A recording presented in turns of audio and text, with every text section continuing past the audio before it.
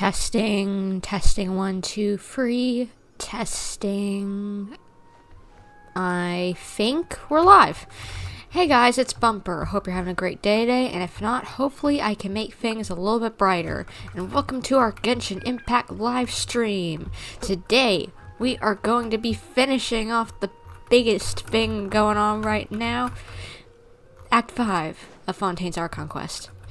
This is probably going to be a really long stream, and this is going to get crazy, as we can probably all guess. The last acts always are crazy, we already know that.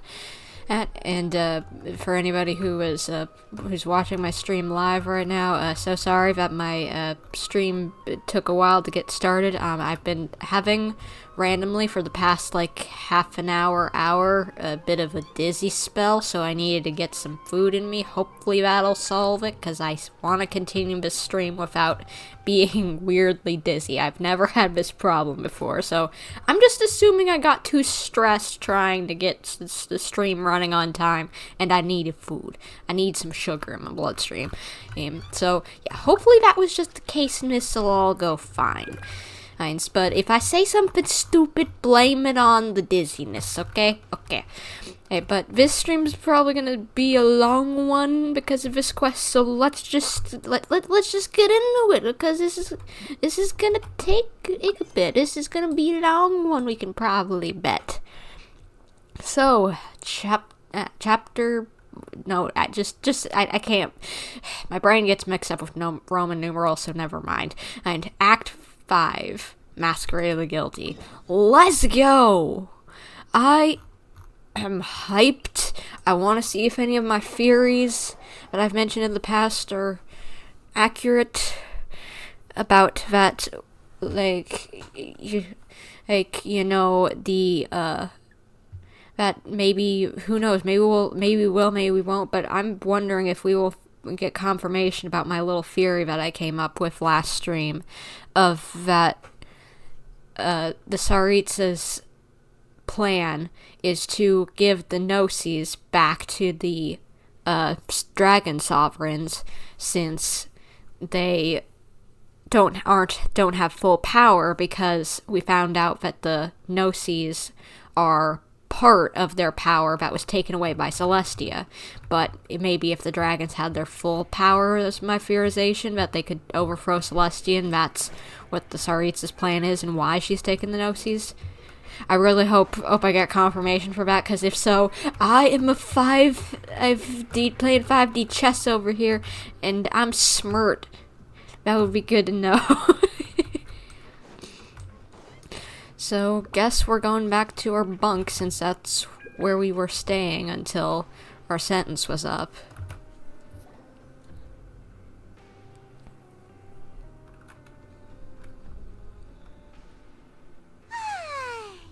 Now for a little rest after breakfast. This is the life.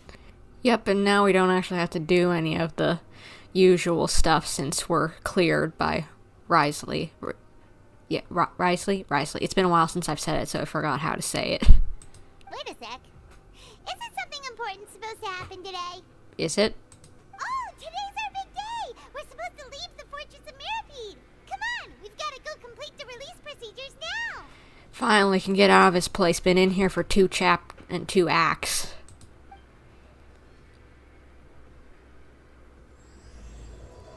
They getting fancy with some of the camera work. Keep it going, Hoyo. Keep bringing it up. Camera work, poses, etc.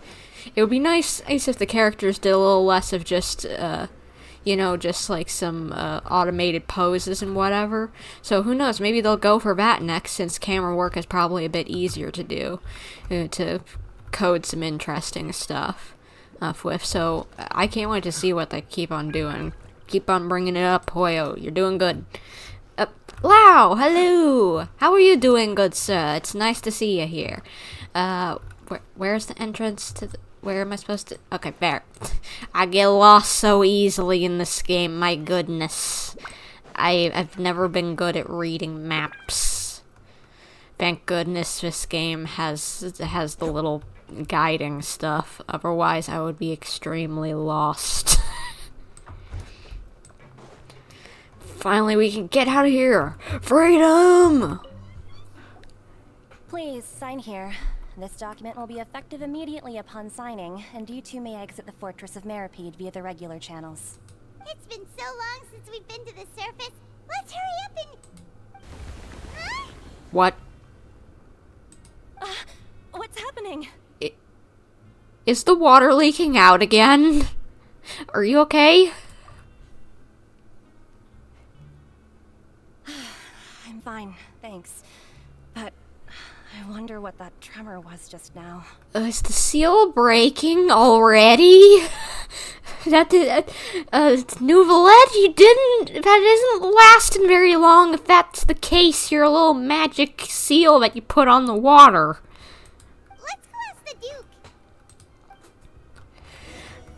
Wriothesley, do you know what just happened? Because that would be very bad if it's what I think it was. I am crossing my fingers, because if so, goodness, we're not even getting a moment to breathe before things are going to start going to all heck. Before everything goes flushing down the toilet. Your Grace? Ah, good to see you two. Is there something you wish to see me about? The mini earthquake that just happened? What do you think? Just now? Ah, that. The tremor didn't originate from the seafloor. In fact, it seems it came from the surface.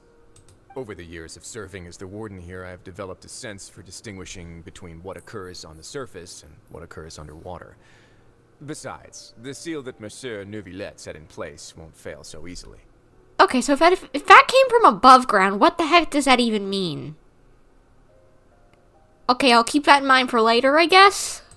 So the fortress is okay? If you recall our last incident, if there really were a problem, there would be crowds of inmates in a panic right now. Huh. You've got a point. Yeah, true. Okay, seems we need to get back up to the surface and ask about what happened. By the way, do you know what day it is today? I believe today is this month's pipe cleaning day. Well, that's sus that we just had that happen, and that's extremely sus. Wait, seriously? Actually, today is the day we say goodbye to the fortress. Wriothesley, I hope we get to see you again and that this isn't the last time we see you in the Archon quest, cause I like him. I don't get to see him anymore until, like, another time because I didn't get him when I pulled for him. I'm sad about that. Ah, yes. Have you completed your release papers? Yep. It's you two. Are you leaving now? Yes, and I'm gonna miss this little cutie too. Oh my gosh, I love her. And I love that little twist we had last time of her being, like, kind of a secret agent or whatever, like, whatever you want to call her. Like, she's a little bit manipulative. Like, I kind of like that. Like, she's all sweet and bouncy on the outside, and not that she isn't still sweet, but that she's quite deceiving, and I like that, honestly. It's so funny. That's right. Today is our last day in prison. But now that Paimon says that, it doesn't feel like we were confined here. It's actually been pretty nice. A lot of people have helped us out. Oh yeah, Paimon feels fond of this place now. Then be sure to come back and visit. I'll miss you. Oh, I mean, give her all the head pats. My goodness, I'm probably gonna pull for her because she's such a little marshmallow. I love her. If you've signed the release papers, then you're free to go. The guards will escort you out. Thank you, good sir. You're not going to see us off? I knew you'd ask. All right, sure. Let's go. Oh, why is everyone such a sweetie, just so nice in this game, especially in Fontaine? Like, everyone's so nice. Well, you actually agreed. No worries, you must be busy. Paimon was just joking. Ah, so you do have a polite side, I see. After being down here for so long, I imagine you must feel like you're lacking companionship. Shall I come along too? No, that's alright. It's not like we'll never visit again. Yeah, don't worry. We'll come back to see you. Paimon really likes the cafeteria here. The chefs sure do know how to make good grub. I hope you won't be here as convicts the next time I see you. Yeah, I'd hope so too.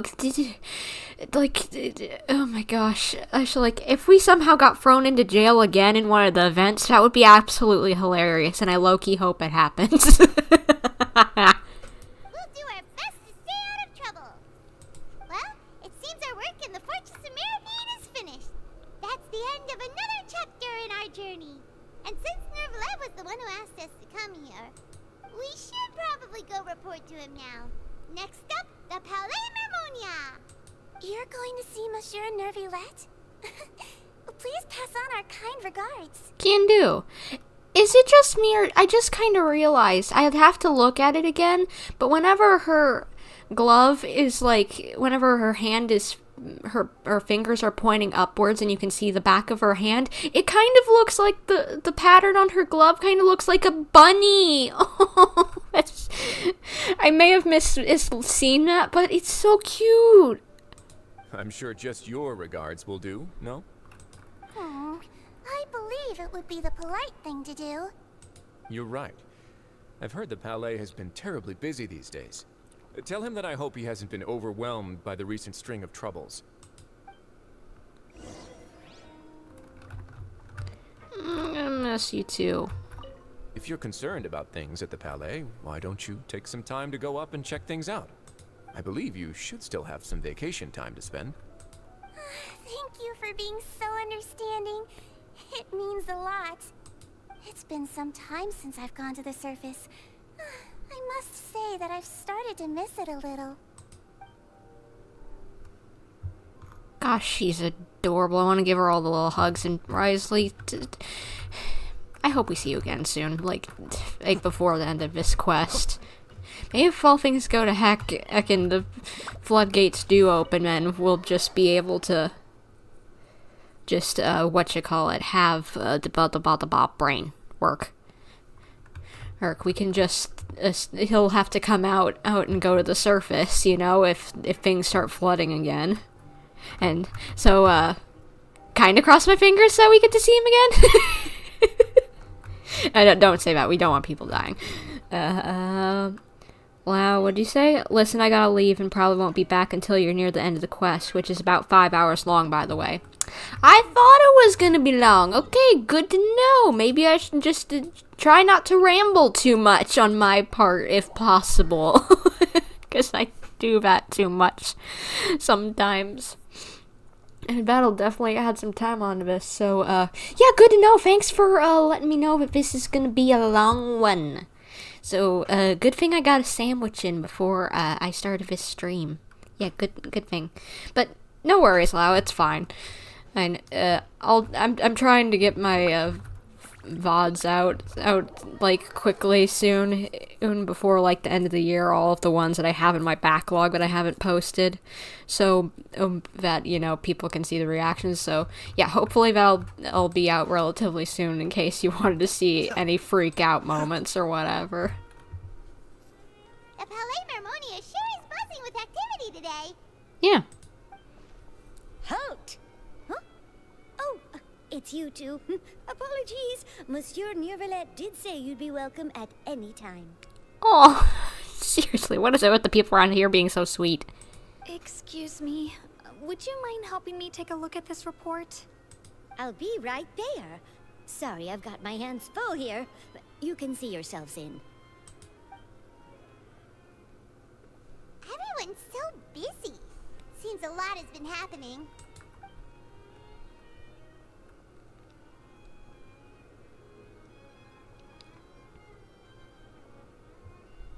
Nervalette! Hello. Hello.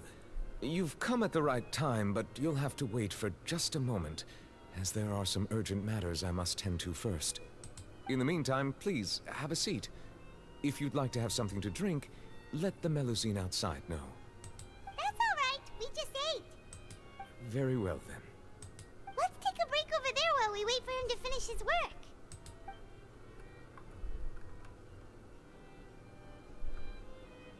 Is that a typewriter? All right. That should wrap things up for now. Are you done with your work? Yes, sorry to keep you waiting. No problem, I know. Things happen, you know. I have to do things like that with work all the time. It's fine. Today should be the day you were released from the fortress of Maripede. And it appears that you have managed to complete all the release paperwork. That's right, and we came here to see you right away. Well, let's give him all the dishing. A massive whale. Do you have any idea what that might be? Judging from your description, that cannot have occurred in any ordinary waters, but rather something like the primordial sea. I was wondering, sorry, if we're talking about the dream that we saw Tartaglia in with the giant whale, you know, it did kind of look primordial sea-ish, so yeah, it would make sense. A whale of that size and shape cannot usually be found in the waters of Tevat. Therefore, we can only assume that Child is presently immersed in primordial seawater. Immersed in primordial seawater? But how? And is he okay? Well, he's not a Fontaine, so he won't dissolve, but at the same time, wouldn't he have drowned at this point because he doesn't have his vision? And also, I just wondered, if he's in the primordial sea, like the actual primordial sea, and not just in some random place, you know, or whatever, would that mean he's underneath the seal? And that he's trying to get out, and that's why the seal has been breaking? Like, not that it wasn't already starting to break before Tartaglia even showed up in Fontaine, but wouldn't that mean that maybe he's trying to get out, and that's why the seal's been, like, busted the other day? Or in the quest, you know? Most people wouldn't be capable of entering in the first place. I'm not completely sure how he could have gotten there myself. There's something we'd like to ask you about. Yes? What is it? What was that tremor we felt earlier? Ah, right! Paimon felt it too! We asked the Duke and he said it wasn't from underwater, so we figured you might know something about it. It turns out that I have just received a report about this particular matter. In fact, that's exactly what I was busy with a moment ago. The source of the tremor was here on the surface near Poisson. After the shaking stopped, the water levels in the Poisson area rose at an alarming rate. The water levels rose? Oh no! What about all the people there? Isn't Poisson where the Spina di Rosula headquarters are? Can't remember for sure. Fortunately, the water levels only rose for a short period of time, and have already returned to normal now. However, I still have a bad feeling about the whole phenomenon. If the change in water levels is connected with the leaking primordial seawater, then the situation in Poisson may be much worse than it appears. Oh gosh. Is Navia Silver Malus gonna die? Navia should be in Poisson, right? We need to go check on her! Yeah, Spina di Rosula's headquarters is there. I was right. I would also like to go there as soon as possible, but I'm afraid I can't leave just yet. We must immediately formulate disaster prevention plans for the surrounding coastal areas to avoid potential catastrophes. I'll have to ask you two to go to Poisson first. I'll meet you there to check on the situation once I finish things here. Sounds like a plan. There's no time to lose! Let's get going! Please be careful. Don't worry, we'll be fine. After all, we don't have to worry about primordial seawaters other than maybe drowning, I guess, but we can breathe underwater for a while. We've already proven that from the quest with the if like trying to find in the second act stuff, and we were able to dive down, and Paimon could even speak underwater, so even in lore we can technically do it. So we'd be perfectly fine, it's just everyone else we'd need to worry about.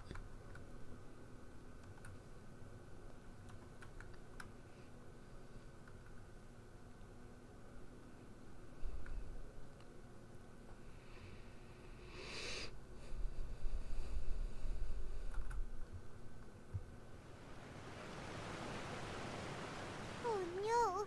What happened here? All the buildings here seem to be pretty rough shape now. There's nobody around. Were they all dissolved? No, let's not assume the worst yet.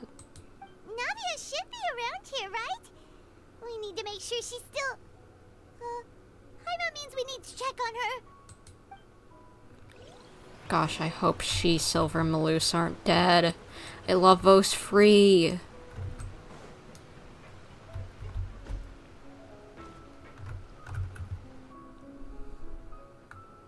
We haven't seen a single soul all the way here. Oh, this is getting scary.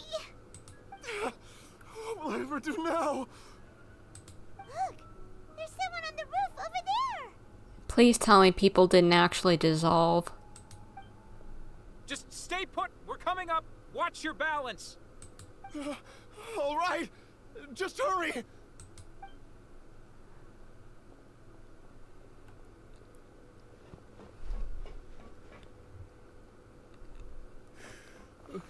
I'm not young anymore. How will I survive on my own? Oh, people did dissolve. Oh no. I'd imagine people did dissolve. But at least for our survivors. Oh gosh. My Desiree. He looks pretty sad. My leg! My leg! How could this have happened? It hurts! Did she get, like, kind of burned by the stuff rather than fully dissolved? Ow, that gotta hurt. That's gotta hurt. Just hang in there. Help is on the way. You can hold my hand if it makes you feel better.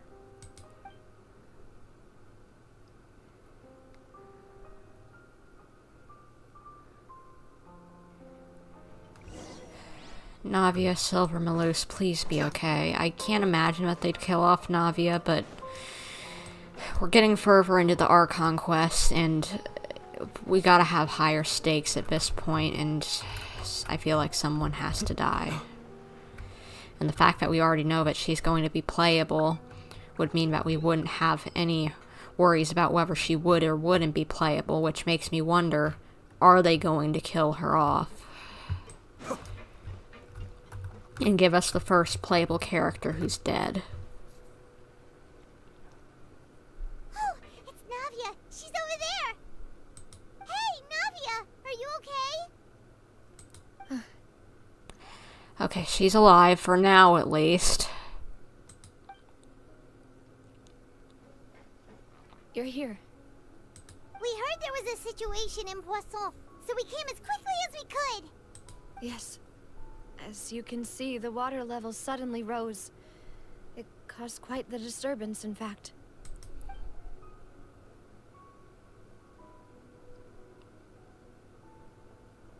Demoiselle! There was a wounded resident next to a building southeast of here. We've already transported him to safety, but we've run out of medical supplies. This is not good, and please tell me Silver and Malus are okay. I need to hear it. He's wounded? How badly? He fell, so it's probably a broken leg. He's pretty shaken up. When the water level rose, he desperately climbed up to the roof. Once the water receded and he saw the ground, he became terrified and eventually... He jumped down then. Find the leader of Squad 1 and tell him to take the wounded resident to see a doctor. He should know where to go. Understood. I'll take over his search and rescue mission in the meantime. All right. You'll be in charge. I'm sorry. Where were we? The situation in Poisson? Ah, right. Allow me to explain. A little earlier, we suddenly heard a loud noise. At first, everyone thought that something might have exploded in the waterways. But before we knew it, water started pouring out from everywhere. Why is she a little quiet? That's weird. The rushing water seemed a little odd, almost like the unique color of primordial seawater. Some people didn't realize the danger and thought it was just ordinary water, leaking from somewhere. Everyone on the street who happened to be close to the water didn't have a chance to escape. As the water levels rose, they suddenly disappeared. They were all dissolved. Please don't tell me Silver and Malus were in there. Gosh, I'd cry. Those who realized what was happening started to flee in a panic, desperately trying to get to higher ground. Many were injured in the stampede, and some people fell from significant heights. The Spina di Rosula initiated rescue operations as quickly as possible, but there have been a lot of casualties. Fortunately, the water began to recede after some time, and the chaos came to an end. The water that flooded the area contained primordial seawater, so the lower levels of Poisson are still hazardous. To ensure everyone's safety, I've asked the people there to leave as soon as possible. No one knows if this could happen again. All we can do for now is try our best to help evacuate the residents. We still haven't completed the head count, but we'll have some numbers soon. How awful. And all of this just came out of nowhere. Gosh, this is one of the biggest casualty amounts I think we've seen in Genshin ever. Been we never really got any sort of like remote idea of how many people had been dying in Azuma during the war, but just like this kind of gives you a better idea, and it sounds like a lot. It was quite frightening indeed. I only wish that everything that just happened was a bad dream. Is there any way we can help, Navia? Yeah, we're here to help. You can put us to work. Thank you for being so willing to help in a moment of crisis like this. You don't know how much it means to me. I really can't express how grateful I am. Wait, we're missing some people, aren't we? No! No! No, no, no, no, no, no, no! Don't you dare tell me no! Don't say that, Navia. That's what friends are for. By the way, where are Silver and Malus? No! Demoiselle, we've got a situation here. Gosh darn it, please tell me that they're just somewhere else or they're injured or something! I'll be right there. Sorry, I need to go for now. They're gone. No! They were some of the best NPCs ever! No! I'm legit crying right now. I love those two! No!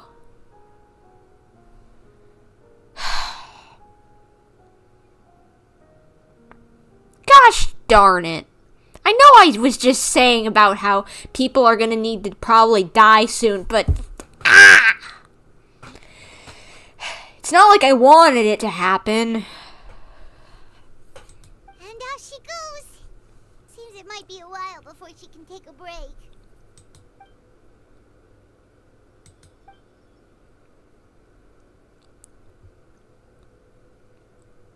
Okay, the wounded are being tended to, and we finished a preliminary head count. More support has just arrived, so I suppose I finally have a moment to focus on my own matters. Of course, we should remain ready for anything, and continue doing our best to rescue others. I'll be sure to have everyone at the Spina di Rosula ready to render assistance. Traveler, Paimon, would you two accompany me to my father's grave for a moment? Huh? Right now? I understand. Thank you.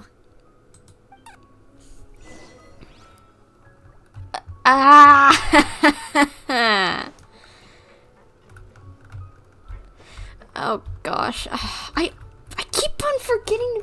Oh, there's tissues. Thank the Lord. I was about to say, of course I'm out of tissues when I need them. I was about to say, I always forget to bring tissues into my room. I'm like, usually it doesn't matter, but right now, whenever I'm streaming, you know, I don't want to leave the room just to get tissues, you know? But it's just, and I need them right now, and it's like, oh great, I've remembered for once to bring them in. But...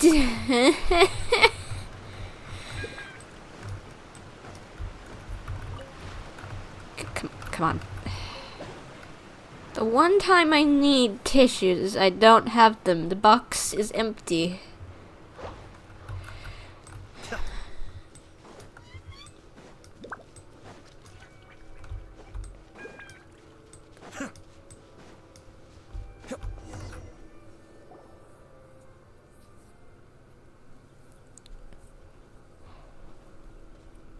Not a lot of people here, huh? Well, given the time of day and the whole situation in Poisson, Paimon doesn't think there'd be a ton of people here visiting graves. Right. That's how things are now. The living are so exhausted that they've no strength to spare any words for the dead. Navia? There's no need to push yourself so hard.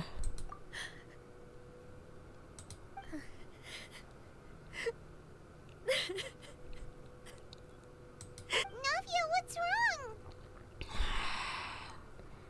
Gosh darn it, I'm... Sorry. I just... Malus and Silver. They won't ever come back here again. What should I do, Papa? Huh? What happened to them? I'm sorry for your loss, Navia. Everyone agreed on the rescue plan, but still, I was the one who initiated it. They were helping evacuate the residents, but they couldn't leave in time. And they were caught in the seawater. Girl, you're making me cry even more. Can you please stop? You're doing wonderful acting, whoever Navia's voice actor is, but... What should we do? Can I give her a hug? 'Cause I need one too. I've known them for so long. And I know they weren't afraid. But I could at least hold a funeral for my father. And I know where he rests. But as for Malus and Silver, they're just gone. I just can't.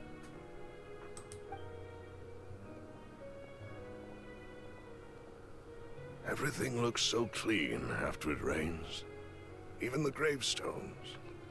I didn't expect that you'd enjoy a glass of red wine in front of Master Callus's grave. I can understand. Besides, the scenery here isn't half bad. See, it's not just me. I always want to bring something when I visit Papa. Perhaps we might even have a picnic. He wouldn't be angry, would he? How could Master ever be upset with you, Demoiselle? Yet the cemetery is the home of those who have passed, is it not? Everyone ends up here sooner or later, no matter who you are. Buying yourself a plot in advance, are you? No need yet. But when I do, I hope you'll let me be buried beside Master Callus, Demoiselle. Oh gosh. And she can't. She can't do that.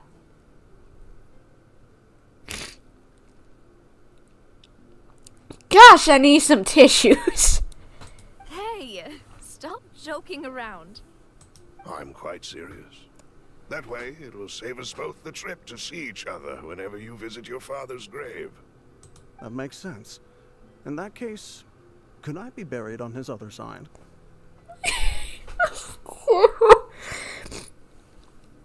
Gosh darn it. I wasn't crying as much over Tepe, not that I didn't like him, but my goodness, I am gonna start sobbing if this doesn't stop. After all, besides you, demoiselle, the two of us could certainly be considered Master's closest companions, no? Personally, I believe we fill those shoes just fine. Why are you bringing this up all of a sudden? Seriously. All right. I'll remember your requests. But I'd really prefer not to talk about this stuff. And what do you mean by saving me a trip? I'd make the journey even if I had to visit you two somewhere else. I'd promised to let them rest in peace here. But here I am breaking that promise. Do you at least have their hats? You could bury those. Because, like, the guy who died in the first Archon quest by being dissolved, his hat remained, so... But maybe it'd be too dangerous to go and get it. I don't know, maybe find a... There's gotta be some little personal item that you could at least bury. I'm sorry for letting you see me in a mess like this. I don't usually cry, really. I know the feeling. I am not one to cry over 20 different things, yet this game has made me cry so dang much as the Archon quest has gone on. Paimon doesn't know how to help you feel better. But, well, she understands how you feel. Yeah. Same here. I had always thought I could make my wishes come true. But now that I think about it, that never solely relied on me. Many things can only be accomplished with someone else's help. Malus and Silver have helped me so much. But by contrast, I could do nothing for them. I'm so sorry. You can spend as much time as you need here, Navia. We'll stay with you. Yeah, we're here for you. Thank you. Right now, you don't know how much that means.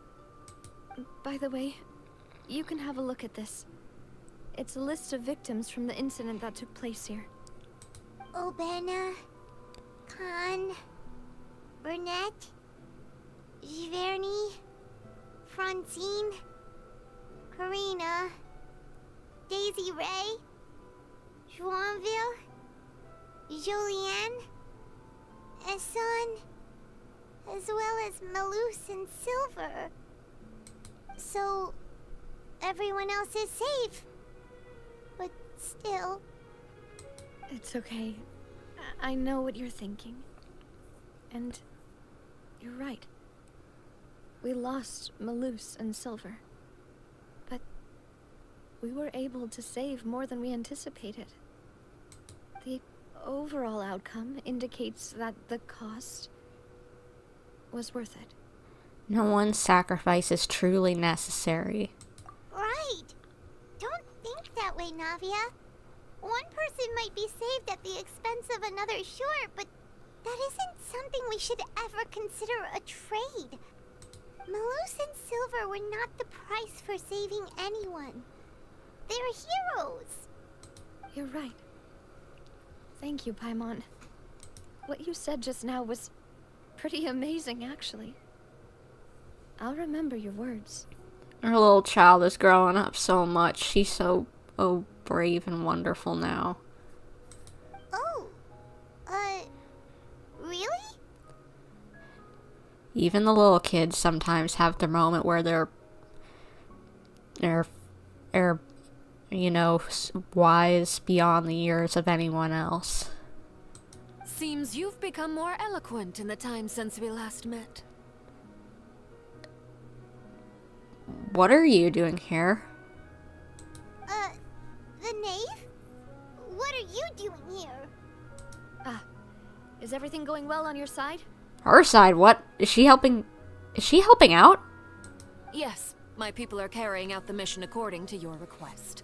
All the residents of Poisson have been evacuated, and we're preparing to relocate them to higher ground. As for these supplies, we have everything taken care of. There is no need to worry. Thank you very much. Wait, do you two know each other? Oh, Zhao, you're here. And yeah, Silver Maloose. I don't know when you got here, but gosh, I've been crying, and I have no tissues anywhere around me, and this is bad. Oh gosh, I need tissues, but I don't have any of them anywhere near. Just haven't used my sleeves at the moment. Yeah, I know that ain't sanitary, but I'm not taking like 2 minutes to go and run off and get tissues, okay? We just met recently. Right, Miss Navia? Usually, I would call this a coincidental encounter. That doesn't quite fit this time. Besides, it never even crossed my mind that a Fatui Harbinger would come looking for me. Thanks to the Knave, Spina di Rosula received generous support from the Fatui, which allowed us to complete the rescue and evacuation work so quickly. Mutual aid is essential to fostering positive developments. We were already in the area, in any case, so it was nothing. That said, I must say that you're a lot sharper than you let on. I'm sure you understand what I mean. I apologize for all the ways in which I tested you previously. We've never worked with a Fatui before, and it's extremely important for us to know who we're working with. My subordinates have reported that Fatui soldiers have been observing water levels and taking head counts in various locations. I hear that they've also prepared a large amount of emergency supplies. I'm quite surprised. Well, at least she's helping out, but I hope it's not for an ulterior motive. This is nothing to brag about, nor do I intend to. It is simply the way of powerful organizations to act forcefully, whether they are doing good or ill. You've witnessed that firsthand, in any case. As I've told this traveler before, I know of the prophecy, and I intend to prevent the impending disaster. Well, that's good, but at what cost? What's the cost what's the payment that we're gonna have to give in exchange for you helping out? Relatable? Yeah, I can imagine a lot of people, or at least a little teary-eyed about Silver and Maloose being gone. They were quite an integral part of at least Act 2. Lending your organization a hand was a natural first step in accomplishing that. As such, do not be troubled by this token of our sincerity. Perhaps one day, you'll also be able to help me in the same way. I just realized, oh my gosh, we're not even gonna get to see them in her character quest. I was so excited for the idea of that, just like, oh, even if we don't, like, see Navia and the rest in Silver Maloose in this Archon quest, we'll get to see Silver Maloose in her quest, since she's going to be a playable character, right? Great, wonderful. Or in future events. They're going to be such fun characters to have around. And that's not going to happen. Without your help, there would have been many more casualties. I won't forget your kindness.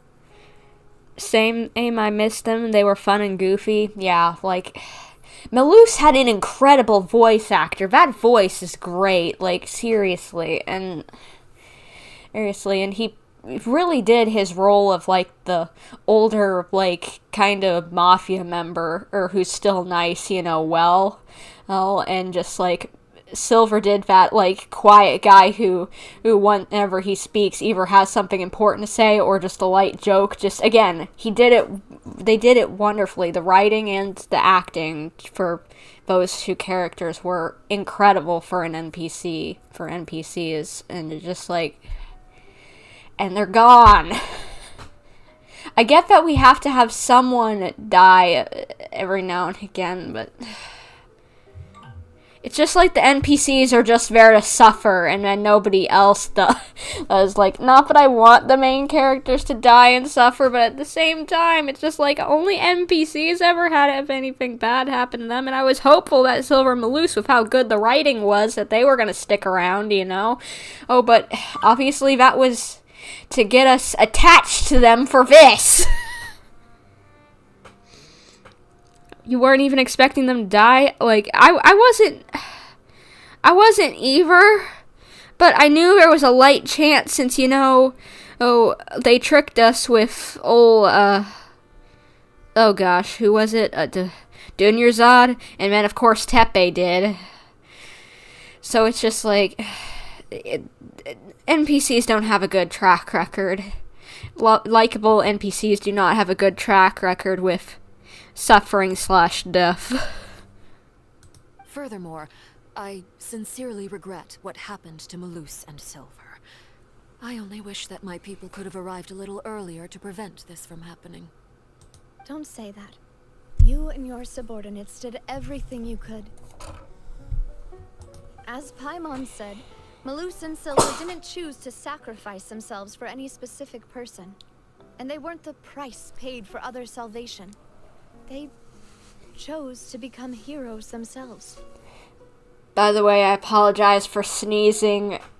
Apparently, I'm sniffly now after all the crying. I might need to actually go grab a tissue. Hold on. Otherwise, I'm going to keep on sneezing because my nose is all tickly. So, excuse me while I'll be back in literally 1 minute.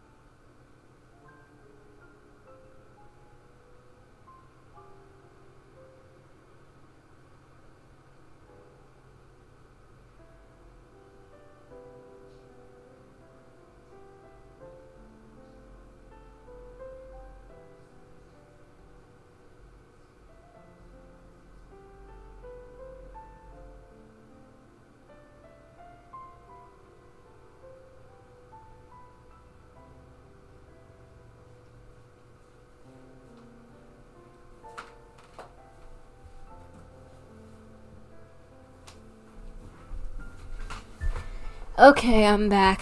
I decided to get some hydration as well while I stepped away.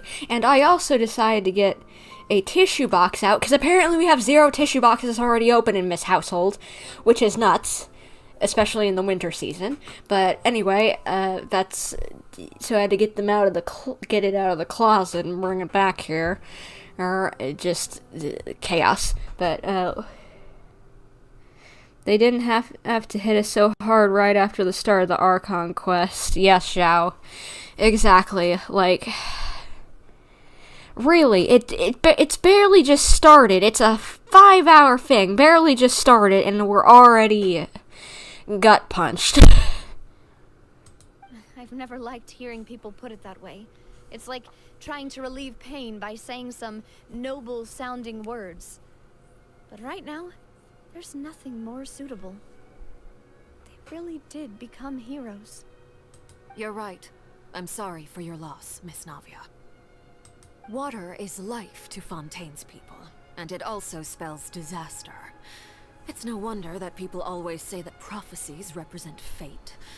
Fortunately, I've never been one for such opinions. So, you're one who will try to change fate, then? Of course. That is why I'm going to Hotel Bouffe de Terre.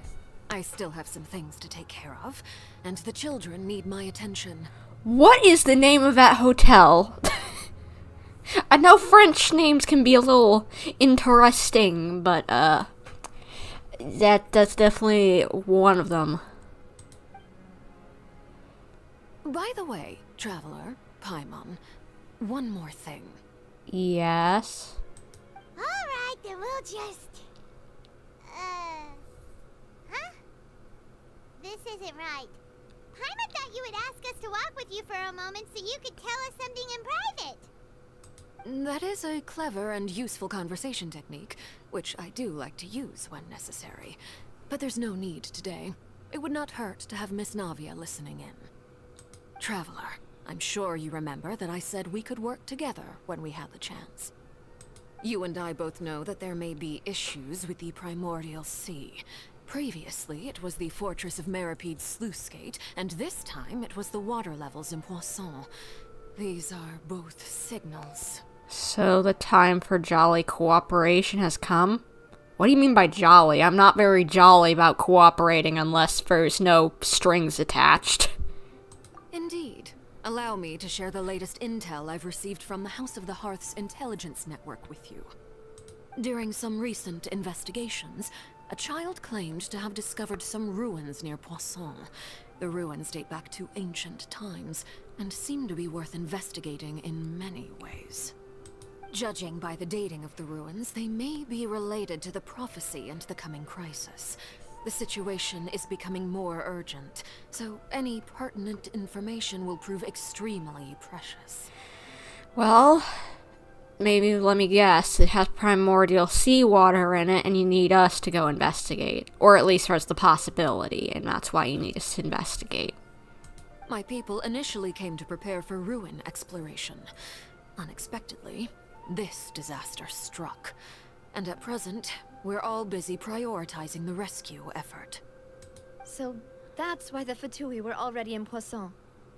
I wanted to take the children along, but unfortunately, Lyney, Lynett, and Furina have all been dispatched to higher ground to assist affected residents. Lyney told me that outside of the house, the person they trust most is you. Well, that's good to hear, I guess. Which is why I want to give you this task. Are you sure this'll be okay? Can you trust an outsider like me? The House of the Hearth's members see each other as family, but Lyney, Lynett, and Furina said that they also see you as such, even though you are not from the house. Well then, alright. I'm sure you already understand how earnest they consider their friendship with you to be. Oh, that somehow makes Paimon feel kinda happy. I honestly agree. I needed a little sweet little pick-me-up like that after the gut punch. The intel I just shared about the ruins could fetch a high price. But since the children consider you family, it's only natural that I freely share it with you. Got it! So all we gotta do is go to some ruins, right? We can handle that. Excuse me, but may I tag along? You wish to join, Miss Navia? But are you sure you're up to exploring some ruins? You need to rest. Yeah, and who knows if there's primordial seawater in there, if it's connected to the prophecy. Well, I'm sad, yes, but I can't just go back and plop myself into a chair by the roadside and do nothing. Well, nobody said you'd be doing nothing. You could at least be like, I don't know, signing papers. I don't know, whatever your duties are. There's no point in being depressed while we still have a disaster on our hands. As my father's successor, I must live up to the hopes he had in me. Besides, I'm also doing this for myself. I need something, a distraction, to keep my mind off Malus and Silver. I could use that too, which is why I'm happy to go on an adventure and smack some people's faces in. Or robots, or whatever's gonna be in that place. Or puzzles. I like puzzles. Navia's strong, but she needs company right now. We can be that company if she goes to explore the ruins with us. Since you put it that way, I have no objections. What do you say, traveler? We'll go to the ruins together. All right.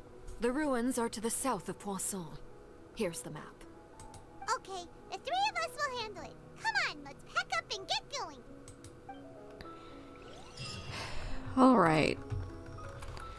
Where are we heading now? Ooh, that's a little bit of a trek, but alright. Guess I'll go to this one and hope it isn't too far of a run.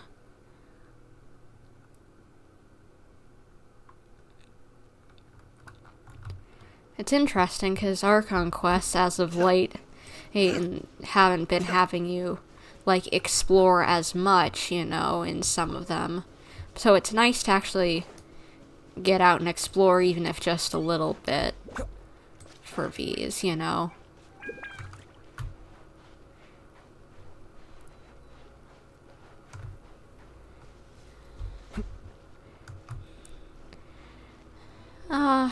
The crabs, so cute.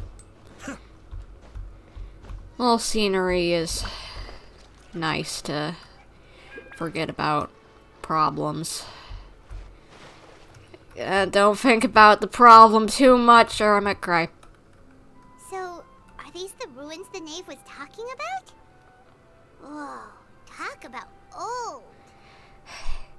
Literally, I can't think about those two without starting to tear up. Stop it! Stop it! Oh gosh, I'm suffering over here. They seem to be pretty ancient, all right. Let's go in and have a look. Just be careful. I need to be careful? No, you need to be careful. You're Fontainian. Who knows if there's primordial seawater in there? I can't lose you too.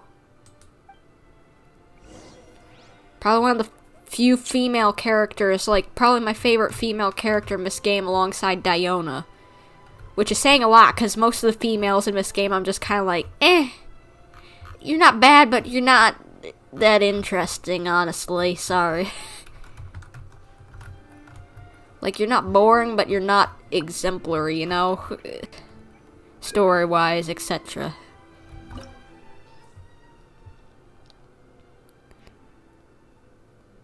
Victoria intelligence indicates that this place may play host to heretofore unknown clues. Is there an element I should have? Doesn't say it, so let's go. Alright, let's use some enemy bash and I get some anger out that Silver and Malus are dead! Ah! Probably peaked my microphone, I apologize.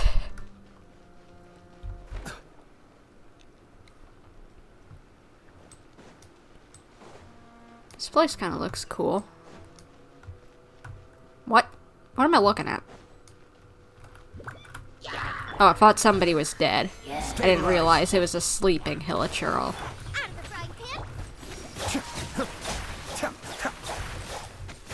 Pretty ancient if you got one of these bigger dudes in here.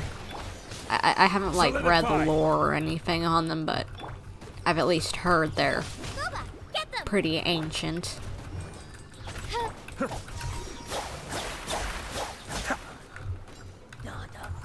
Any chests? Are you behind that bookshelf? Or down in that hole? Not behind the bookshelf. In the hole? You could have told me that that was an out of bounds area! supposed to know?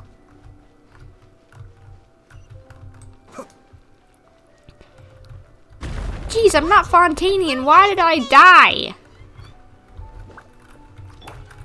I don't have any Fontaine party members anywhere near here. I know Navia's with us, but still. You know, it would be cool if they teased the characters better in the next patch, like if they were in an Archon quest like this, by putting them as a trial, you know, in advance, that people could test her out and be like, you know, she might be fun or something.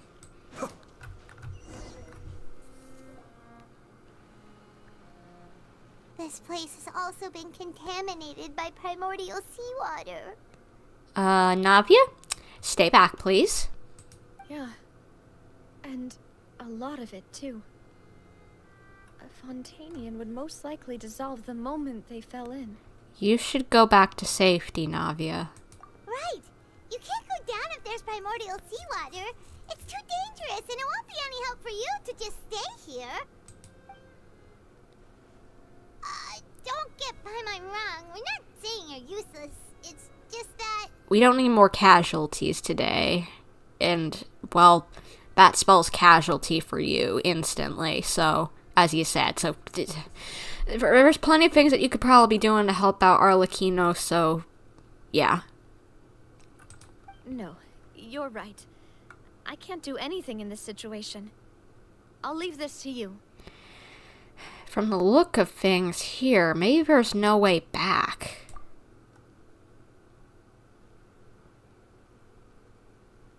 That complicates things. Maybe the only way left is forward. Yeah, because we fell down here.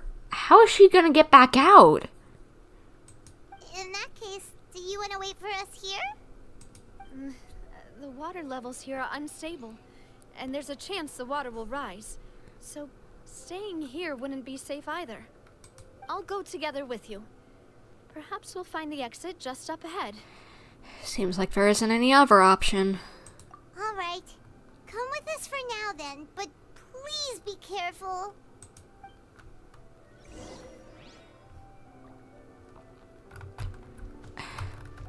So are we playing hot floor, hot potato? The floor is lava over there?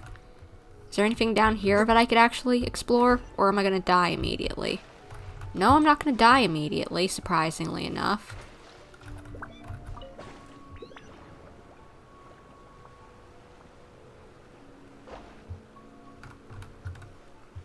Oh, that was just a way if you fell down there to get back up. Good to know. But, not very useful at the moment. So, are we playing the floor as lava here? No, it's a dead end. Let's try climbing over from the side. Okay, so we are. We're playing the water is primordial sea. Oh gosh, is this gonna start rising while we're running out of here? That would be bad. Okay, how am I supposed to get over there? Oh, probably through here. Duh. I'm a dum-dum. Sometimes. Sometimes it's smart, sometimes I'm dumb. That was a dumb.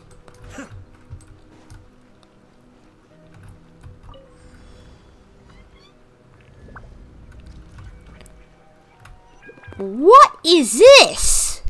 What is that? While I have not fully explored Enkanomiya nor gone to the thing, I know what it looks like, the tower looks like, and that kind of looks like the tower. As well as it looks, since it's got the upside down thing, it reminds me of the chasm stuff, and it also reminds me of that thing in the new area, that tower in the new area in Fontaine. That reminds me of like 20 different things. So what is this related to? Why did the FOV get so the POV get so wide? Wait, there's something wrong with this bridge.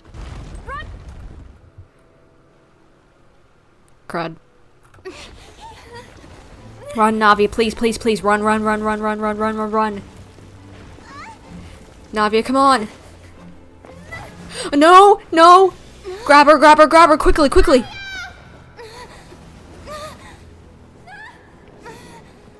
No, no, no, grab her, grab her, grab her, grab her, no! Please tell me that wasn't primordial seawater. Oh my gosh.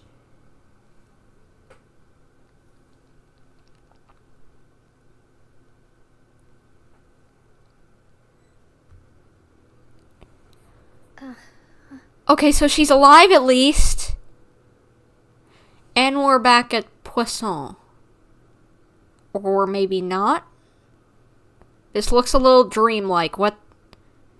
Please don't tell me she's dead too. Demoiselle. She's either dreaming or she's dead. Which is it? 'Cause that's Melus. What? Huh? Demoiselle, what are you doing here by yourself? Would you be standing here till dark if I hadn't come to get you? Maybe she just wants some time to herself, Melus. Hmm? Oh. Was I sleeping? Yes, it would appear so. It looks oddly watery, so I'm wondering if she's dead. Or at least if she's hallucinating from the primordial water, but... It's nice to see you too, even if this is just a dream. I must be tired. That's quite possible. However, you were the one that suggested we go out for a walk. Oh, right. I nearly forgot. It must have slipped my mind when I dozed off. I haven't had a nap today yet. Have I? This is a familiar feeling, yet something's a little strange. Is something the matter, Demoiselle? Oh, no. No, I'm fine. I was just trying to recall why we came out for a walk. Do you remember Mr. Giverny? He'd requested our help before with foreign merchants who had a debt dispute with him, and we'd resolved the matter not long ago. We were headed to see how things were going with him at the moment. Ah, right. Yes. I remember now. Oh? Miss Navia. Ah, Mr. Melus. And Mr. Silver, too. It's good to see all of you. Wait, he's one of the people who were dead. Is she dead? Or close to death and seeing them or something? What's going on? How have you been? I've been great. Thanks to your help, those bothersome merchants finally realized that I wasn't the one they were looking for. Why, I wasn't even the guarantor for that person. They were knocking at my door day and night. Even my neighbor, Obina, was getting fed up with them. Sometimes force is required to calm someone down and get them to listen to what you have to say. That's right. Oh, by the way, Burnett, what was it that you wanted to give to Miss Navia again? Oh, yes. One moment, I have it right here. She's one of the survivors, the one with the leg problem. Miss Navia, these are some flower seeds that I prepared. Please take them.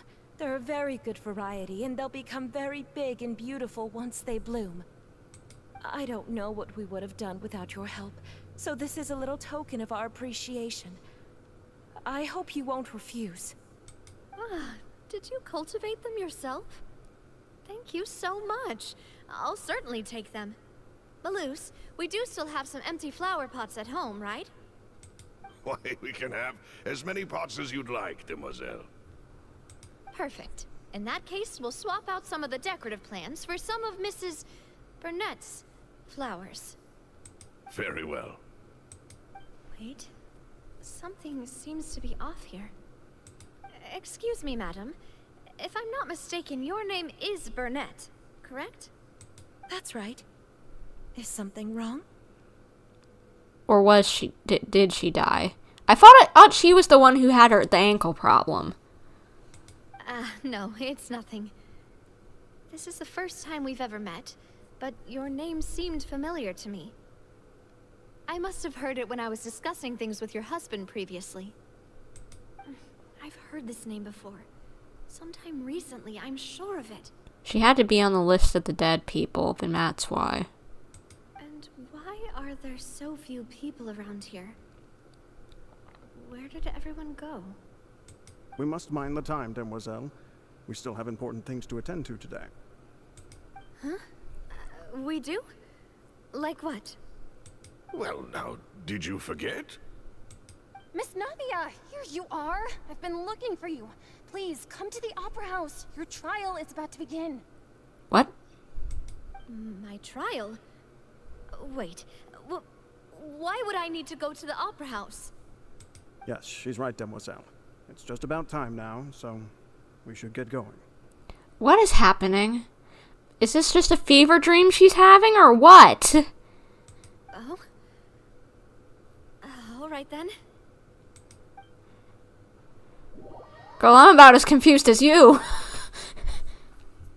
I don't know if she dead, alive, barely hanging on, talking to ghosts, dreaming, or what's happening? I got zero clue. Look, it's Navia. She's here. And her two attendants are with her. Goodness, everyone's finally here. There sure are a lot of people here to see the trial. And they all seem to be oddly excited about something. I even know some of these people. Karina, Desiree, Joyville, Jolien, Essen. Why are so many people here? And why do I have no recollection of this case? It's all the dead people, so what is happening? What? Someone explain, please? And as for the judge... huh? Where's Monsieur Neuvillette? Please sit in the defendant's seat. Don't worry, Silver and I shall accompany you. All right. But are you sure you can stand behind me? Typically, it wouldn't be allowed, but today is an exception. Hey, what kind of place do they think this is? Come on. Do they have any idea what they're doing? Seriously. Enough with the whispering! Could someone please tell me where Monsieur Neuvillette is? And why I'm standing trial? My dear Miss Navia, have you not yet realized what you've done? In that case, allow me to explain. As all here know, you are Master Callus's successor, the head of the Spina di Rosula, someone held in high regard by every soul in Poisson. After you took over the Spina, you treated all of us just like the late Master Callus had. If anyone in need reached out to you for help, you responded. I'm low-key creeped out by this, but maybe this is a good thing. Maybe ghosts are just trying to give her a pep talk of that you did everything fine, don't worry. You have our blessing, keep doing what you're doing, girl. But I'm worried this is gonna be, like, bad. Not only you, but your butler, your subordinates, nearly everyone in the Spina di Rosula fought for the well-being of those in Poisson. Wait a moment. Aren't you just proving that I'm a good person? Yes, correct. Absolutely right. And that is why you stand accused.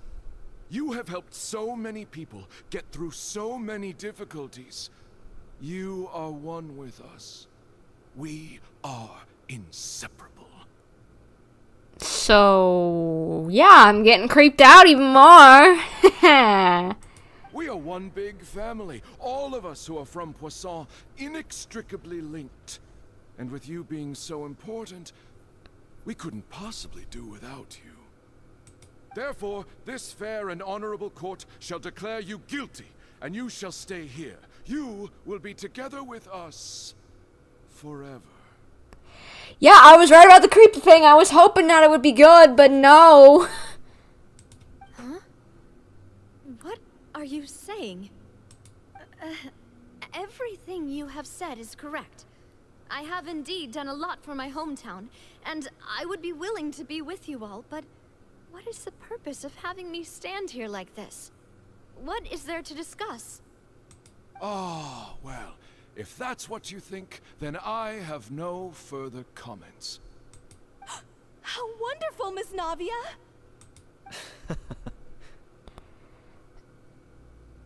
Is this basically all the ghosts asking her technically to give in to dying to the primordial sea water or something? What the heck is happening?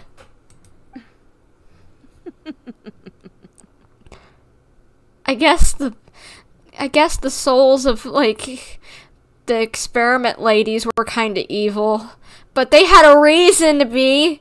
You don't. I know all these people. Why are they laughing? I seem to remember now. Yes, I get it. This trial is... Wait just a moment. This isn't right! Malus? What was that, Mr. Malus? Our conclusion is very clear and unanimous. Let the court judge her now. She's guilty! Stay here, Navia! You're one of us! Demoiselle, don't admit guilt. This trial means to keep you here forever. I wish to exercise my right to defend Our Lady. Mr. Joinville, you only know of Navia's goodness, but nothing of her utterly independent mind. She was born a free and independent spirit. She has never been tied down by anything. Indeed, even the death of Master Callus couldn't stop her. Her actions cannot serve as proof that she identifies herself as part of any group. She merely acted as an individual, extending her hand to help others. Okay, so did they kind of regain consciousness, or I don't even know what's happening? Please do not mistake her actions as being otherwise. Really? As an individual, you say? Don't forget, we are all Fontainians here. This is the nation of justice, the nation of Hydro. Yeah, that doesn't mean that you're not individual people. Even if Miss Navia only voluntarily rendered her assistance, that doesn't change the fact that her beautiful soul must return to everyone. Water accepts all, blends with all. It will surely accept her kindness. Everything is measured here in the nation of Hydro, and in the end, everyone shall meld together. Thus, when a unanimous opinion emerges, that opinion represents justice. This is weird. I don't know what's happening. Now I speak for everyone. Our opinion is consistent. Navia should stay. We and Navia are one. You know. If that means our girl is dead, you know. And you would call this justice? Preposterous. You are merely jealous that Demoiselle still has a chance to exist as an individual. Have you forgotten how much you all once longed to become individuals, to become independent? Do you mean to defy our justice? What the heck he do? What is that? What is this? If your justice is flawed, then why should we acknowledge it? As you said, we can also have our own justice. Silver and I shall defend Demoiselle. And that is how we will enforce justice. Ugh, my head... it hurts. Demoiselle. Silver, it hurts. My head is spinning. All I can see is stars swirling in front of me. I remember now. Everything that seemed odd from the very beginning.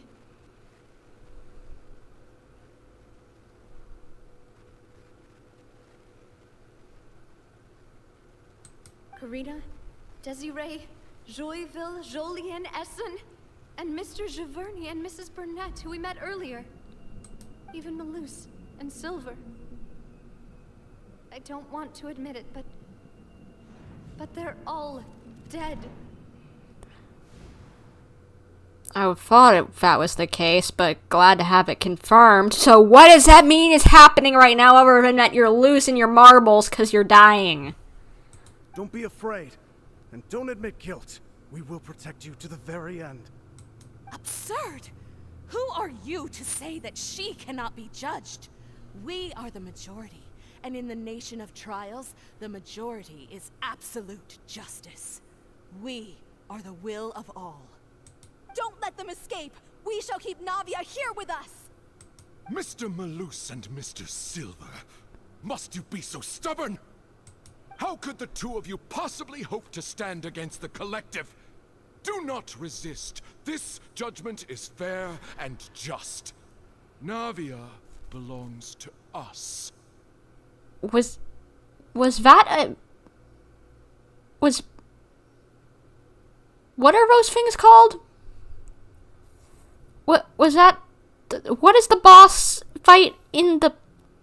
What is the one thing? I can't remember its name. The hydro... my brain. I saw something appear. It's that one boss in the tea village, you know, up in Liyue. Oceanid. I saw an Oceanid appear for a millisecond. Did you see that? Yeah, thank you. Thank you, Zhao. Oh, Oceanid. That's exactly what I was looking for. I was for sure if it was an Oceanid, but... Too many things in this game to keep in my brain. After all that happened, she should not be left alone in Poisson. Okay, I was correct. What are you saying? No more excuses. He says we're jealous. Jealous? How could she possibly be an independent individual? What's with these people? Who's jealous of her? She belongs to us. Miss Navia, she... Silence. Why is Nouvellette here? That's...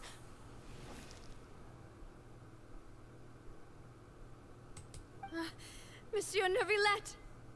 Such commotion is prohibited in the court. The accusations you just presented are nonsense and cannot constitute a proper trial. Why is he here? Is he dead? What is happening? Or is he like some sort of spirit medium or something? What is happening? The court will adjourn for the rest of the day. In this, I shall hear no objections from any unauthorized party. Our thanks, Monsieur Nouvellette. Please leave with me, Miss Navia, while there is still time. But... Go on now, demoiselle. This is your only chance to leave this place. What, can't bear to leave us behind or something? Just give him a real quick hug and head on out, okay? You need it. Malus. My apologies. I couldn't resist making one little joke once I realized that this shall be our last goodbye. Oh, I'm crying again. Malus. Silver. Just give him a hug. Quickly, you must come now. Goodbye, demoiselle. Farewell.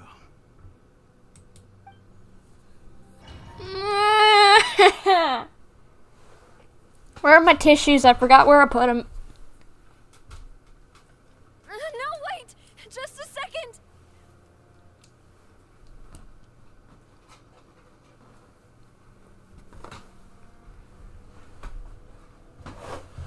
Okay, I got my tissues again. I put them too far away. I couldn't reach them from my chair.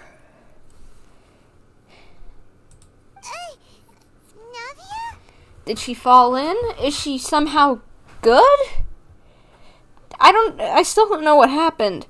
Was she, like, dying from the Please explain, traveler. Lumine? You're awake? Good. Where did you come from? Were you following us or something? Did you teleport here? What did you... I must have been dreaming. Malus and Silver were still alive, and they were defending me at some insane trial. looks like you're all right. Did all the sad feelings cause you to have a nightmare? Paimon could give you a hug. The ruins you were exploring suffered a cave-in. When I arrived, I found you falling toward the water. So, Neuvillette saved her? You were just about to be dissolved within, but I... What is it? Yeah, spill the details, please. We were out of it, unconscious. Give us the details. I think I saw 2 Oceanids protecting you. It was only for a moment, perhaps even a fraction of a second, but they gave me the chance to retrieve you. Oh! Silver and Blue saved her! And their ghost saved her! Gosh darn it! Hoyo, you're making me cry like nuts today! Were it not for their intervention, I would not have been able to rescue you before your consciousness dissipated. Wait, did you say Oceanids? You mean like what happened with Vache? Oh my gosh. Man, this quest is a roller coaster. So people that are dissolved become Oceanids? Perhaps those 2 Oceanids were the people you saw in your dream. I always told them that they didn't have to protect me. To think that they'd keep doing so even after death. Goodness, I am... I'm crying like a baby over here. I'm gonna have no water left in me after this stream. Please come with me.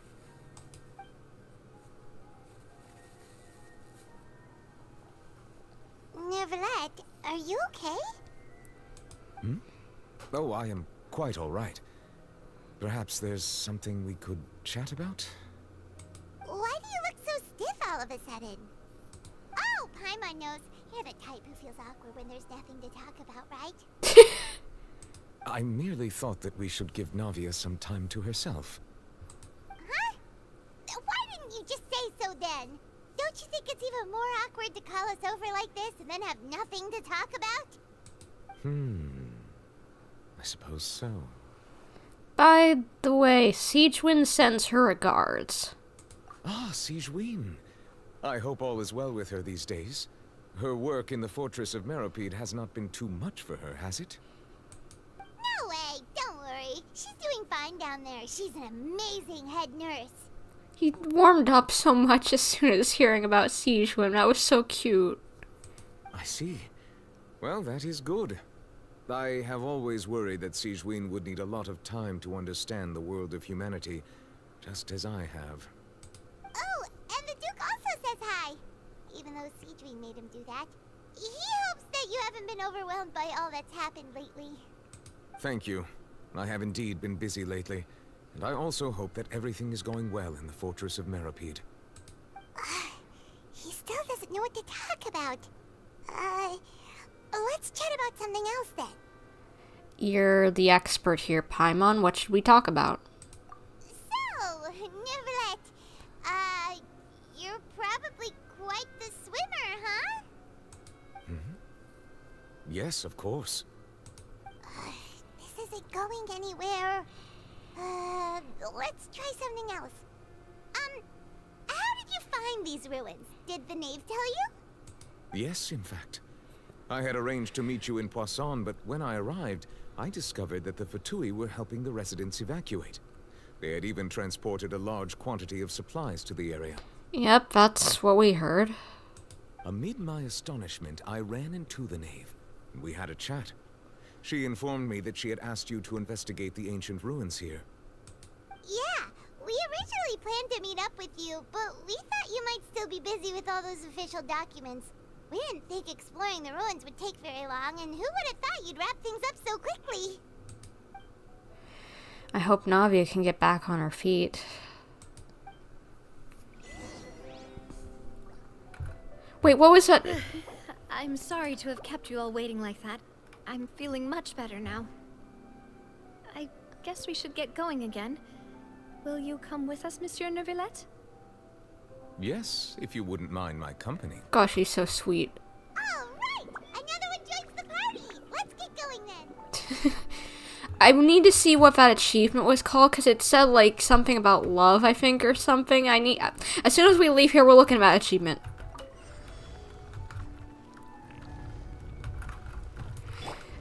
Okay, I need to stop crying, so let's think about beating someone's face in.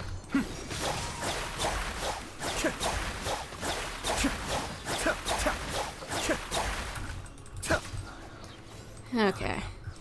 Treasure chests. Nope.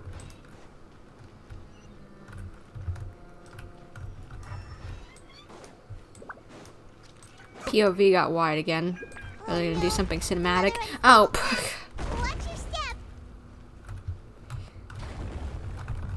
They like to use the crumbling stairs here, don't they? Oh, gotta get up fast. Let me up. Oop. I'm gonna die. Okay, regain the stamina. Let's hope these don't crumble.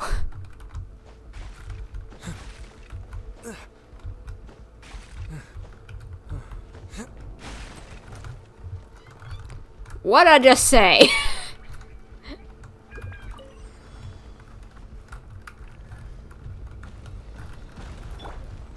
Is this place falling apart?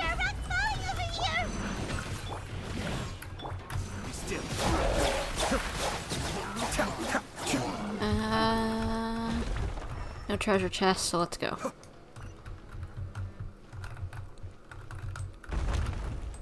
Eh.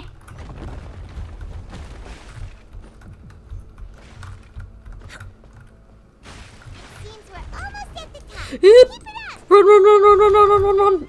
Okay, treasure chest. Nice. So what's in here, shall we see? More enemies. Yeah. By royal decree. Eat this! The depth's back.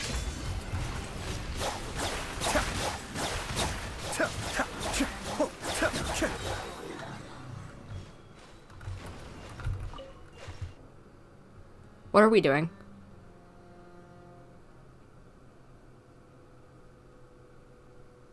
Oh, elevator.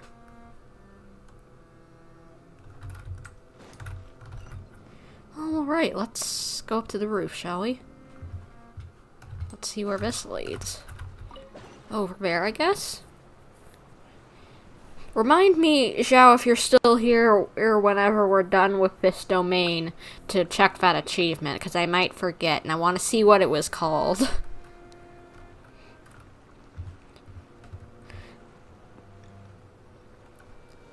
This music's nice.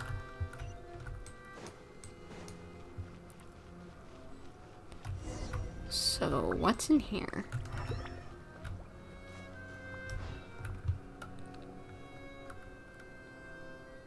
Looks like we've reached the end.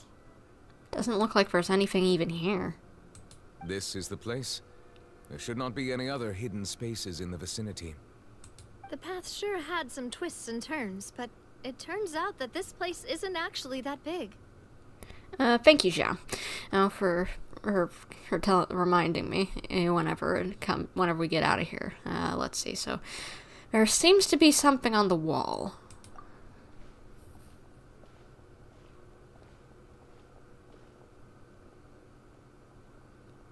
Stone slates. It seems like they were put here as an offering. Could we take them down and have a look? It's the prophecy. That's the picture that we saw whenever we first heard about the prophecy from Lyney. So there's something about an island floating in the sky. Wait, would that be Celestia? And it looks kind of like a fight's going on. And that looks like people are surrounding Furina. So what does that even mean? If Paimon's statement about an offering is right, were they stopping it by offering her up as a sign of peace or something? Oh gosh. Is she gonna die? Perhaps we should just leave them be for now. There are 4 locations in total, but only 3 stone slates. The slate that should be in the first empty spot is missing. The surrounding walls also show signs of damage. Oh, we can't know what happens after. There's something written below. Let Paimon see. Reason dictates that this nation be destroyed. I shall record the history of its future here in its past. Say what? So, it's the prophecy, you're just basically saying. It feels like someone left these slates and these words here for a purpose. But does he mean that Fontaine should be destroyed? That would fit the circumstances dictated by the prophecy, yes. Indeed, the slate's contents correspond to it. Take the second slate, for example. There's a person kneeling here. She seems so dedicated. And there's a whole bunch of other people behind her doing the same. She's facing this... what is this? Some kind of island in the sky? Has to be Celestia. And it looks like they're attacking. And is that Lady Furina in the third image? Did the Hydro Archon fall into the water? Wait, hold up. I'm going Fury Craft in here for a second. Since they were attacking, and it looked like they were kind of like kneeling down in kind of prayer, maybe it's kind of like an asking for forgiveness thing. So if Celestia is attacking Fontaine, maybe the previous Archon did something that caused a problem with Celestia. They didn't like it.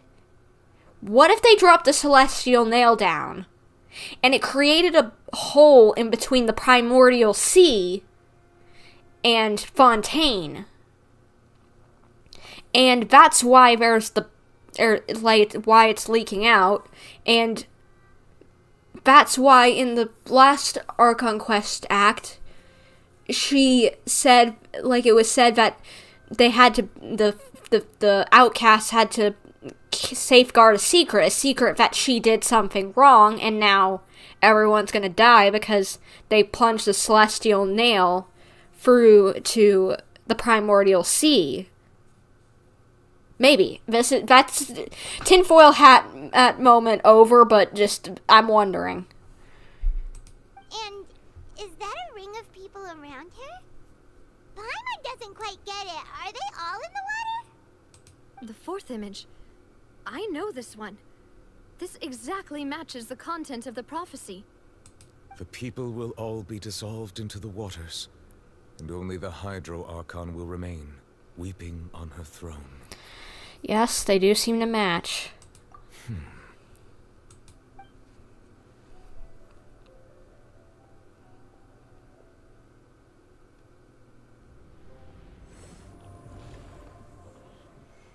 What are you doing?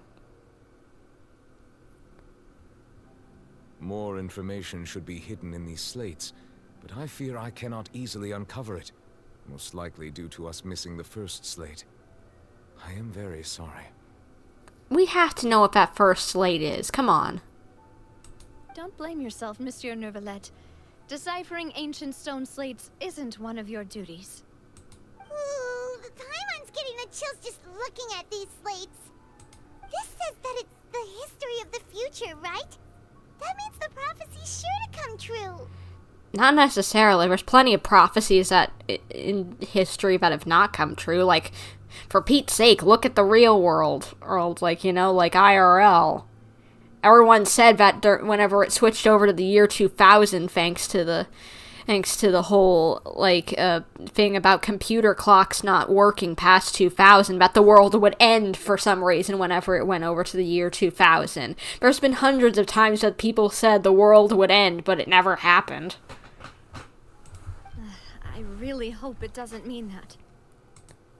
Still, Paimon feels like these images are kind of weird when you look at them together.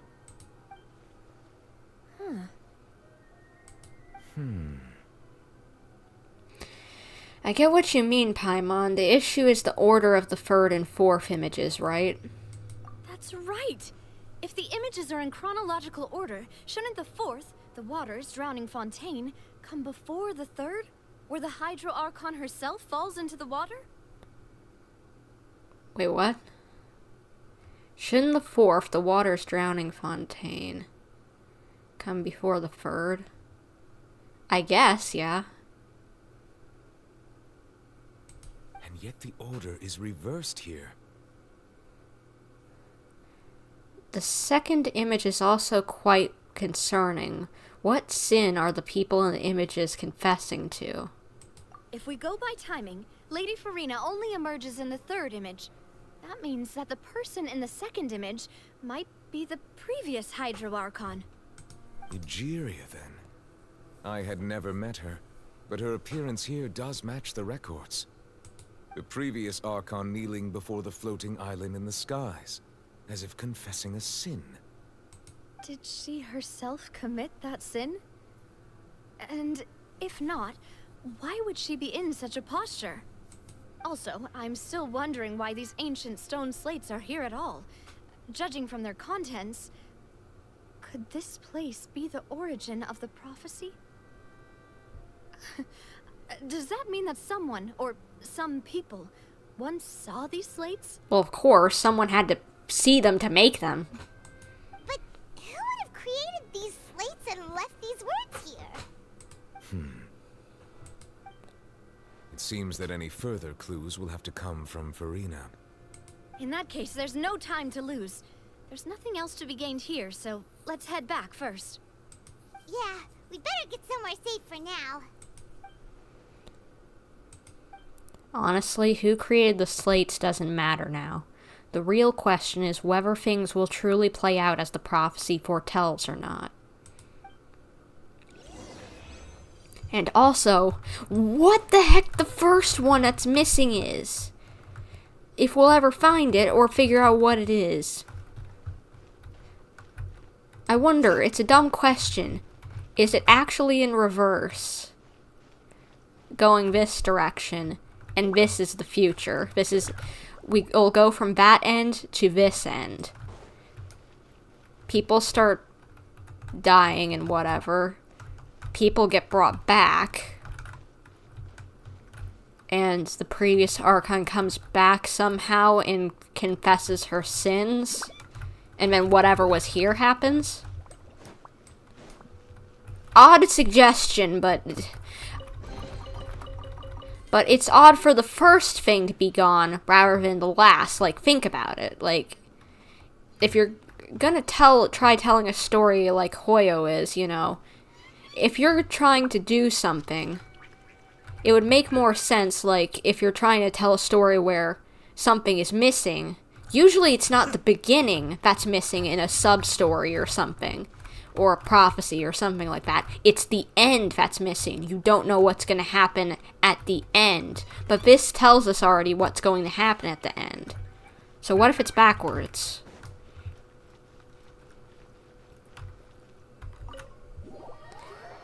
Sorry for so much tinfoil hatting, but look, I enjoy theorizing. One of my earliest, like, teenage fandoms that I had was Five Nights at Freddy's, and theorizing is all that fandom has. Let's split up here. I'm going to check on what's happening with the Spina. You know how it is. There's some things you just need to be there for yourself.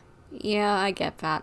And not that it's the only thing it has. You know, there's plenty of things, but that's literally what the majority of that fandom is. We have like 10%, at absolute most, of the lore of that entire franchise confirmed. Of Five Nights at Freddy's confirmed. Which, I know that sounds insane, but look, it's just how the fandom works, okay? It's always going to be that way, always has, always will be.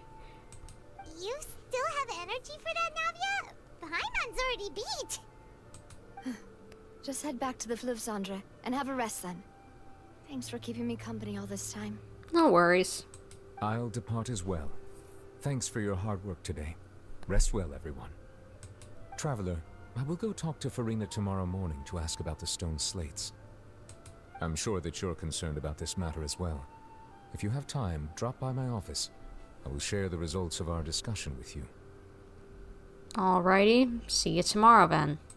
Are you really gonna talk to her about this directly? Will that be a problem?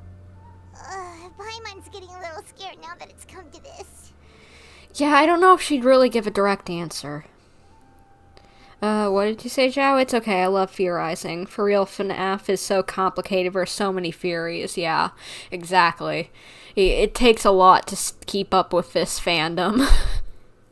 Like, almost nothing, even the things that we think we know, could always just change from just the slightest little piece of content. Like, just one line finally understanding it, or just like, you remember that guy logbook, the FNAF security guard logbook that came out a while back? Like, that changed so many ideas, like, you know, and it's just a children's activity book.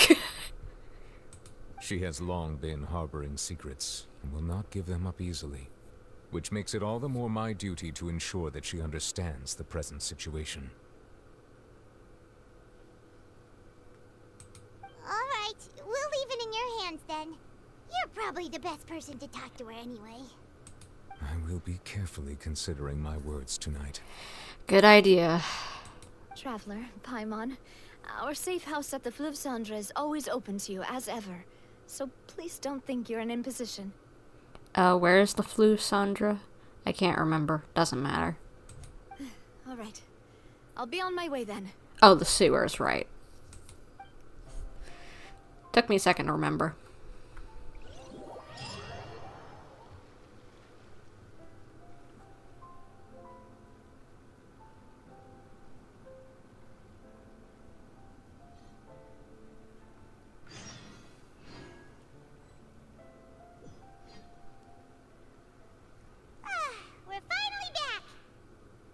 Welcome back. We've got a special menu prepared for you two tonight. Yay! And there's good food too! Navia, no, the boss is the best. You did great as well, Paimon. Ooh, desserts! Nice, these are all Paimon's! Calm down. Paimon's already starting to forget what happened today. Mona! Yo, what's up? Oh, that voice. Is that who I think it is? I'm surprised it didn't require us to do Mona's quest, because I have not done that yet. Huh? Because we don't meet her in the main story. It's you two. What are you doing in Fontaine? What are you doing in Fontaine? Well, actually, wait, no, I don't need to ask that. You write paper articles for the Steambird, if I remember correctly.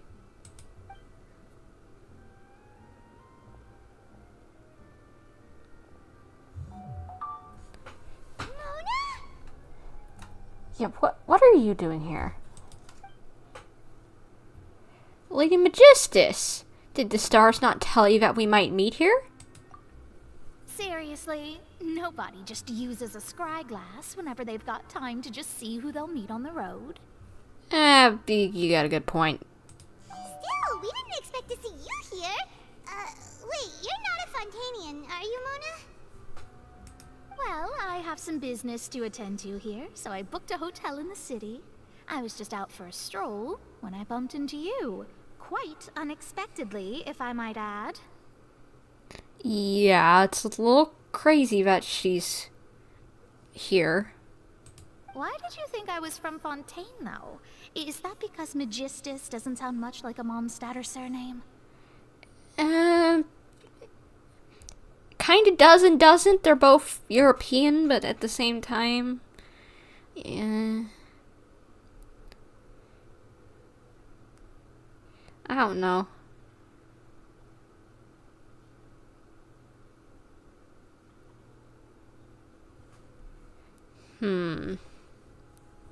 I don't know. Yeah, let's go with that. Well, I used to have my own surname, which was well, some other thing. Either way, the old hag told me when she took me as her disciple that the first step to being a great astrologist's pupil was to change that name. There was nothing for it, really. She really is amazing at astrology, so I changed my name to what it is now according to her wishes. To my surprise, however, Magistus is not the name of some ancient house or clan. So her last name is just some random thing? What is it? It isn't? Nope. Although it is used by us in place of surnames, it generally just means great. Wow! Imagine including a boast in your name. Wait, are you gonna have to put that into your genealogy as well? I reckon so. In any case, I'd give my disciple a name like this as well, if I were to take one. Makes sense. And may I ask what your master's name is? Astromancer Barbeloth Trismegistus. Well, what is Trismegistus? Magistus means great, so what is very great, maybe? Whoa, that's a long one. Does it also mean great or something? My name means Mona the Great Astrologist.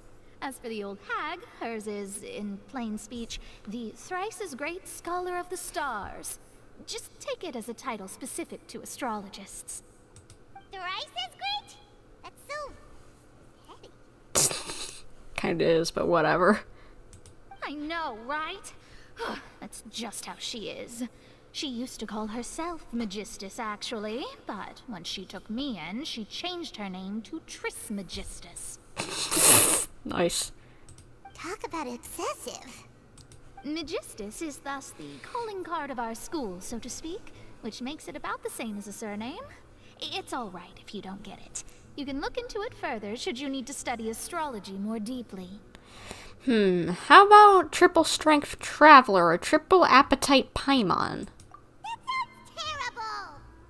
But anyway, you're not Fontainian, are you, Mona? You're from Mondstadt, right? Well, I was born in Mondstadt, yes. My parents migrated to Dorman Port, and I traveled with the old hag for a while, after which I settled down in Mondstadt City. Oh, that's a good thing then. At least we know you won't be dissolved by Fontaine's waters. Good point, I wasn't thinking about that, but... Never mention of Dorman Port! When are we gonna get that? Please tell me we're gonna get it this patch! Speaking of that, I'm sure you're aware that a bunch of things have happened here in Fontaine, right? I know you're not a local, but I'd avoid getting too close to any water that looks strange all the same. Yeah, good idea. I didn't mean this patch, you know, like this version. The whatever version we're on. 4? Yeah, 4.x, yeah. Please tell me it happens in this version. I'm tired. I want to explore more of Mondstadt. It's so charming, and I'd love to see more of it. And having Dorman Port kind of gives, like, light hope that we might get Varkas coming back soon. There's something ominous about it. Well, the water, I mean. Well, yeah. Do you know what's going on, Mona? Like, did you come to Fontaine because of the prophecy, Mona? That was the main reason, yes. Just a while back, the Steambird invited me to take part in a panel and speak about the circulation of the prophecy as an astrologist. The invitation was sent quite early on. I don't think anyone expected Fontaine to be in this much trouble. What do you make of that prophecy, Mona? Just tell us what you think as an astrologist. Your word would go a long way to make things more certain and less scary. What I can tell you is that I'm an astrologist, and that this prophecy concerns the fate of Fontaine, even that of all Tevat. Ascertaining this is akin to reading the fortune of the whole world. I'm afraid that this is not something that just anyone can do. If I could do it, you would no longer call me an astrologist, but a visionary. But on the flip side, the prophecy is so huge and powerful that it must surely come from a powerful visionary.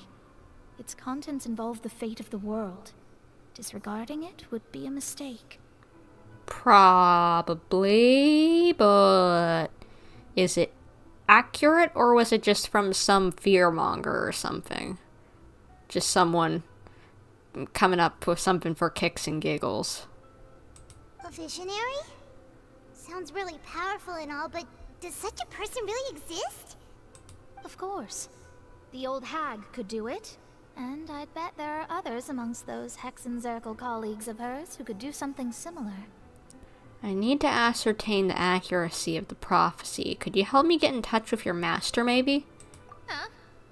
Are you sure? Yes. All right, I'll help you. It isn't often that I see you with such a serious look on your face. I'll tell you once I hear back from her.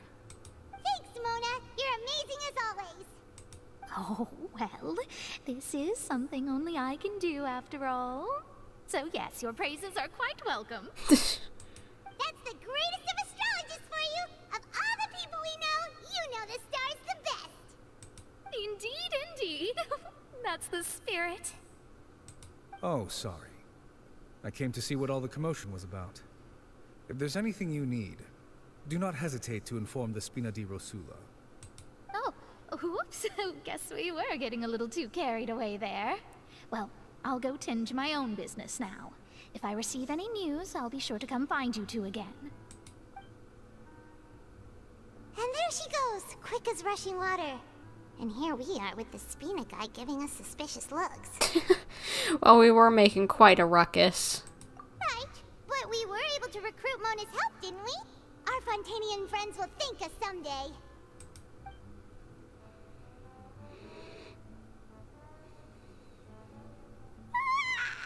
Good morning. To be honest, Paimon's still feeling kind of sleepy. But it's time to get up, traveler. We agreed to go see Navia, so let's pack it up and get going. All right.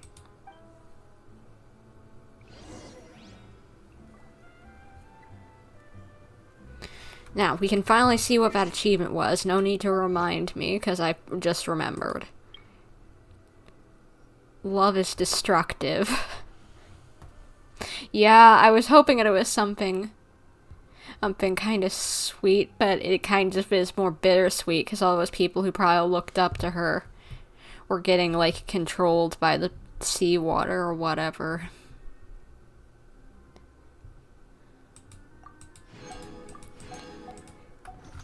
I have to stifle a smile every time I remember the look Oh, on my cute retainer's pupper! faces Hello. when I informed Hello, them of my doggo. plans today.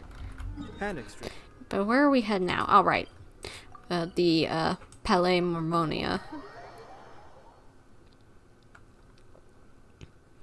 I'll need to plug my chat reading tablet in soon. Don't have to do it right now, but it's getting low on battery. Turn down the brightness on it, so hopefully it'll last longer. Navia, we're here. Give us the details of what happened with your meeting. You're here! Finally! Is something wrong? Monsieur Nirvalette and Lady Furina, they seem to have gotten into a dispute. Please go see for yourself. Oh no.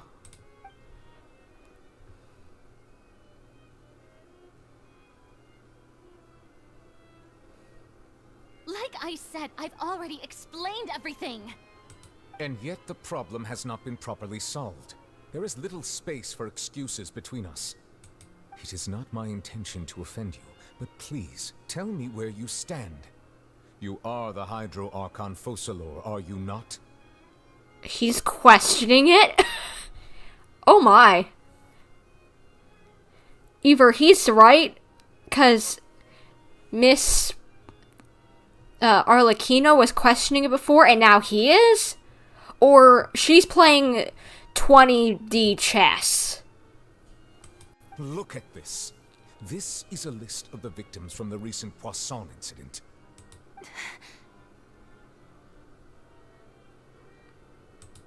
You mean they're all... We did not arrive in time to avert this disaster, and I will not have it happen again. I will say this once more. You must tell me everything you know. Yesterday, I found 3 stone slates in some ancient ruins near Poisson. Do you know anything about those? Seriously? You're questioning me like this is a court case now. I don't know anything about that. I'm wondering if this camera shot is saying they're mentally splitting off from each other, like this is gonna be the end of them working together or something. Because that's very weird to place something straight down the middle like this. But you found them in some ancient ruins, you say? That's correct, which is why I came to ask you some questions. There should have been 4 slates, but one of them was missing. The other 3 feature different images that seem to correlate to the prophecy. Again, split down the middle. The prophecy? The second of these slates depicts the previous Hydro Archon Egeria kneeling before a floating island in the sky, as if confessing something. Do you know nothing of this either? I don't. I've never seen such slates. I'll ask you again. Do you really have no information regarding the previous Archon? My deciphering of the slates indicates that the Hydro Archon Egeria once had to confess to, or apologize for, a certain sin. If anyone would know about it, it should be you. Maybe it's just lost to time. Maybe she didn't tell her. After all, Nahida didn't know, and not that he would know, but Nahida didn't know the whole deal of what happened. All gods don't have the same secrets, you know. She was herself and I'm me. Is it really so strange that I know nothing? I understand your concerns, but I'm sorry. I just don't have anything to tell you. Forgive me for saying this now, Lady Furina, but I have long known of your various secret investigations into certain matters. There are several indications that you have been investigating the prophecy on the sly. This is not strange in itself, considering that you are the Hydro Archon. But it is strange that you should also claim to not know any of Egeria's secrets, as well as do nothing following your inquiries. You have never been as superficial as you have presented yourself to be, nor are you a fool. And yet, your behavior is very inconsistent. I would definitely agree with that statement. She is like a fish flopping from one side to the other on land. 1 second you get one side, 1 second you get the other side.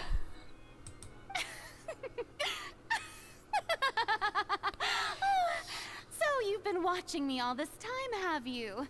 I didn't think you were that type. You... Ma'am, I don't think you want to anger him. Well, since you know about my secret investigations, then you should know I'm actually working to take care of it. There's no point questioning or suspecting me. You're the Eudix, but you're still my subordinate. You should be following my lead. Just trust in me. You're Archon, and do as I say. Never mind whether you can truly convince yourself to or not. It'll all turn out fine. That's all I have to say. We do not discuss this matter again. Oh, the opera's about to start. Toodles!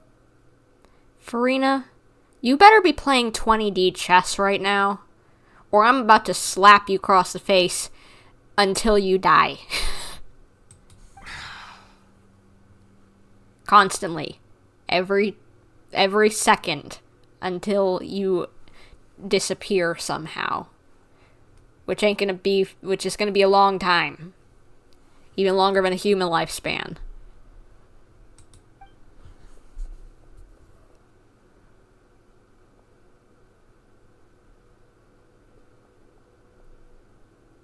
Did Furina not notice us standing by the door? Wonder what's up with her. She was smiling. She didn't seem in the mood to care if we were listening in or not. She seems to be deliberately hiding something. I assume you've been outside for a while now? Yes. Oh, you noticed. Seems Furina didn't even realize we were here. She was in a great panic, though I cannot discern the reason.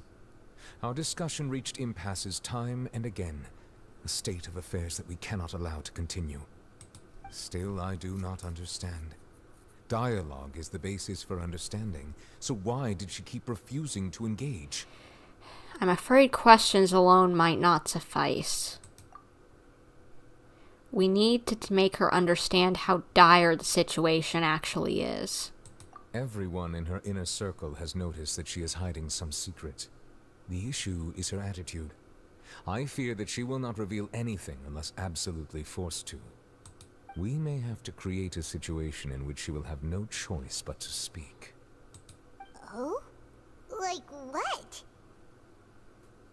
A trial. Like in the trailer. Normally, people will only reveal the truth when standing trial. Perhaps we must have the Hydro Archon experience just such a scenario. But Furina's seen so many trials, and she's really good at dodging questions. How do we make sure that she won't just slip away at the first chance she gets? We will need to consider this thoroughly, join forces with various parties, and then do what we can. If at all possible, I would prefer to recuse myself from this affair, but we must prevent the prophecy from coming to pass. Just don't let the people of Fontaine watch this trial. Make it a private one. This may be cruel to her, but all Fontaine is in crisis.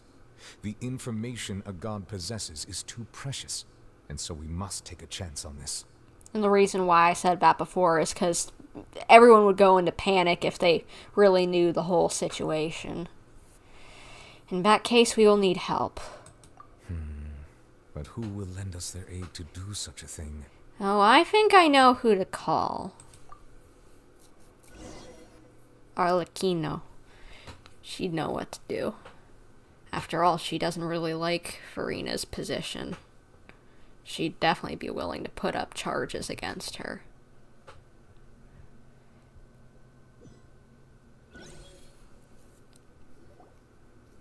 Well, that's everyone, huh? Speaking of which, it was pretty smart of you to think of hiding here. Why are we hiding at Spina di Rosula? Poisson was just involved in a disaster, so it's presently devoid of people. That naturally makes it the best choice. And here you are drinking tea like it's the most natural thing in the world, huh? That's what families should do. Sit and enjoy a leisurely time together. It's nice to enjoy tea here, you know? Care for a cup? Lend me your ears, everyone. Or perhaps one of you might like to start us off. How about you, friend? Is this a tea party? Me? No, I don't think I can. Fremine, don't worry. You cute little freckly boy. Well, I can start it off if you want. Then, how about you, good sir? I fear that I will cause the mood on this boat to become as somber as it is in court. Well then, I guess we're lucky we've got a local like me to organize things. Wonderful, the spotlight at last. I guess I'll be facilitating things from here. That was a little long-winded, don't you think? Oh, you might be right. Anyway, to cut to the chase, our friend here, the Traveler, has brought us together to discuss something. As for what that is, well, let's start by saying that we'll be pooling our efforts together to create a series of traps. Oh, how intriguing. Well, it's just an expression, really. One that I just learned from Clorinde, and used on the spot. So, let's invite her to explain in detail. A round of applause, please. Huh? Didn't you say that you would be facilitating this? Oh, come now.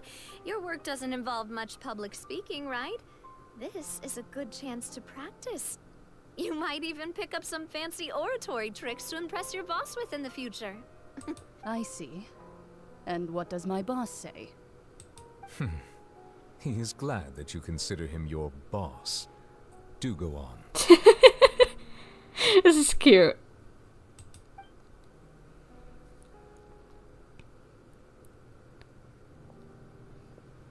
In that case, do any of you have experience hunting?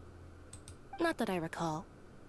Fremine and I once used a wooden stick in a basket to catch wild rabbits when we were younger. As for Lynett, oh, right. You were sick that day, weren't you? I've also gone diving to catch some fish before. Does that count? I'm afraid not. You may or may not have heard, but Fontaine once played host to a group known as the Marechaussee Hunters. I feel like I've heard of that. Wait, isn't that an artifact set name?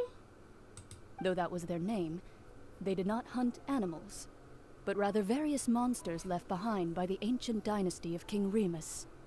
Today, Fontaine's monster population has already thinned greatly, so the hunters have blended back into society, taking up arms in other lines of work.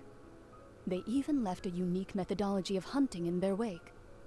A trap comprises of the following components: bait, a trigger, and a containment device. Sometimes a lethal implement will also be necessary to deal with the prey. So, if we were to build a trap together, right now, what would you choose to build it with? For me, I would prefer something basket-shaped.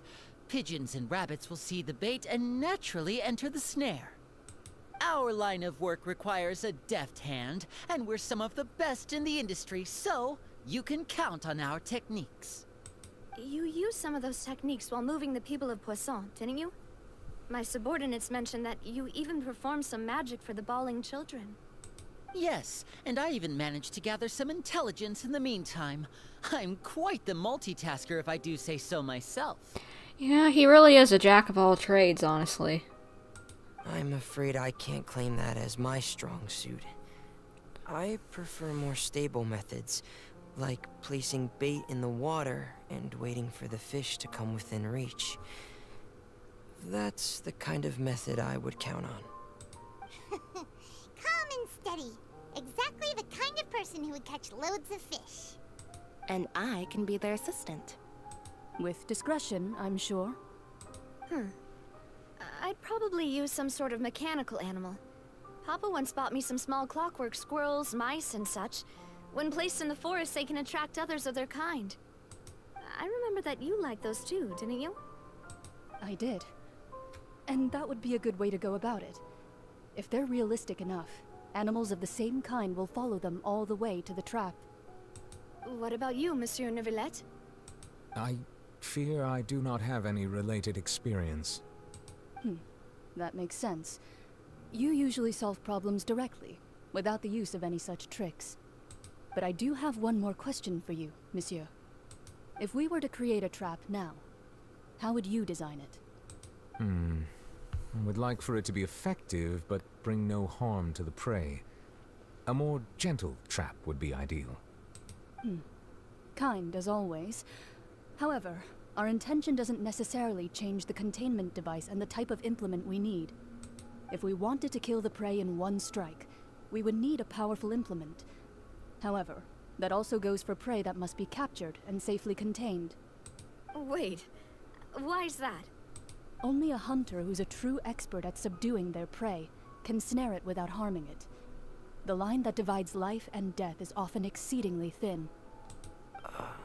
So, are we going hunting together? No, we're hunting for an Archon. An Archon to blab. Have information. We hadn't thought of seeing ourselves as hunters. It kinda works, but maybe it's still not the best metaphor. If our means of capturing and dealing with our prey is to put them on trial, then the hunting metaphor is actually quite accurate. But we shall require much more courage than any hunter to judge a god, a being whose seat is an exalted throne. That's right. Oh, so that's what's going on. Sounds very interesting.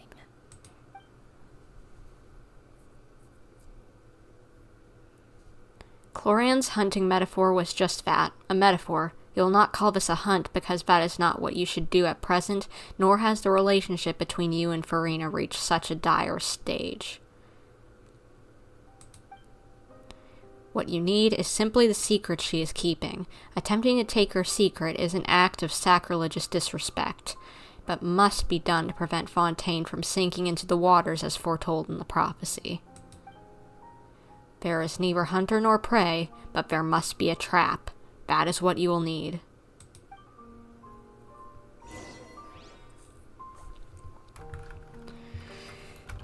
Don't know how we're gonna do this, but probably just intelligence, if anything. Outsmarting that dummy. Okay, she's probably not that dumb, but just... she's at least acting dumb. She's either an absolute idiot or an absolute genius.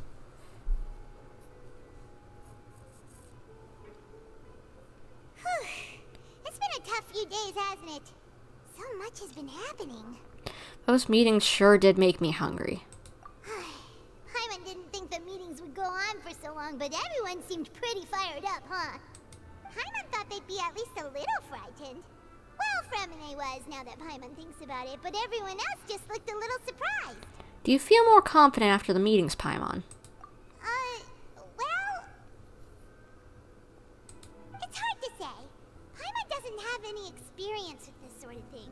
But with you around, Paimon sure will do great. After all, you're the most reliable person in the world, aren't you? Huh? Is something wrong? Did you just pour some tea? Paimon didn't notice you doing that at all. No, I didn't. What? Then what's that? What? Hold up, I'm just gonna mention something. This is the same teacup that they use in D-Luke's house. And that texture is nowhere else other than there. And in a cutscene from the witch event, you know, the Windbloom event that had the witch cutscene, you know, about the Hexen Circle. That's weird. Paimon's never seen that cup before. Don't be frightened. I'm just joining you two for tea. I merely refrained from saying anything till now. Who? Is it Mona's master? Who's that voice? But there's no one here. Ah, have you forgotten me already? Huh? Wait, you are familiar. You're the voice we heard from the sky in Sumeru. Wait, in the epilogue. In the what is it called? I don't know, whatever, it doesn't matter. The after the interlude. The Sumeru interlude, whenever the thing that had shattered had still remained. And the voice started talking to us about it. The voice from the sky, I fear that description is wrong. Though, not completely wrong. You're feeling lost now, just as you were feeling previously. I sensed that confusion and thus came to you. Guiding people is an irresistible hobby of mine, after all. Who are you and what do you want with us? Consider me a passerby. Just accepting a commission from my friend's disciple on a whim. So, Mona probably talked to... So, she's a visionary, I guess. So, Mona talked to either her master and this character who we think is named Nicole. Huh. Friend's disciple. So this is one of the Hexen's friends of... So this is one of the friends of Mona's master, the enigmatic N of the Hexen Circle? Allow me to ask you, will Fontaine's prophecy come true? The prophecy. Yes, what has been prophesied will be fulfilled. You may view such things as the history of the future. What? Then is there any way we can stop it? I believe you have witnessed a failed attempt with your own eyes. Can everything in Tevat so easily be changed? A failed attempt, are you referring to Poisson? Are you referring to Scaramouche trying to change his fate, but certain things didn't change, you know? There it is again, fate. Can there really be no exceptions? Ah, so you've caught on. Just as prophecies are usually only the future as seen from the perspectives of the gods, could things be happening in hidden corners where the gods' gaze does not fall? Are the things that you shall see different from the fate that the gods perceive? So you gotta trick fate? What is she talking about? It all sounds really impressive and important and stuff, but it also sounds kind of scary. The tea in the teacup is just about gone as well. I believe that you understand, right? Some things are insignificant, but others you must reach out to change. Ultimately, fate shall serve as your only guide, no matter what will happen in Tevat's future. All you need to do is to play your part. This was good tea, by the way. Thank you for your hospitality. Well, that'll be all for today. The voice. It's gone. Mage N, is this the clue you're leaving for us? The unexpected news leads to complicate. Yeah, I couldn't read that. What? I want to hear someone talking. Alright, coming. You're getting more diligent, Paimon. Hey, it's you who's getting lazy, okay? Well, I see I've walked in on some lively banter. How have you been these past few days? Fine, just fine. I went to take part in that Steambird panel. It turned out to be more interesting than I expected. Not all Fontainians are pessimistic about this. One journalist mentioned that sitting around and waiting for the end to come would be wrong, and that they should make their own rescue preparations.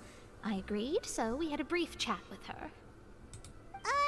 Did she have pink hair by any chance? Why, yes! It was Charlotte. You remember her, right? That daredevil journalist? Yeah, I know her. I'm in full support of her view. Prophecies are very important, but how can people allow their lives to be commandeered by just a few words? That's right! Paimon's glad to hear something sensible for once. Ah, yes. About what we had discussed before. I did try, but I'm afraid I couldn't reach the old hag. I'll try again tonight, but I wouldn't get your hopes up. Actually, someone already came over. Huh?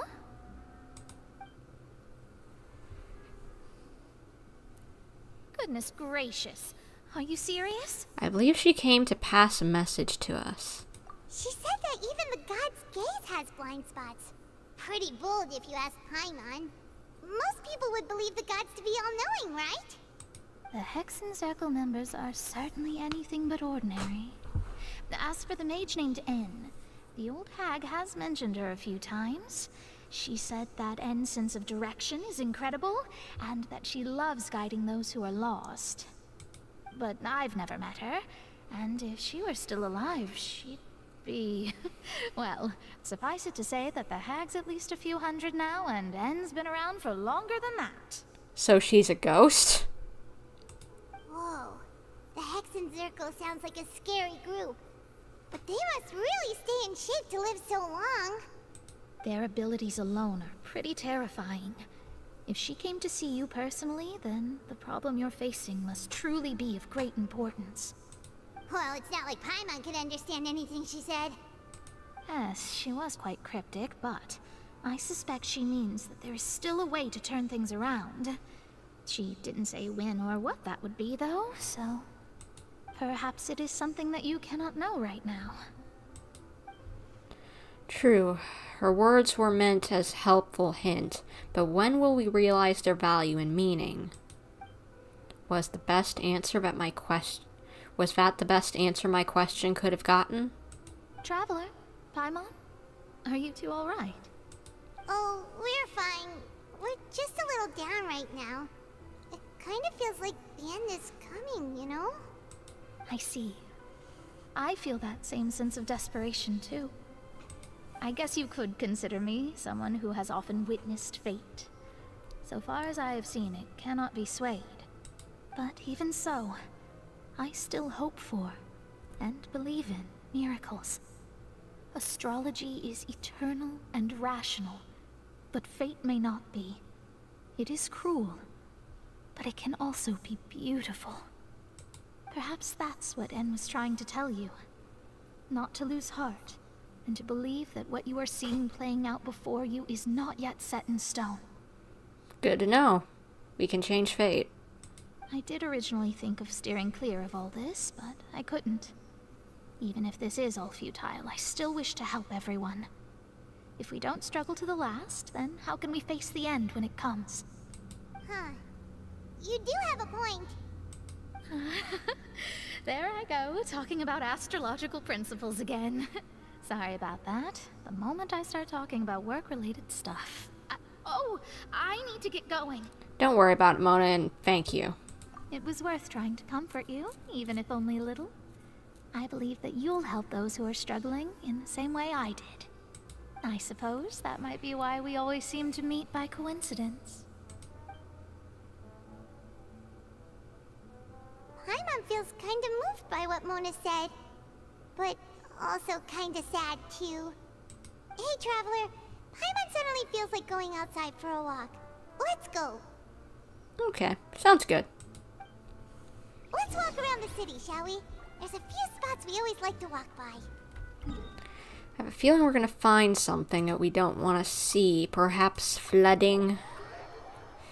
Because we're kinda going a bit slow at the moment. We're slowing down a bit. It's gotta kick back up at some point, and I imagine this is the point. Not that meeting N wasn't big, but still. Huh? Our names are written in this newspaper. What's going on? Maybe we're famous? Let Paimon see! The underwater stronghold, the Fortress of Meripede, has continued in its noble autonomy, but that does not mean that others cannot interact with it. My recent attempts to enter the fortress bore little fruit. Huh. Guess Charlotte still hasn't given up on that. Thus, did an Outlander friend become the focus of this report? A blonde adventurer with their white fairy, legends trailing in their wake. It is said that this mysterious traveler once visited the underwater fortress. I guess she did use the information we gave her. So while the fortress's interior remains a mystery behind closed doors, do not fear, for the tales of the traveler contain surprises in spades. Journalist Charlotte's biggest scoop yet, the Traveler's Trail, World Walker. Huh. Charlotte took so many awesome photos of us and we never even noticed her. She hasn't been able to get a hold of anything at the fortress, so since we're easier to find, she's using us as the subject matter instead? That sure seems to be the case. Ugh, seriously? Well, fine. Those headlines and photos do look cool, so Paimon will forgive her this time.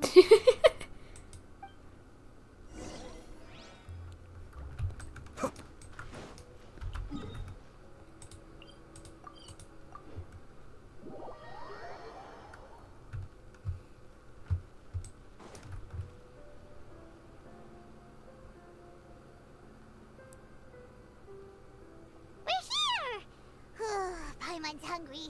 Should we go in and get something to eat? Wonder what's gonna happen now.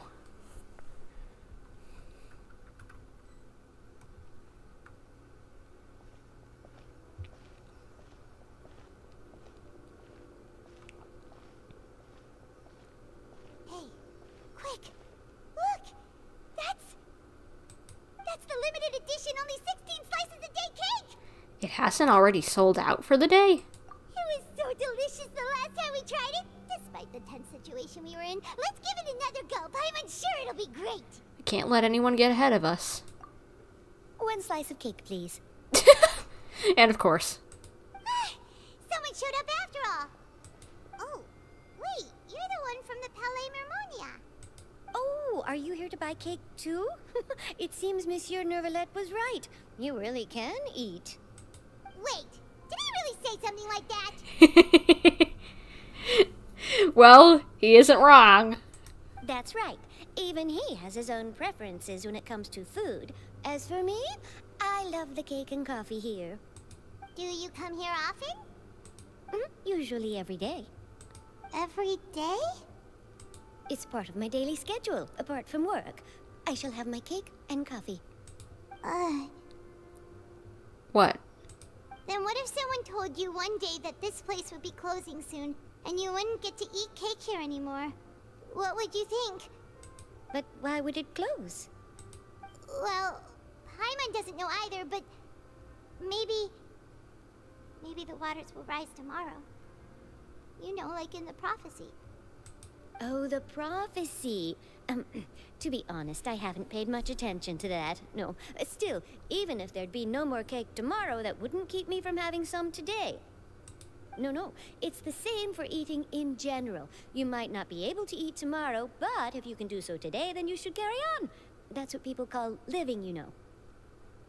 She's honestly got a good point. Smart little Melusine. Huh. Don't be sad. Excuse me, could I have 2 more slices of cake to go?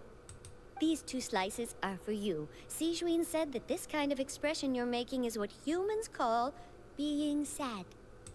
Oh, you know Sigewinne? I sure do. She was born before me, and she sometimes comes to the surface to teach us things about humans.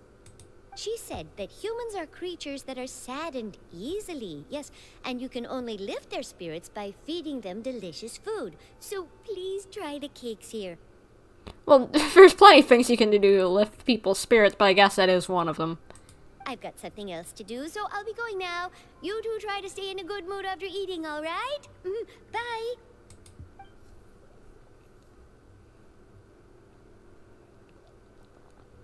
And there she goes. All right, let's dig in. Paimon's sure this cake will be delicious.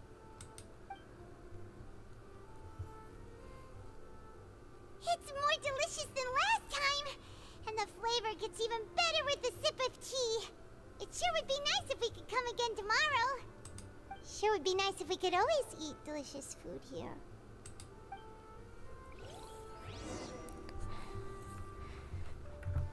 I guess you do kind of need to slow down and understand these sort of things to truly appreciate it. But I'm honestly surprised we have such a slow little lull like this.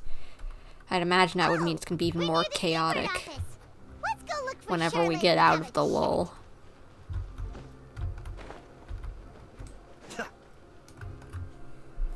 Wow! If it isn't the Traveler and Paimon!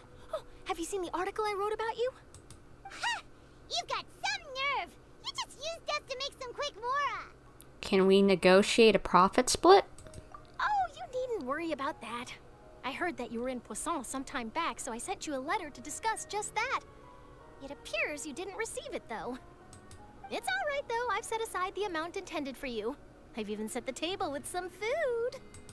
Really? Oh, you're the best! You're almost a little too easy to win over, Paimon. If I were a journalist with ulterior motives, you'd be in trouble now, you know. Oh, Paimon knows you're not like that. Still, what brings you here all of a sudden? Were you looking for me? We were just walking around. When Mona mentioned you, we thought of coming to see you at work. I see. It seems you've already bumped into Mona here in Fontaine. So she mentioned me? What did she say? She said that you're a real daredevil of a journalist.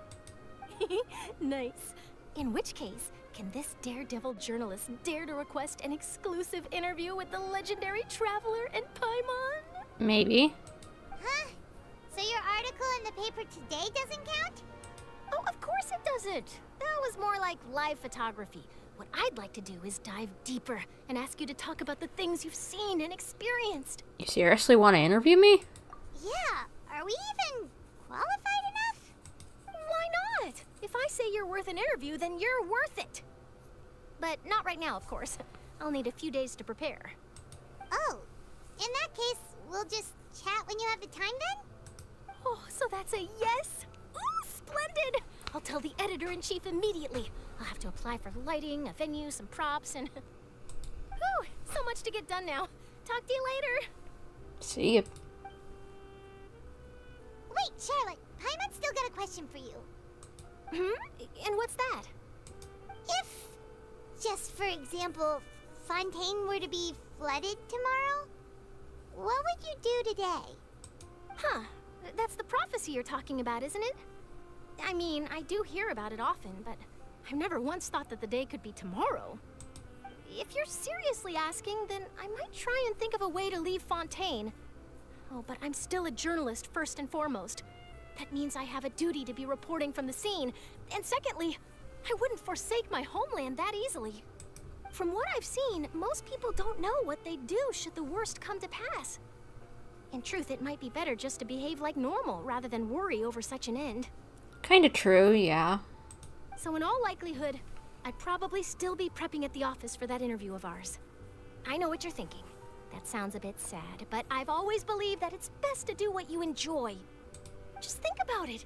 If this nation really were to be suddenly destroyed tomorrow, but I still successfully finish an exclusive interview with a truly unique person, then the story I would wind up writing would truly be timeless. And then do you know what I'd do?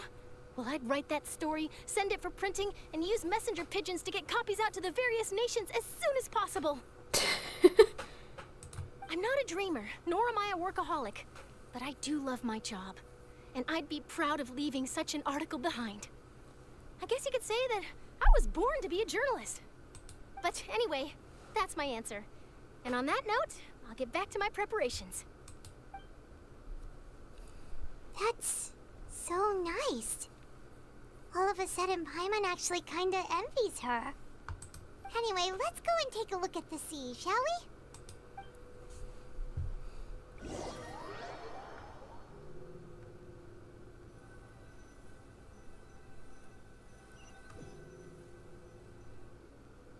The sea breeze and scenery can be a pretty soothing combo, huh?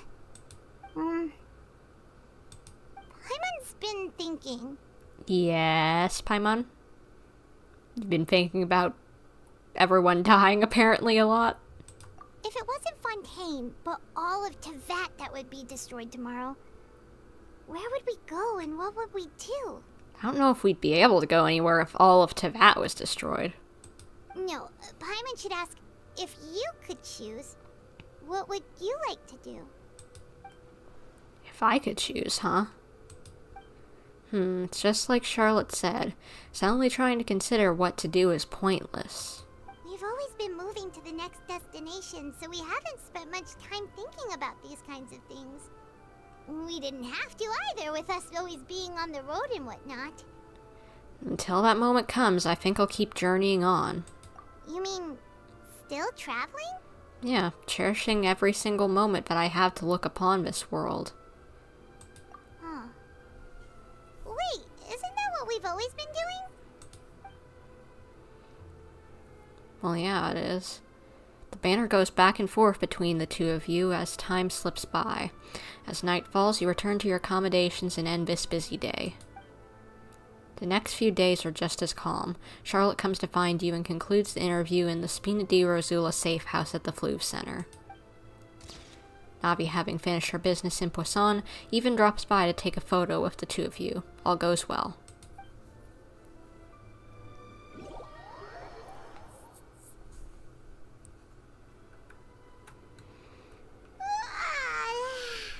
Feels like you'll grow mold if you stay here long enough. You know, I know that feeling. I've been to hotels like that. Oh boy. But it's still better than the Fortress of Mirapede, that's for sure. It's not only damp there, but salty too. Ah, so the two of you are still here. Wonderful. Oh, you're from the Palais Mermonia, aren't you? Yes, I'm Isadora.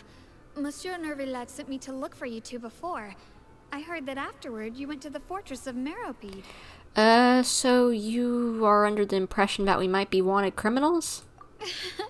Not at all. I'm well aware that you're friends of his. Actually, I'm here to pass along a message from him. Let's hear it, 'cause did something happen? Yes, inside the Opera House. The Maréchaussée Phantom has declared the incident a small-scale riot. Oh. A riot? Well, that said, I don't personally think it was that serious. Lady Furina was watching a performance at the Opera House, and while she was resting during an intermission, some other audience members suddenly started harassing her, loudly accusing her of doing nothing about the prophecy crisis. And before she could respond, others started to join in. The crowd continued to grow, and protests against the Hydro Archon started to break out. Sounds like we're getting some French Revolution coming up on the table menu. So people have started to put the blame on Furina. Guess they finally found an outlet for the pressure they've been under due to the prophecy. I agree. People will naturally rely on gods, as is customary. But the moment people feel threatened, gods are also the first to be blamed. So what happened after that? Is Furina okay? Seeing that the situation was spiraling out of control and that further argument was pointless, she claimed that she'd gotten tired of this and left in a hurry. The Marechaussee Phantom had their hands full maintaining order and did not catch where Lady Furina had gone. Only when things had stabilized did we realize that she had gone missing. What? So, you mean she's still missing? That's right.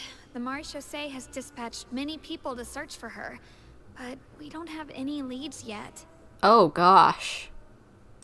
That said, I don't think there's much to worry about. She is a god after all. Even if she were to fall into the hands of rioters, what could ordinary people do to her? I think I understand the situation. Good. Monsieur Lynett sent me to tell you about the situation, but he didn't say anything else. Don't worry, this is more than enough to go on. Thanks for keeping us informed. Ah, is that so? Well, alright then. In that case, you two take care.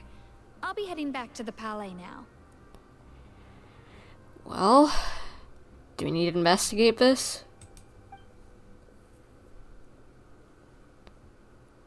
Well, sounds like we should hurry over to Poisson then. What do we know what's going on? You sure caught on quickly. If we know Furina, she won't try to fix things in this situation. Instead, she'll look for a place to wait out the heat. And, as we also know, she may be loud and dramatic, but she doesn't have a heart of stone. When Nervalet was talking to her in the Palais Mermonia, and she heard about Poisson, she couldn't hide her sadness and remorse. It would be hard for her to ignore being accused by the public today.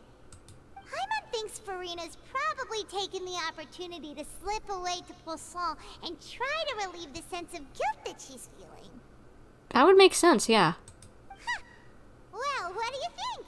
Paimon knows the answer, of course, but Paimon can do the analysis to back it up, too. Cool, huh?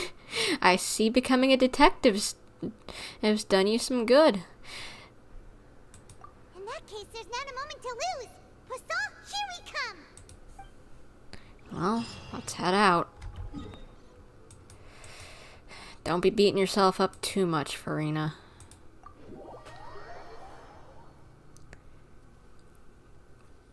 Because I kind of feel bad for her, honestly. This place looks deserted. Guess all the survivors must have evacuated already. All that's left here are signs of devastation. Could Furina really be here? Let's try to find her as soon as possible. There she is.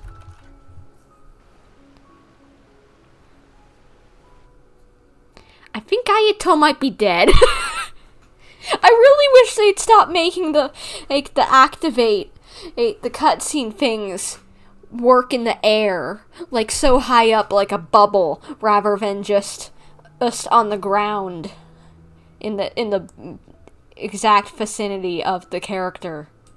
Huh, that's Furina, right over there. She really is here all on her own. Shh, stay quiet for now.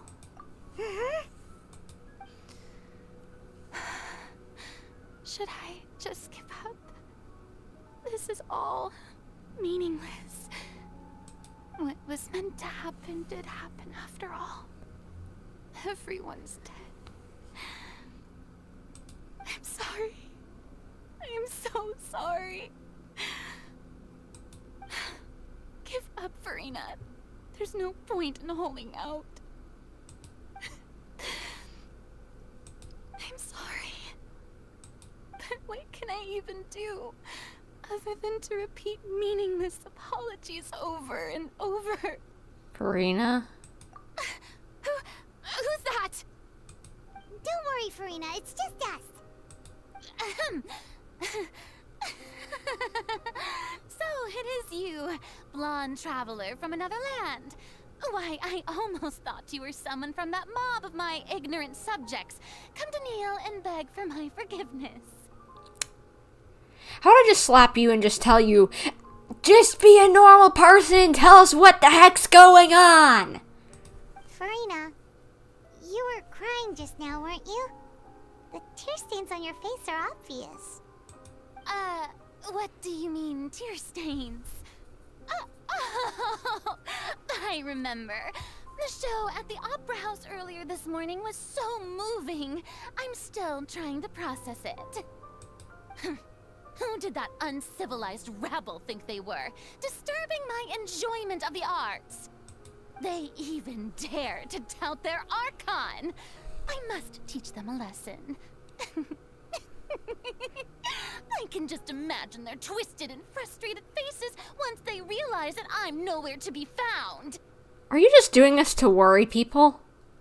Oh, and I'm sure Nouvellette and those people from the Marsh Sauce Phantom are freaking out right next to them too. You're actually beyond devastated right now, aren't you? Of course not. Hey, there she is! The Hydro Archon's over there! Quick, after her! Furina, those people seem to be after you. They are? They're just some rabid fans who want to cut the line because they haven't been able to meet me in person, aren't they? That's against the rules. I can't let them get their way. Furina just ran off! Quick, we have to catch up with her! This girl's more trouble than she's worth.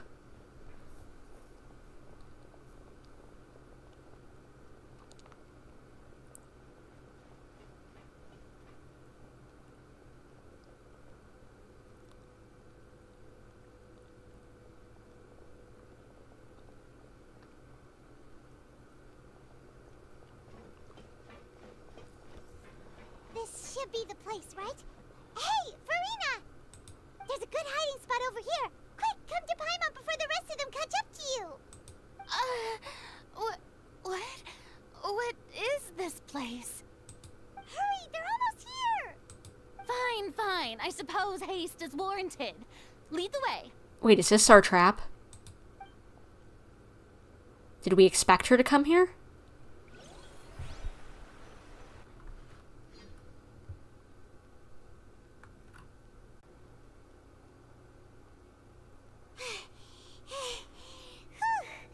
Paimon's exhausted.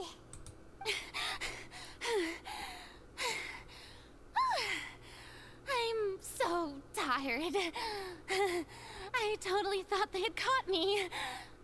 No, I mean, I merely gave in to the sheer enthusiasm they displayed.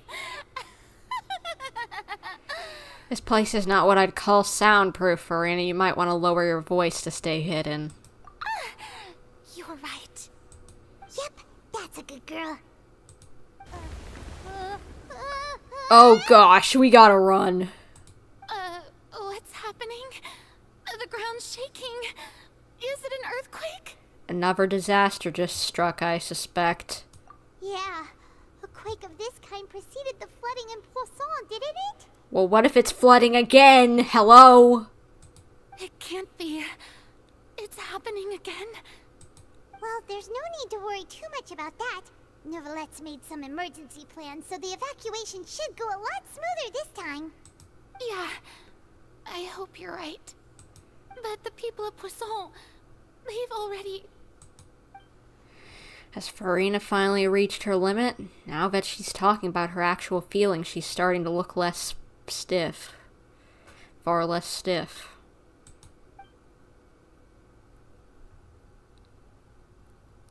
It's true. I've been investigating the prophecy for hundreds of years. I once had informants all over Teyvat, searching for clues and feeding information back to me.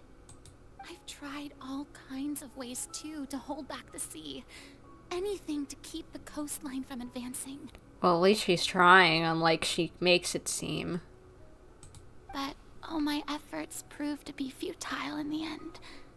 Really, the truth has been clear to me for a very long time. We cannot make an enemy of the divine. No matter what we do, the will of the heavenly principles will have its way, and the prophecy shall be fulfilled. But even then, you still haven't given up, right? Give up. I do love the sound of that phrase. It would mean finally coming to terms with fate, but also for me to finally be free. But that would also mean that all hope would disappear. Indeed. I've thought about giving up so many times, especially after we almost lost Poisson.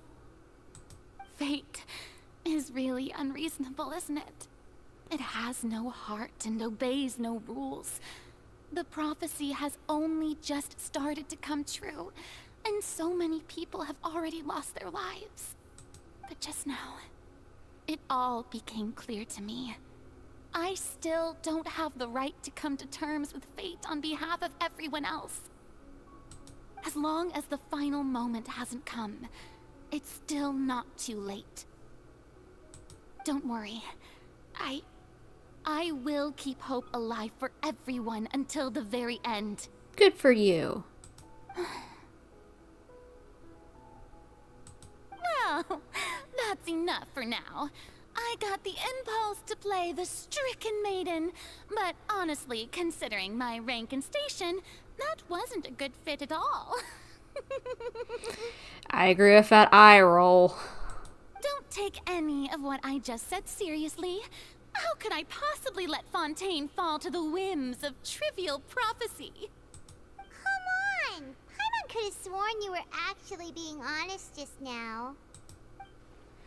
We're running out of time, and we can't just go back to square one like this. I have to get more information out of her. Furina, you might not have to shoulder this burden alone. Although I don't know what you might be keeping from everyone, your people are more than willing to share your burden with you. Share my burden? That's impossible. It was fated right from the start that this would be my duty alone. But even if your burden doesn't need to be shared, you can still choose to confide in someone. Just share it with me. I'm what you'd call a witness. Either A, we're going to use this to trap her, or B, this is calling back to Zhongli's voice line and that we're a witness to everything happening, in a sense. Because there's been so many theories to do that we're supposed to be the witness of everything to happen into that. And that's our duty. That's our role in this story. A witness? Yes. I've heard that you came to Teyvat from beyond the stars, yes. In other words, you never belonged here. And if Teyvat is, in its entirety, a show on a stage, then you're just a spectator, aren't you? If that's the case... There's no time left. Please, Furina, just spit it out.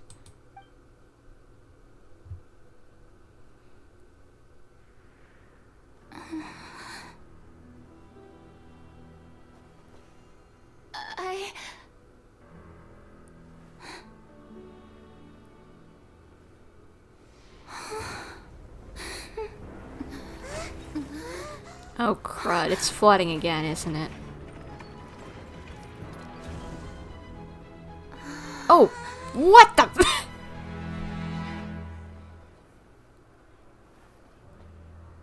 This is... I knew it was a trap! And that's what the shaking was before. They started moving the house. Oh my gosh. Ladies and gentlemen, this concludes my opening performance. Now, without further ado, we may proceed to the trial of our god. So this is what it is. Yes, you deserve praise for the effort you took to raise the dramatic stakes. Do not forget, however, that I am Focalor, the god of justice, the embodiment of justice itself. Does it not strike you as even the least bit absurd to bring the very concept of justice to trial? May I interpret these words as your refusal to stand trial? In that case, you will have the opportunity to defend your honor through a duel. I don't think she's much of a fighter, so that's not gonna happen. You would draw your blade against a god?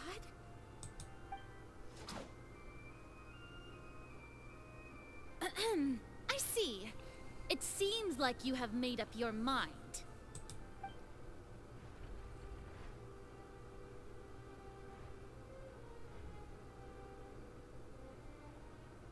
Paimon can't believe it. She just surrendered. What the heck is going on? Did I just see an Archon surrender to a human? Keep in mind, she's not really the fighting type, I don't think. Wow, how utterly humiliating. Lady Furina, what is the meaning of this? It would seem that there has been a misunderstanding. To be clear, the raising of both hands is not always an indication of surrender. Looking for excuses again, huh? I raised my hands just now to indicate my acceptance of the trial. No duel shall be necessary. I will admit that I've been running away for a long time. I'm sorry, everyone. I was unable to protect the people of Poisson. It is my duty to stand trial for my crimes. You are not the only ones to be disappointed in me. I, too, am exceedingly disappointed in myself. Aww. Okay, I kind of feel bad for her now. But now, it is time for the Hydro Archon to show you her courage and resolve. I, Furina, will use this trial to show the world the true meaning of justice. This time, I will protect you.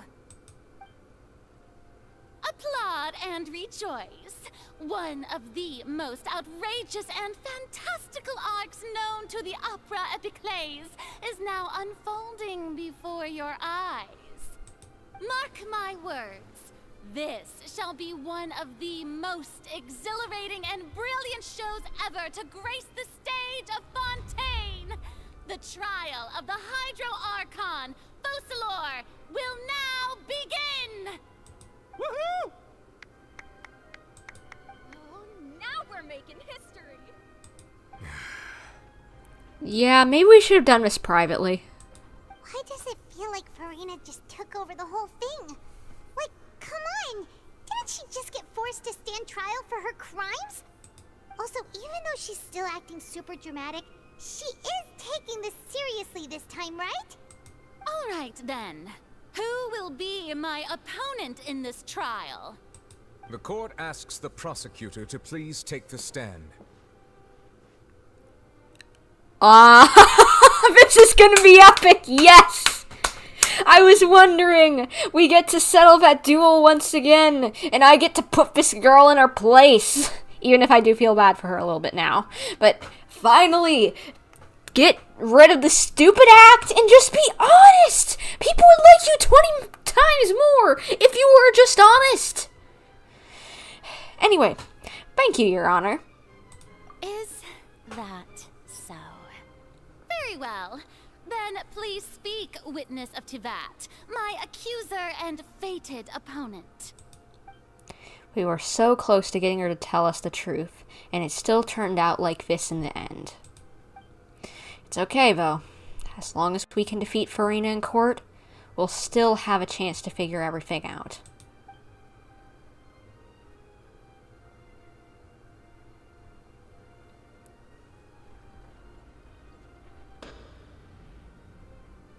So, please allow me to ask, as a final question before the trial begins. Just how much work did you do to force me onto this stage? Well, we did do a lot of prep after the meeting that day. I can go over the tasks assigned to the Spina di Rosula, since they were rather straightforward and easy. Navia, the president of the Spina di Rosula. Most of the people who participated in the disturbance this morning were my subordinates.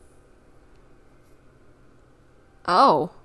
They changed into plain clothes and came to the Opera House as regular audience members, waiting for the perfect opportunity to incite insurrection against you. The people's resentment against their Archon has been building as more and more of the prophecy is fulfilled. A spark was all we needed to turn smoldering anger into a flame. Moreover, according to our understanding and analysis of you, when something like that occurred, you would likely flee the scene and head to Poisson by yourself. So, we arranged for a second group to lie in wait there. So, you mean... the ones who scoured the settlement for me were also from the Spina?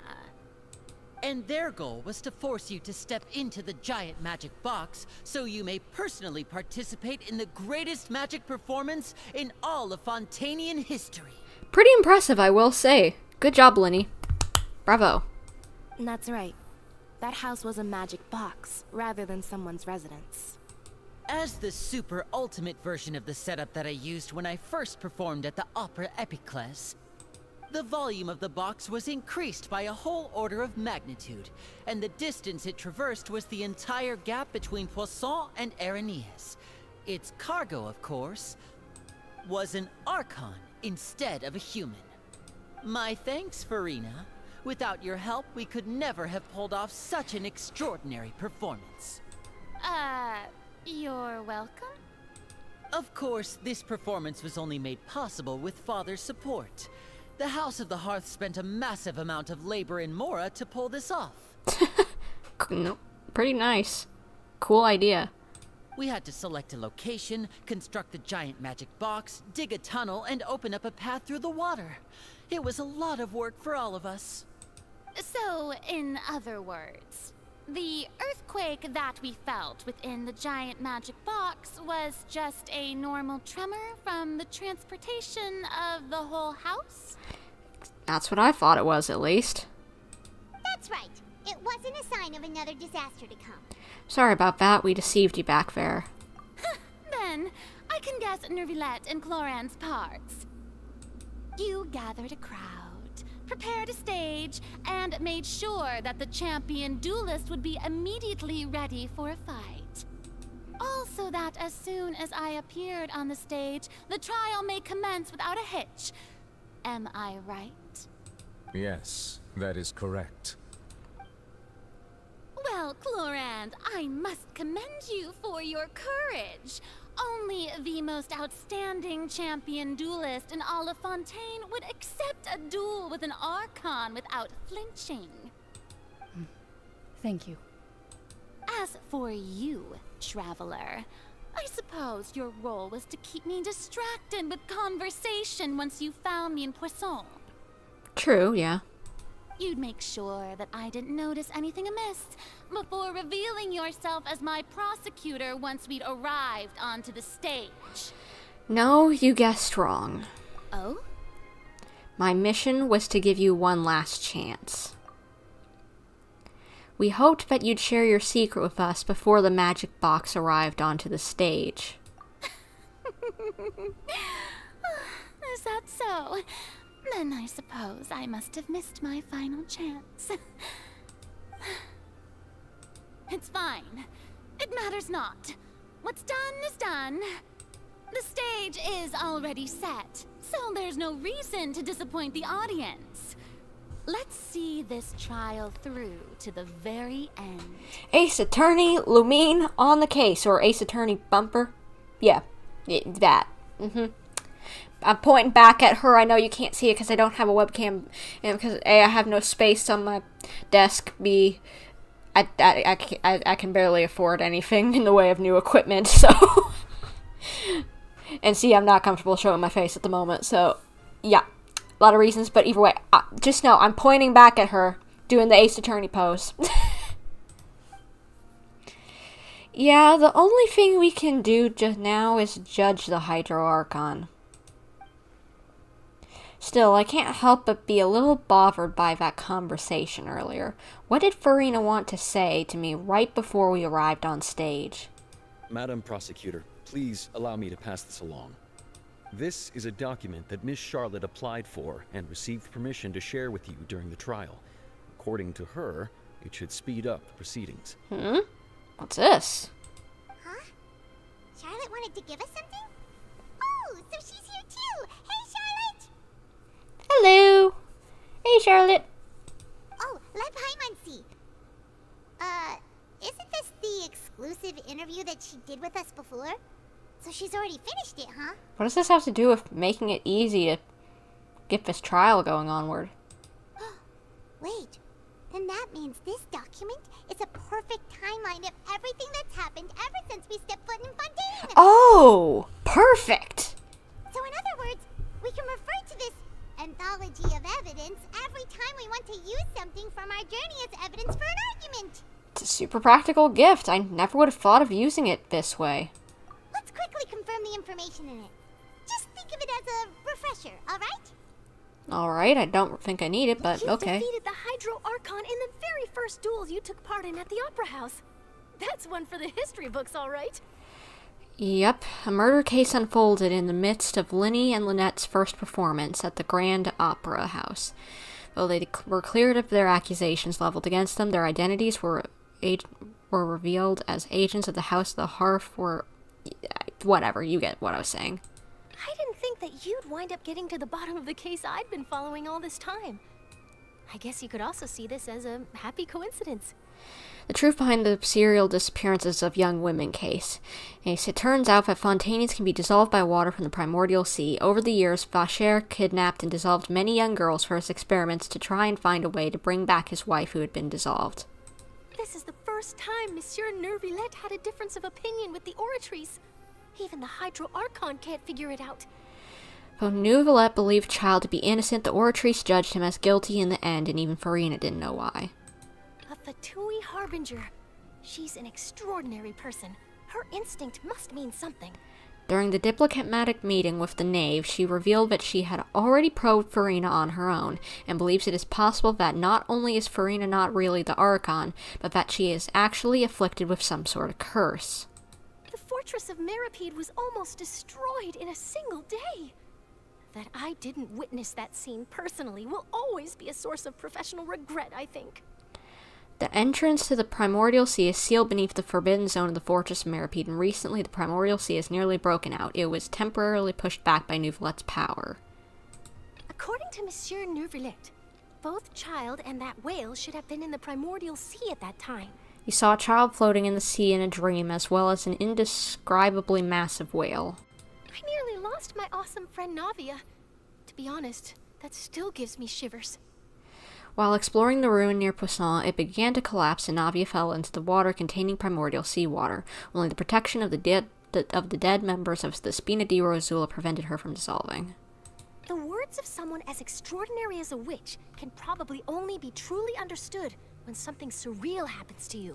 And communicated with you by connecting your communicated with you by connecting your consciousnesses. She believed that the prophecy will certainly happen, but that you needn't give up all hope. Alright. I wonder. So, this made me wonder.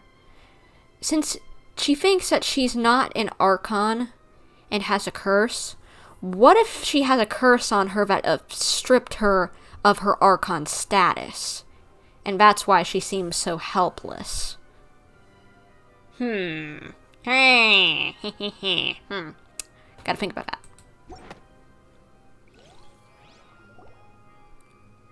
The prosecution and the defense are both in position. The trial shall now begin. Oh, come on, Neuvillette. There's no need to repeat all the unimportant legalese. Just fast forward to the part where the prosecution lays out my offenses. as the defendant and the lead actress of this performance, I still haven't even been informed of my supposed guilt in all of this. Of course, it is only natural for humans to struggle to understand the actions of a god. However, you will need more than that to convict me of a crime. That's true, but my charge here is unrelated to your conduct as an Archon. Whoa! She's speaking. This is important. Instead, I would like to charge you as a fraud who's never been the Archon in the first place. Wait, what was that? Lady Furina's a fraud? Hey, I came here thinking that we were going to try the Hydro Archon for forsaking her duty, but did I hear that right? She's not our Archon at all? What are these models in the background? They look extremely low poly. They look like something out of a PS2 game. Charge accepted. Lady Furina, do you plead guilty to the charge? Lady Furina. I plead not guilty. How can I be guilty? There is no way that I, Focalor, otherwise known as Furina de Fontaine, a member of the Seven and the Regina of all waters, kindreds, peoples, and laws of Fontaine, could be anything other than your true Archon. What was that camera angle? Like, the two of her? What? Yeah. Even though Lady Furina can be rather eccentric, isn't it going too far to doubt her very identity? Like, look at this. Hold on. Okay, so this guy, he looks like one of the regular models. He's moving, he's breathing, even he's blinking and looking around. He was talking, you know. This one is just a background one, you know. Oh, but he's still breathing and everything, and blinking. But this one doesn't blink, breathe, or anything. It's just a low poly model they slapped in the background hoping we wouldn't notice. That one in the top right is great. I love that. Oh. Gosh, that looks old. Yeah, I've never questioned her identity either. Sure, Lady Furina can be super irresponsible, but what grounds does that prosecutor have to make such a huge claim? How do I not notice this? This is so funny. Oh my gosh, yeah. Look, like, okay, so she's real in the middle here. The guy in purple is real. The person behind her is real in breathing. The lady in blue is real. The guy with the gray hair is real because I've seen him blinking every now and again. But the rest of the people behind them are just static models with no breathing, blinking, or anything animations.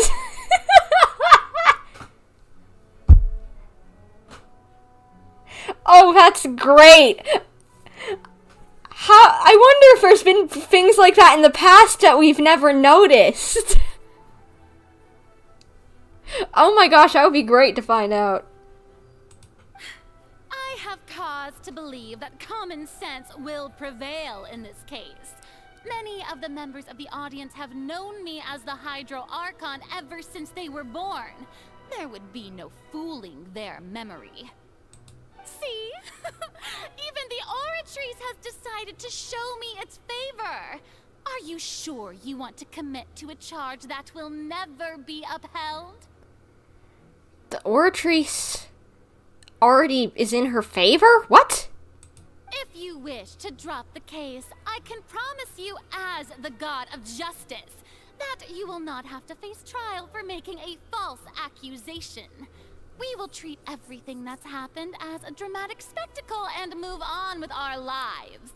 What do you say to that? Nah, I want to go see Wriothesley, so even if I am wrong... Nah, I want to see my boy again, so I'd be happy to. He'll go down there again for putting up false charges. Huh. An argument with near impossible odds, huh? We have to not only refute Furina's claims, but also overturn the long-held beliefs of the people. The people only see you as their Archon because that's their long-held belief. Well, I tried to give you the chance to surrender. If you must persist, then let me ask. If you believe I'm not the Archon, then what manner of being do you think I am? Well, you're either just a regular human or maybe an Oceanid.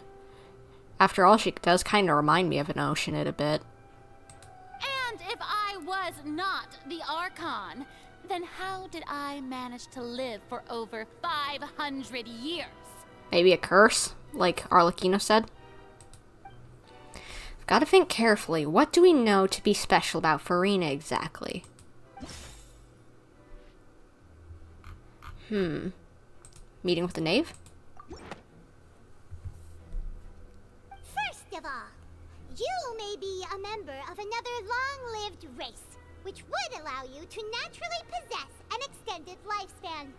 And second of all, even if that wasn't the case, there could be other ways to extend your life. Such as a curse. Who gave you that idea? Was it the knave? You'd sink so low as to use a harbinger's words against me. Doesn't matter who gave us the information. What matters is the veracity of the claim.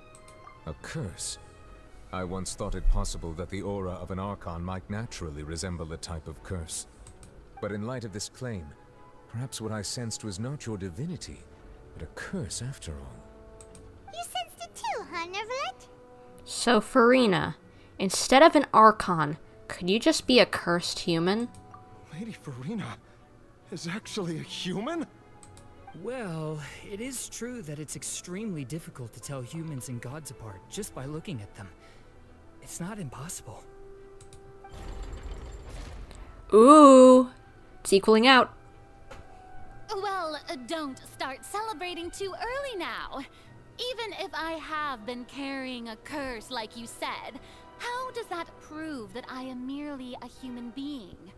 Besides, everyone knows that the main difference between a human and a god is the possession of authority. Gods can do what humans cannot. That's why they're worshipped as gods. Yeah, but you haven't had any sort of proof that you have any sort of powers, Missy. Literally zero.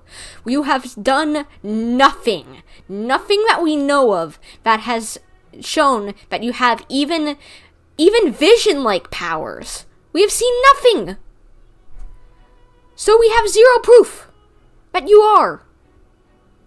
For centuries, manifestations of my authority have served the nation of Fontaine. One need only to turn their eyes towards the Oratrice Mécanique d'Analyse Cardinal in this very opera house, or consider the endemnitium that is used in every aspect of life. Question, were these things created before or after you showed up? Because who's to say that the previous Archon didn't already make these things? I'm not for sure. They could be, they could not be. I don't know the exact history of everything. Wait, that one trial proved the opposite. Furina actually has no control over the Oratrice at all. Ah! Tartaglia's conviction. Boom. You tried to reference the Oratrice, but weren't you as confused as all the rest of us when the Oratrice declared Child to be guilty without any proof? Otherwise, you should have come up with a good explanation for that by now. Didn't I make myself clear at the time? The decisions of the gods are naturally difficult for humans to comprehend. There is no need to provide an explanation. Lady Furina, I believe a reminder of your current circumstances is in order.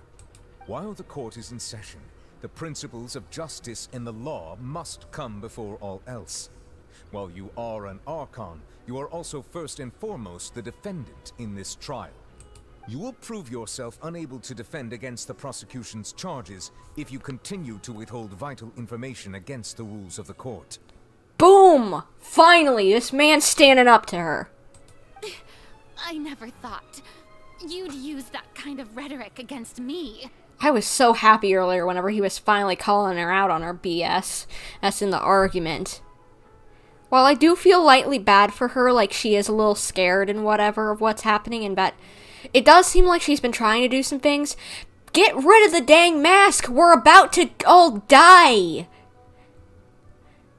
There's no point at this point to keep on going on with this.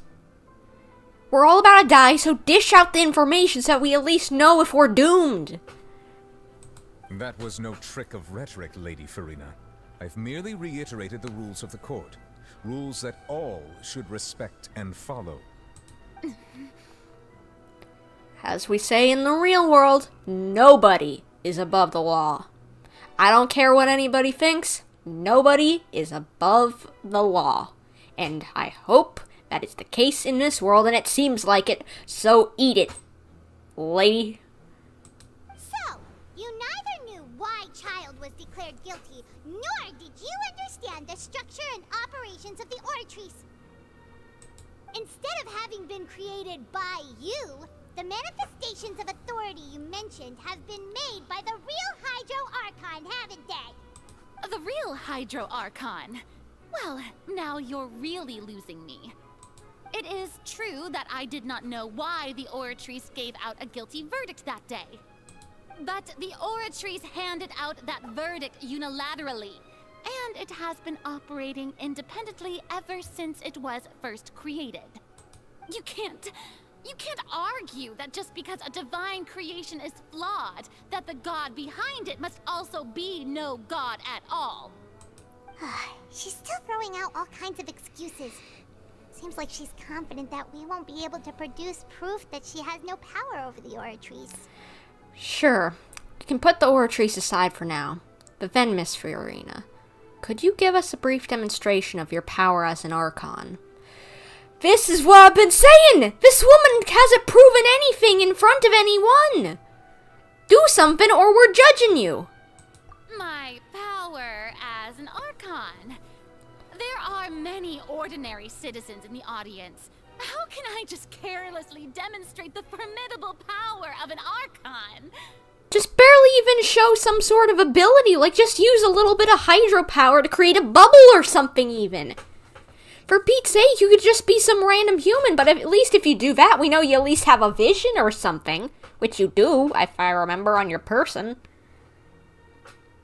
If that poses a concern, I'm prepared to extend my protection to the audience. You don't need to go that far. Brief demonstration of your power over Hydro should be quite harmless. Surely an Archon can at least match the capacities of a human with a vision. Aren't you the Hydro Archon? Or is it that you can't even wield the power of Hydro, much less the authority of a god? Indemnitium! Yes! It's all because of Indemnitium! All Archons derive their power from the faith of the people, and I've converted the people's faith in justice into Indemnitium! Thus did I give up all of my divine power to provide everyone with energy for their daily lives. Have you ever seen a more magnanimous god? Isn't that a huge stretch? Exactly! That's what I'm thinking, because look at Navia! She had nobody who believed in her for the longest time, yet she could use her powers to, get into people's brains, talk to them, and to, save people! She won't even whenever she was trapped! Remember? With the she saved us whenever we went down into Deshret's tomb! For Pete's sake, you can do something! Yeah, no matter how generous an Archon can be, how could they give up all their power? Can a god with no power even still be called a god? It seems like nobody's buying Furina's excuse. Well, they shouldn't be buying her BS at this point. Hey, come now, everyone. Please don't stare at me as if I was a liar. I'm still the same Furina you knew, right? The one that you loved. Shouldn't you want to believe in me? Please? You've got to believe me. If what the prosecutor said is true, she really has committed a grave offense. Did she deceive all of us? And all of our parents and grandparents too?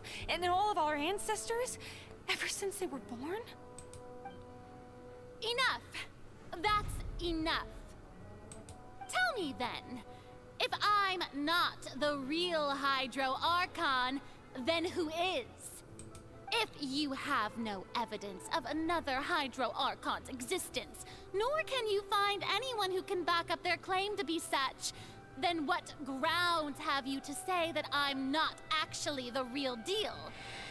We're gonna say it's Navia, isn't it? He can't be because he's the Dragon Sovereign. The Dragon Sovereign is different than an Archon.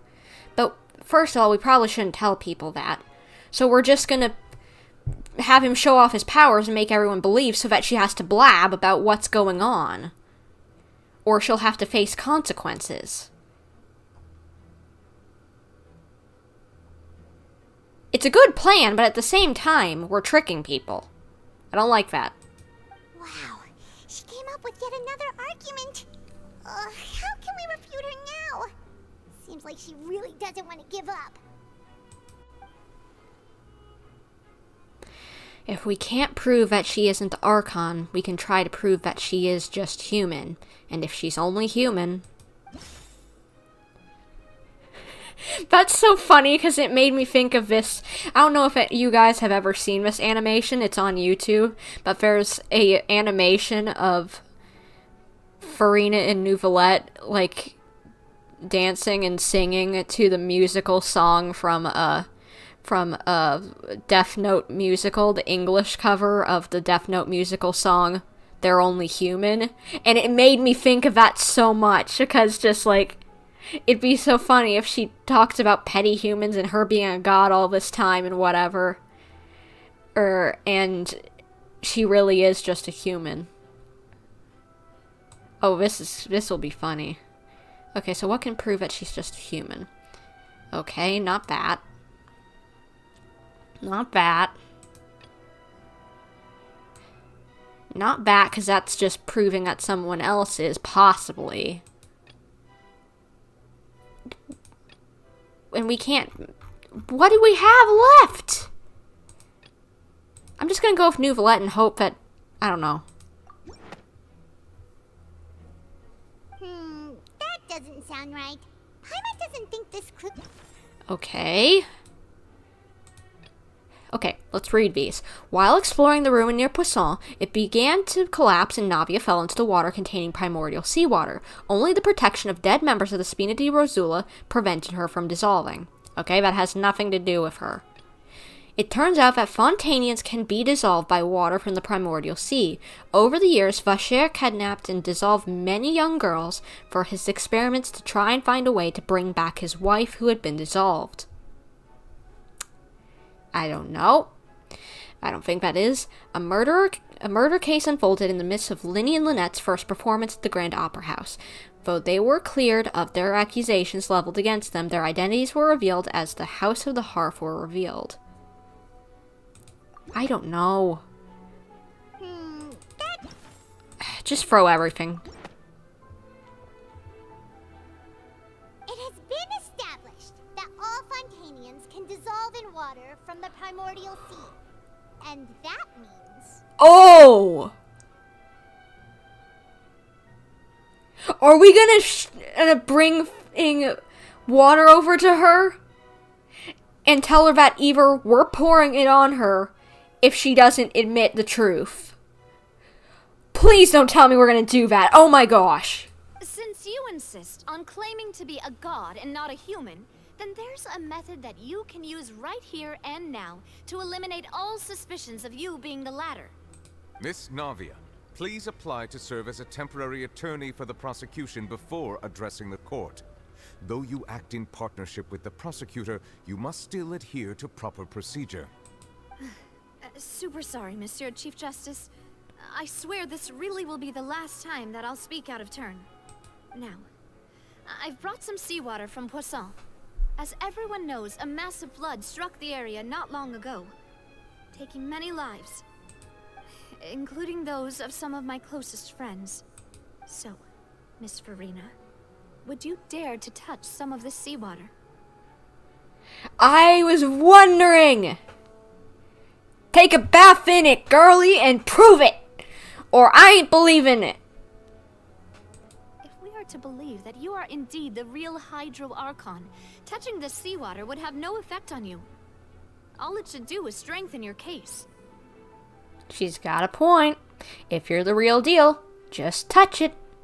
And if not, dish the info, or you're going to jail and we're taking away your status as Archon.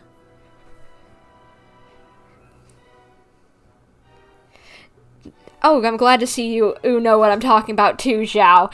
May I just say, I've listened to it so many times, it's so good, and the animation, mwah, beautiful. That little animatic. But if you don't dare to touch it, then we would have basically proved the reverse. Oh, and I must remind you that after the disaster at Poisson, nobody wants to see any more people dissolve. I do hope you'll act prudently and choose the simpler path of admitting guilt. Navia from the Spina di Rasula. The Spina has governed Poisson for many years. I guess her suggestion is valid. It's more than valid. Just needs to be what happens. If Lady Furina is indeed just a human, she's probably Fontainian like all the rest of us. Would she really dare to try? Is she actually gonna do it?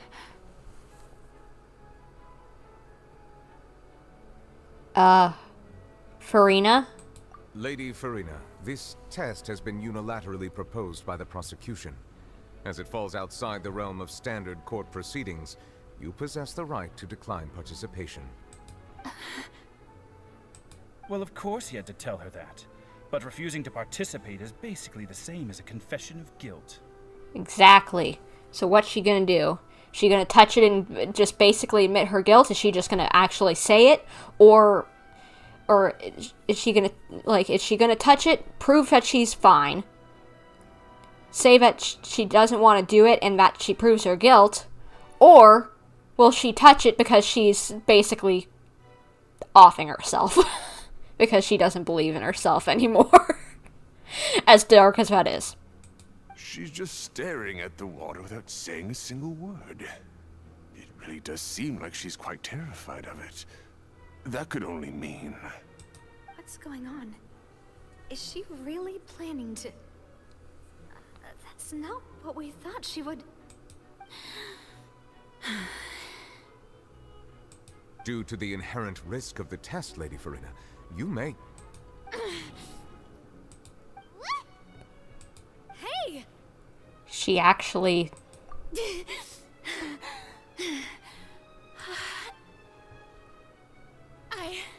I'm fine! Look at me, everyone! My hand is still here! I haven't been dissolved! You're wearing gloves. Will you believe me now? I really am your Archon! I'm nothing like a normal human who would fall apart as soon as they touch this water! Really? Was this not the most obvious thing in the world? Well, then why were you afraid of it? There has to be something! Miss Sigewinne? If you are present, Miss Sigewinne, please come forward and attend to the defendant. Sigewinne? Don't be nervous. It'll just take a few seconds. Let me see. That should be enough. Please announce the results of your evaluation to the court, Miss Sigewinne. As everyone doubtlessly saw, Miss Furina was displaying symptoms of hyperventilation and flushed skin. These indicate that she's human! She was experiencing the adverse effects of exposure to primordial seawater. The extent to which she was affected is the same as other humans when exposed to primordial seawater of a similar concentration. Girl, you're busted! Thank you, Miss Sigewinne. Lady Furina, you may return to the defendant's stand. Oh wait, what did she just say? I didn't get dissolved! Shouldn't that be enough to prove my innocence? It was diluted, probably. Like she said. So, she's still guilty! Well, considering your tendency to run from your problems, we did originally prepare a direct sample of the seawater around Poisson. However, after extensive discussion, we exchanged it for a sample that is not concentrated enough to dissolve an actual human. After all, on the off chance that something entirely unexpected might occur, we don't want anyone else to lose their life to the sea.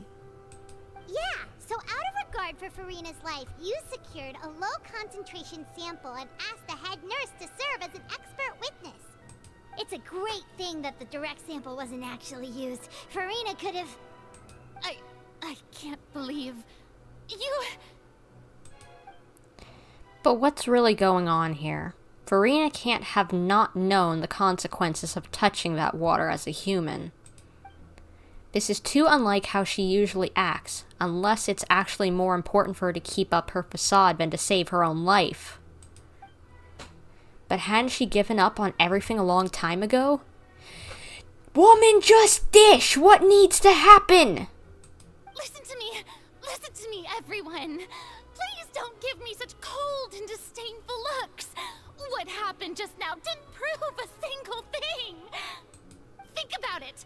How can you conclusively prove that an Archon can't also be affected by the primordial seawater? Also, if I was really just a human, why would I dare to just put my hand in that kind of water?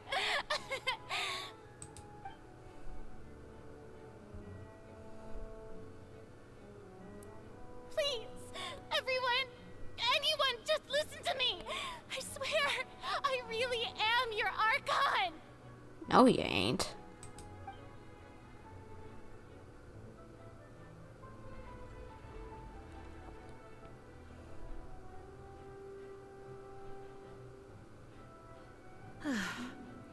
Everyone has a secret in Fontaine, it seems, whether it be about their personality or themselves. Some sort of twist. And her twist has to be that she's human. End of story. I don't think anything she says at this point will sway anyone. The odds are just too stacked against her now. With all the things that have been said, Paimon doesn't think there's any way left for Furina to win. I believe the time for arguments and presentation of evidence has come to an end. If there are no objections, we will move on to the final judgment.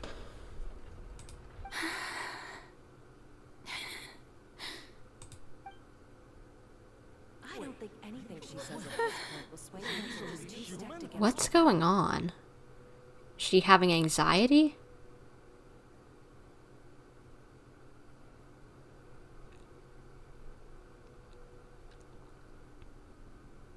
In my capacity as Chief Justice, I shall now render judgment on Furina's misrepresentation of herself as the Archon of Fontaine. As a human who knowingly deceived her fellow citizens, Furina is... She sees everyone walking away from guilty. her. Not believing in her. Aww. The facade's broken.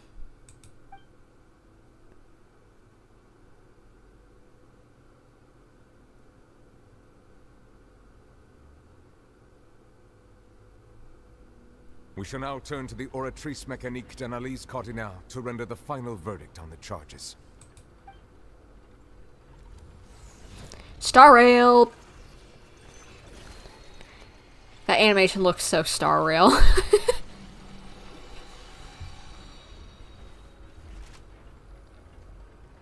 According to the judgment of the Oratrice Mécanique d'Analyse Cardinale, Furina is...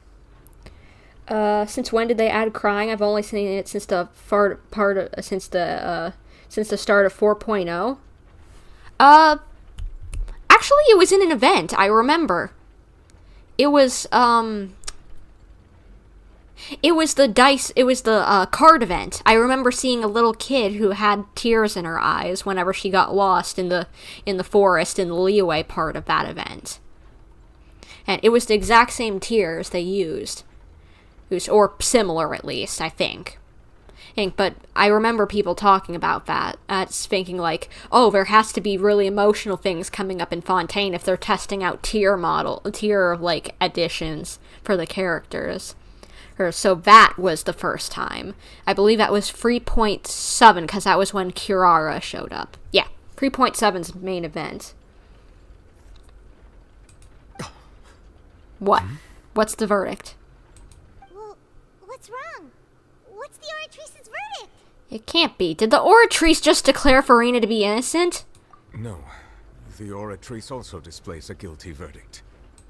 Isn't that However, the exact wording of the verdict is thus. The Hydro Archon, guilty, to be punished via the death sentence. What? Guess vive la France. French Revolution, I've already said it multiple times. I was waiting for a French Revolution to happen and we get it some off with their heads. Guess it's happening. The death sentence? And wait, I forgot about this. They said the death sentence has never been carried out. They have one, but they've never carried it out. This is the first time they've ever had the death sentence. And I bet Farrell, whenever it was mentioned by Tartaglia in that first quest, that I bet that we're gonna see the first one happen. Playing 5D chess. Not that I want to see someone die. But, looks like it's gonna happen. That's actually one of the available sentences? I've always thought that it was just a myth. The one and only time the death sentence has been handed out at the court, and it's been given to the very person we've worshipped as the god of justice? What an unexpected twist. Furina's been sentenced to death by the Oratrice? We just wanted to use the trial to show her the seriousness of things so she'd tell us the truth.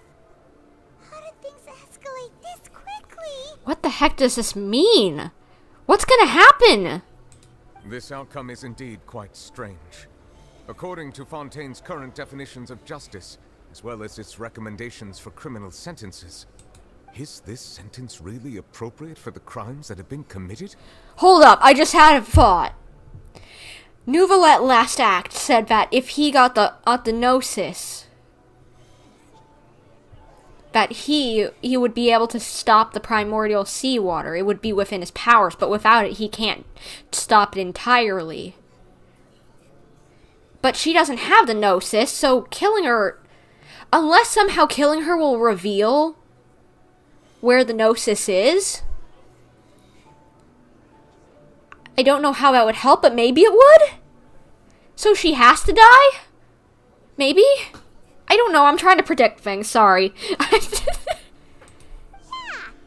Fauché wasn't sentenced to death by the Oratrice.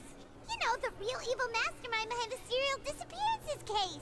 What's more strange is instead of Furina, the Oratrice rendered judgment to the Hydro Archon. Indeed.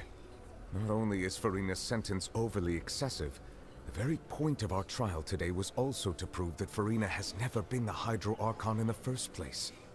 But now, the Oratrice seems to have deliberately invoked the title of the Hydro Archon. What does this mean? Does it mean my theory about the fact that, like, the idea of that she's been cursed with her Archon ability taken away, and now she's just a regular human or something?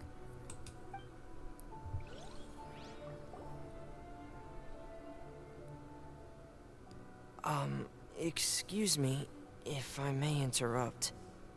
Is the trial still going? Fremine! Oh, you finally made it. I assume this means you've completed your mission? Mm-hmm. Any mission Father assigns to me will always be top priority. So what is this? What's going on? Sweet child, what's going on? Please tell us. The slate. That the first prophecy slate? He somehow found the last slate. What is this? There's oceanids. There's people in the background. And a Hydro Archon holding just a regular person, I guess? Huh. So the knave privately arranged for Fremine to try and find the missing slate. I looked everywhere and finally found it at the bottom of the sea. It took me a long time to get around some dangerous stretches of water. But has the trial already concluded? Then doesn't that mean I've come too late? Oh no.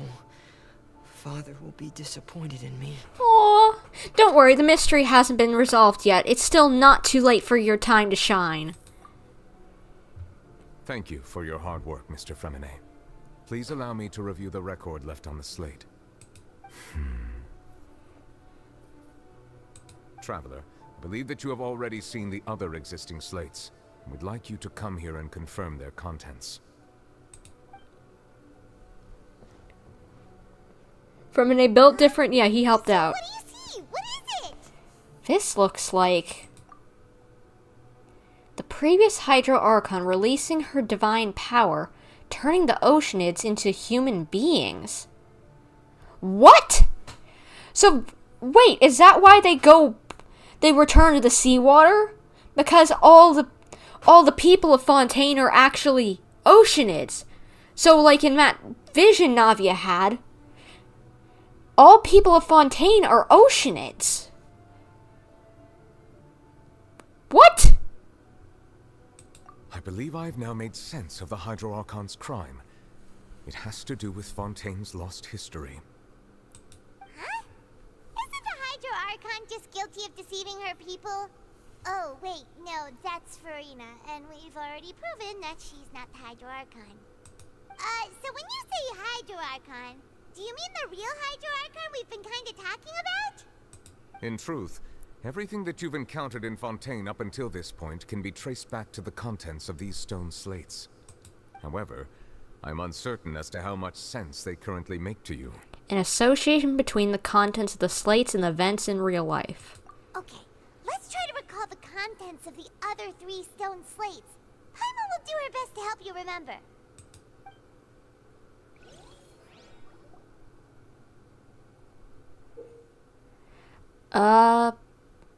Select to check the descriptions on the stone slates to extract the key information from them.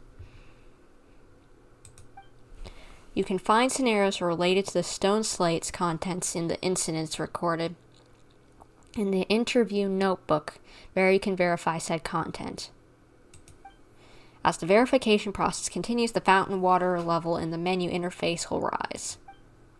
When you have finished verifying all the stone slates, the truth behind the prophecy shall be revealed.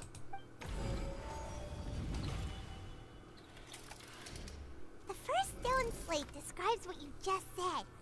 It seems to show the previous Hydro Archon using her divine power, and then the Oceanids turn into humans. Does that mean that Fontainians are transformed Oceanids? Oh, Paimon wasn't expecting that. But if Oceanids can turn into humans, then perhaps this process can be reversed as well. True. The second stone slate shows Celestia floating in the sky, and the Hydro Archon and her people worshipping it together. But the heavens still brought judgment down upon them. This must be the point when the Hydro Archon and the Fontainians were branded with their original sin. Does this mean that the original sin and the Hydro Archon sin are the same thing? Perhaps. Maybe they didn't like that the Oceanids were turned into humans. Maybe. The third slate shows the Hydro Archon sinking into the sea surrounded by many people. That reminds Paimon, didn't we also watch that happen to someone else? We did? Well, the fourth slate is the prophecy the Fontainians have been talking about. People dissolving into the sea, the Hydro Archon crying on her throne, and so on. We didn't believe that such a crazy disaster could happen at first, did we? But after that incident, it was just a question of when and not if. True. Now we gotta figure this out. Would you guys mind if I went to get a drink of water real quick? It'll literally be like 2-3 minutes. Shouldn't be long, but we'll continue this in just a minute or two. I'm just gonna go right back, go to my "we'll be right back" screen, and then we'll go back to figuring out this puzzle. Just thought it would be a good like little mini break moment. So if any of you want to go grab a drink of water yourselves or something, right this moment would be a good time since you're not gonna be missing anything. And so yeah, be right back in just a minute here.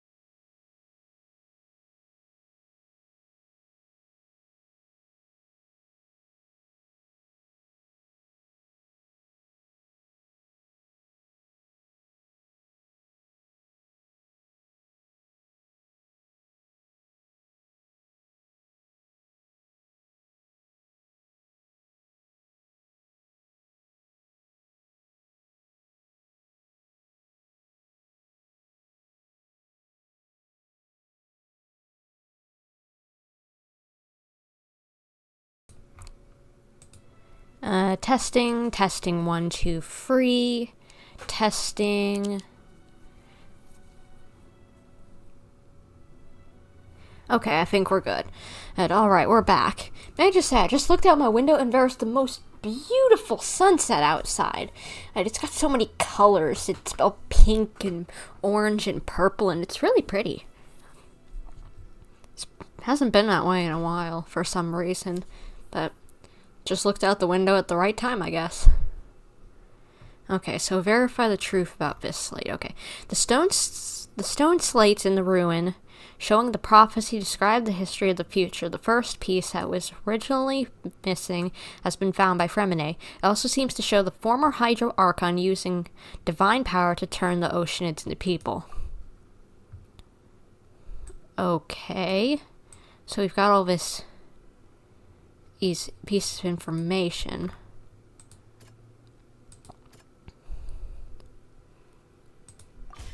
We know from the case of the serial disappearances of young women that Fontainians can be dissolved in primordial seawater. And the first stone slate tells us that long ago the Hydro Archon used her power to turn Oceanids into humans. This might be the reason that Fontainians can dissolve.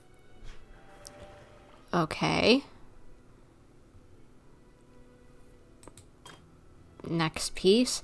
The stone slates in the ruin showing the prophecy describe the history of the future. This is the second slate. It shows Celestia floating in the sky, and the Hydro Archon are people worshipping together, but the heavens still brought judgment down upon them.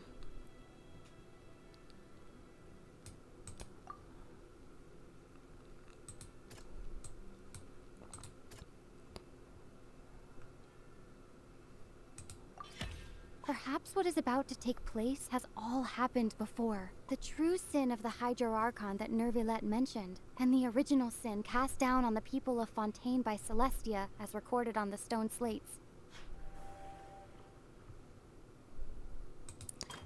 And this, oh wait, we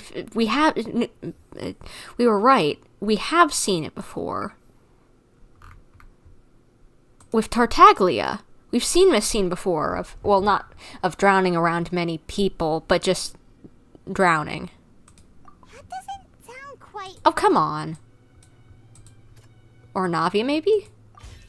It's not as simple as falling into the sea. When Navia fell into the sea, her consciousness was subjected to judgment. The stone slates show the people gathered around the Hydro Archon in the sea. Could that be alluding to the same thing? Okay, and finally this one.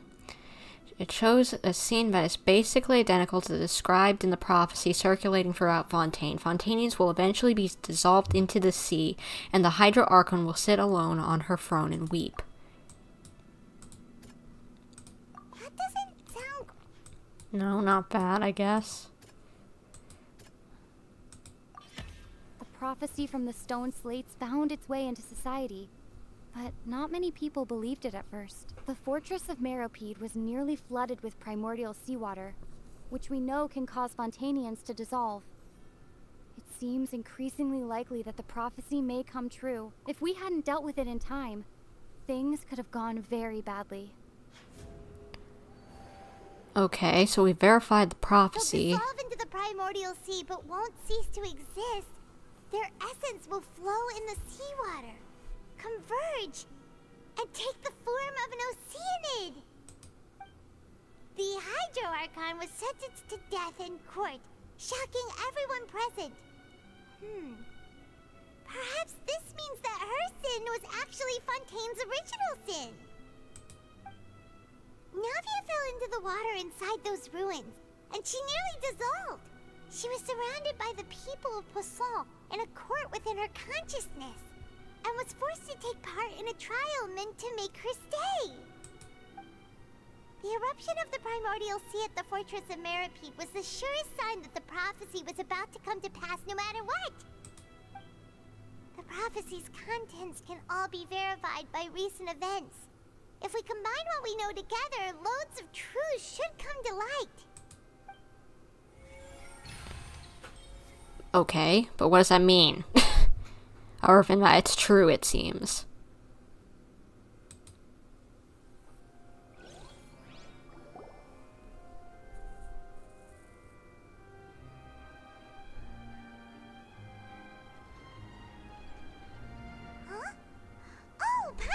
it now, so that's how you can make sense of it. But then it feels like we're going to have to share some truly shocking revelations. Let's hear them. The first slate reveals that Fontainians are not real humans. Incredible. Lyney, did you hear that? We're not real humans.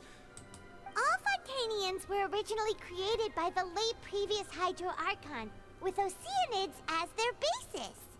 The evidence for that can be found in how only Fontainians could dissolve in primordial seawater, and how all the girls Vacher dissolved were also turned into Oceanids. Oh, and according to Navia, when she was about to get dissolved, she also saw everyone gathered around for a trial, all of them in the shape of Oceanids. Indeed. The second slate reveals that the crime of the Hydro Archon was her creation of Fontainids from Oceanids. That's what I wondered what it was. Yeah, and it follows from the content of the first slate that she probably angered Celestia by creating humans without prior permission. That could also explain why the Oratrice judged the Hydro Archon to be guilty. It's to account for that ancient sin. The Hydro Archon's true sin was creating us? And yet, after many hundreds of years, the Hydro Archon's creations have turned around to try to judge the Archon within the Opera Epiclese. The twists of history are often the most unexpected of all. As for the third slate, I'm still convinced that it should come after the fourth slate. Yeah, isn't the image here just like when Navia fell into the sea? So wouldn't it be trying to show the image of the Hydro Archon also falling into the sea once the prophecy has been fulfilled in the fourth slate? I'm wondering if it's just her being judged now, but maybe I'm wrong. The fourth slate depicts the fulfillment of the prophecy as it's already widely known. In the end, the people will all be dissolved into the waters, and only the Hydro Archon will remain weeping on her throne. Only then will the sins of the people of Fontaine be washed away. Did Paimon get all that right? Yeah, you're doing good. You've made some keen deductions. I must say, given how much you still don't know, it is impressive that you've already managed to connect so many pieces of the truth. However, while you were able to decode all the information on the slates, they've also been etched with an additional layer of hidden information using a different power source. When we were at the ruins, I tried to decipher the hidden information recorded in the slates. But since we only had 3 slates at the time, I was unable to come to a full conclusion. So what do you got now? This could be interesting. Now that the slate collection is complete, I shall make another attempt to decipher the narrative recorded within. If everything goes well, we should finally be informed of the unadulterated truth.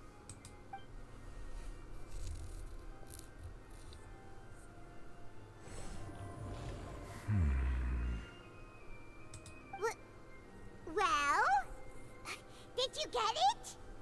I believe I should share this truth not only with you, but with all the people of Fontaine as well. I will try to briefly summarize it for you. Your hypotheses regarding the origin of Fontainians and the sin of the Hydro Archon were both correct. In the Fontaine of old, the previous Hydro Archon sensed the yearning of her Oceanid familiars for life on land. Oh, the little bubble buddies. The little bubble butts. I love those little guys. They're so cute. The Oceanids were enamored with the beauty and romanticism of human beings, and wishing to have those experiences for themselves, expressed to the Hydro Archon their desire to become of a similar kind. However, even though water as an element is intricately linked with the power of life, the Hydro Archon, as one of the 7, did not possess the authority to create a new form of human life.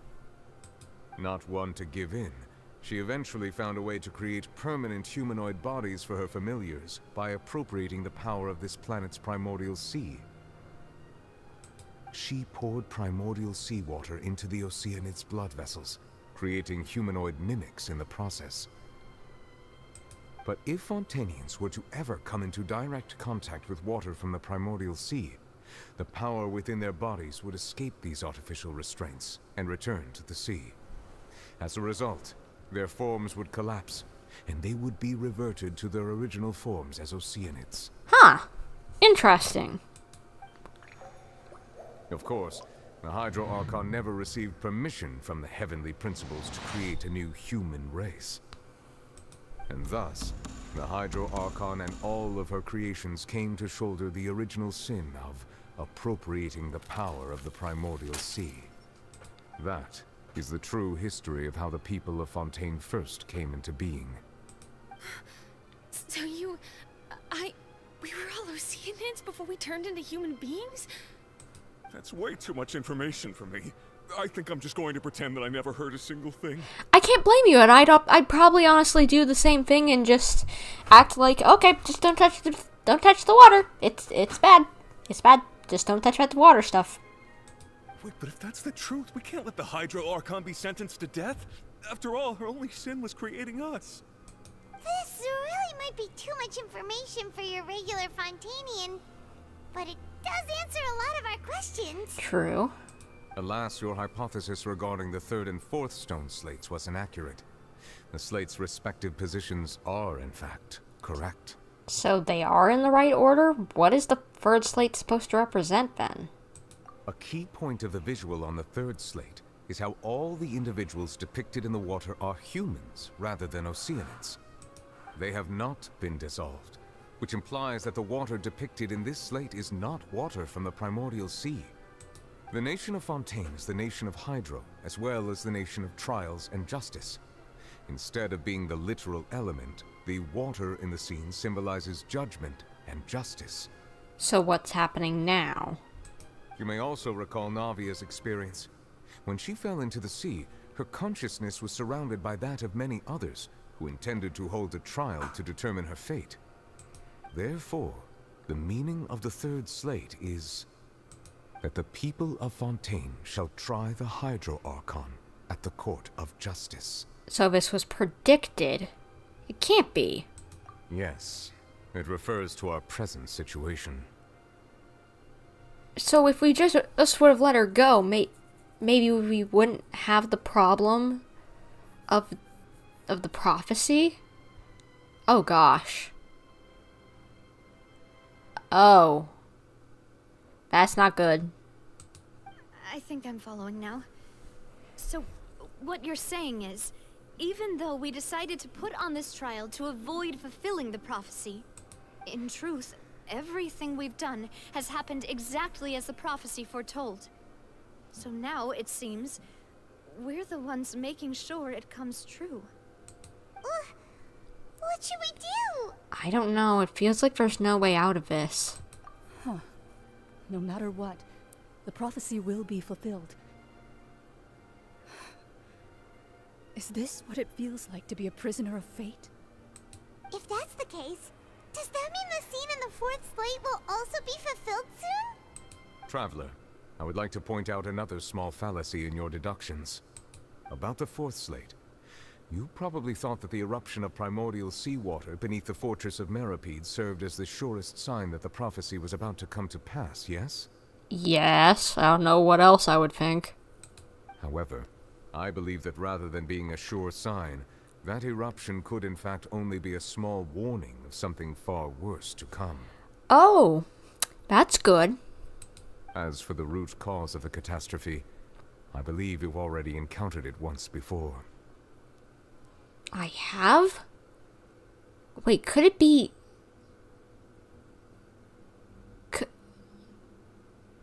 Could it be Conria?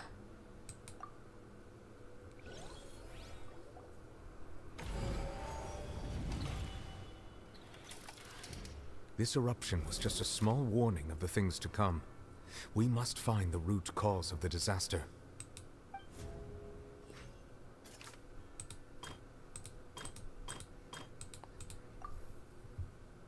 So, what does this mean? Okay, so a murder case unfolded. Okay, yeah, that doesn't have anything to do with it. Judge is guilty, don't know why. Afflicted with some sort of curse. Is it the whale? It was both dream and reality. Oh. So the whale's coming. Talking about a true culprit, that could only be that thing inside the primordial sea, right? So we're about to have a whale come into our world and just beat everything up. Interesting. The truth, the original sin, the trial, and the root cause of the disaster.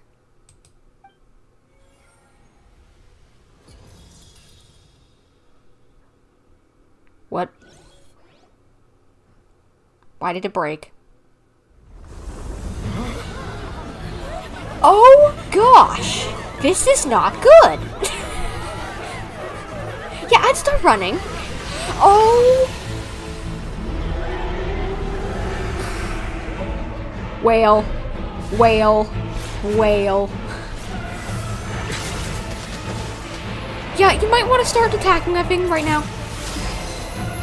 Stop it, stop it, stop it. Don't hurt him. Please, no. Yeep.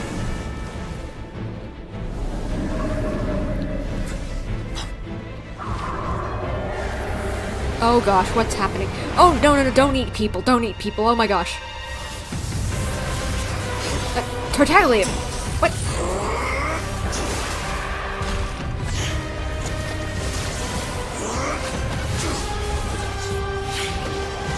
Well, that is sick.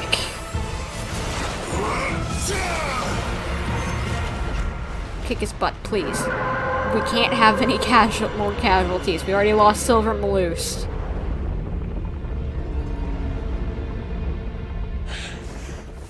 Oh no, he's gonna die. Or he's hurt. Definitely. He's like scorched.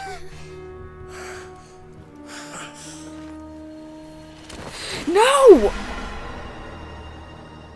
Well, I'd recommend we jump in there after him and, save him.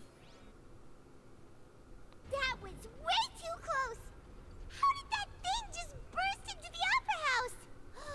Wait, was that the huge whale you saw in your dream?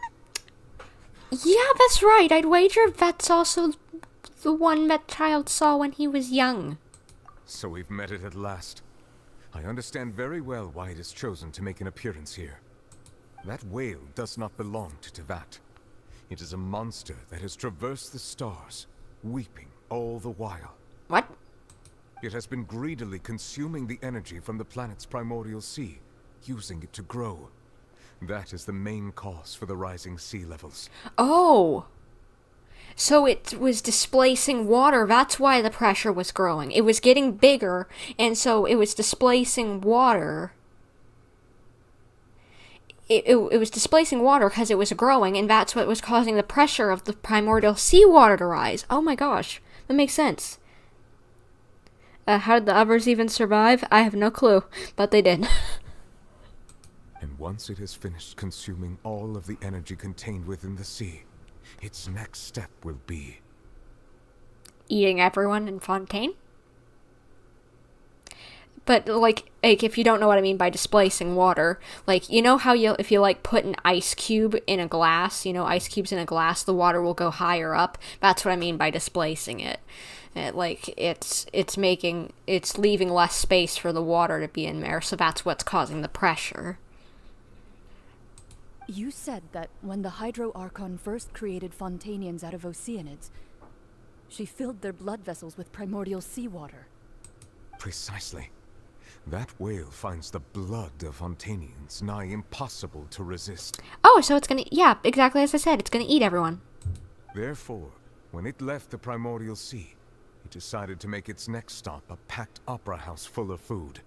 Food in the form of Fontainians. That's kind of creepy. We just barely managed to push it back, right? In that case, won't it come back to target the people again once it's managed to recover its strength? Probably. And, their playable characters, yeah, no wonder they survived. Until we see an actual playable character die, I like, just randomly at some point, you know? Oh, which... I feel like the first one is probably going to be Murata, you know? Pyro Archon. And probably, since whenever you've got title of God of War behind your name, it sounds like there's gonna be some bloodshed and whatever, so would make sense if she dies. That is correct. Indeed, it is more accurate to say that we should thank that Harbinger for buying us some time. Without him, the whale would have likely come onto land far sooner. From the way he looked, he must have been fighting the creature for quite a long time. That battle maniac. We've always known that he had a special connection with that whale, but we definitely didn't expect it to help us out like this. Yeah. Anyway, now that we know that this whale is the actual cause of the disaster recorded in the prophecy, all we need to do to stop the prophecy would be to find a way to beat it up, right? True. It is too late. What do you mean? It had already absorbed too much of the primordial sea's energy before we could notice it. At this point, it has become practically integrated with the sea itself. Even if the entirety of Tevat were to be destroyed, it could still survive and swim off towards some other world. What in the heck? That's crazy. Himeko? Oh, lol. Just like... It probably... Oh, wait. Doesn't Himeko die in most... Like... Didn't Himeko already die? You're right. Technically, as far as I'm aware. Or like... I could be wrong since I've never played... Honkai Impact Bird, but... as everyone has been guessing that Murata would be a kind of a copy, you know, of Himeko, since, like, you know, some characters are kind of linked in Hoyoverse games, design-wise. I guess that would be funny if she died. and yeah, the thumbs down he gave before he fell into the wormhole, or whatever it is. Yeah, that was kind of funny. That's not something I will accept. Me neither. We've already done everything we can, and we even found the true culprit. We've come so far. You can't just tell me that the last hurdle is some impossible foe. That's just not fair. Oh, hold on, guys. I need to plug in my tablet. It's dying on me. I should have charged it before this stream. But good thing I already brought my charger up here earlier, so I don't have to run downstairs and grab it. Oh gosh, now I gotta get under my desk and plug this thing in. Give me a second, guys. Don't be surprised if I smack my head on my desk and you hear a bunch of ows.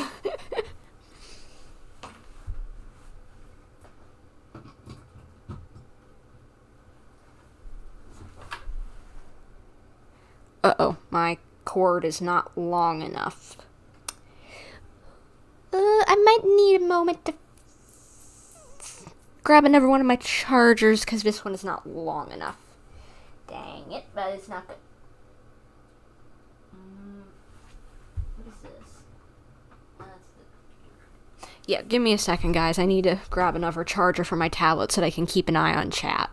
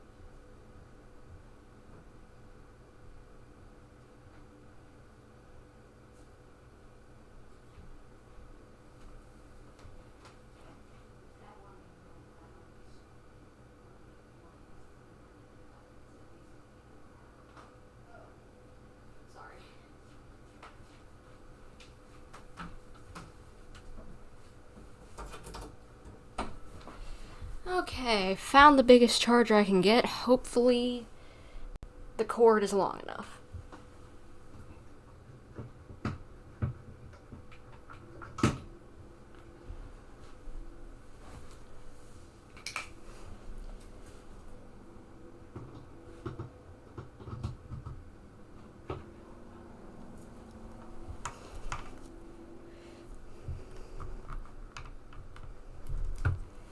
It is barely long enough. Just have to be careful that I don't knock this over.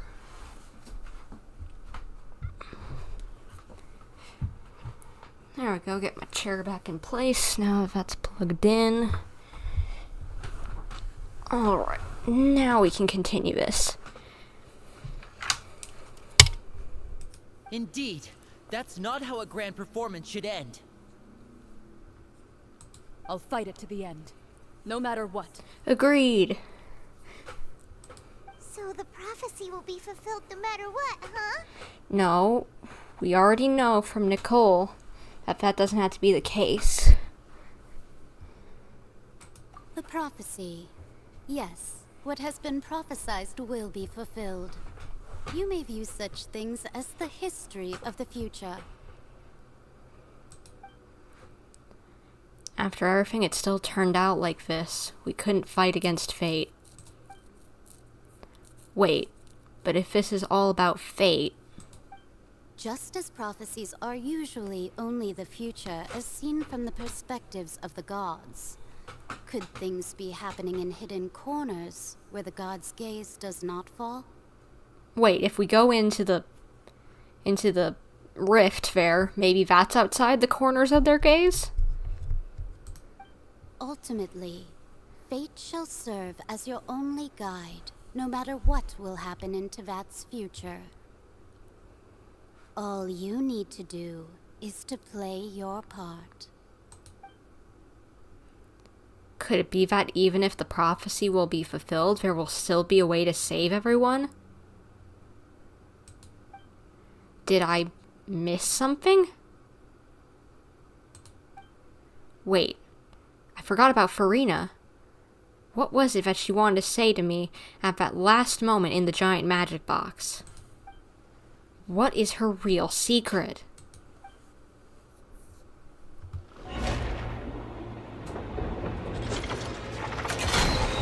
What's going on? What is this music? What's happening with the oratories? I believe it is preparing to carry out the death sentence. What? It can do that? Furina!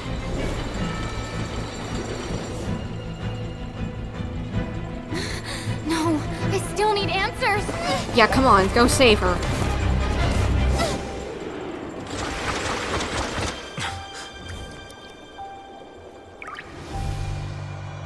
What? What's going on?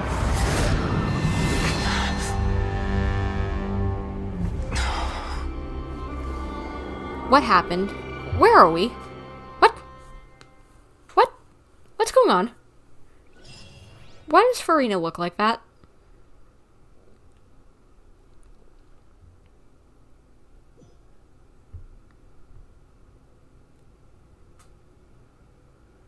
Whoa, this is crazy looking.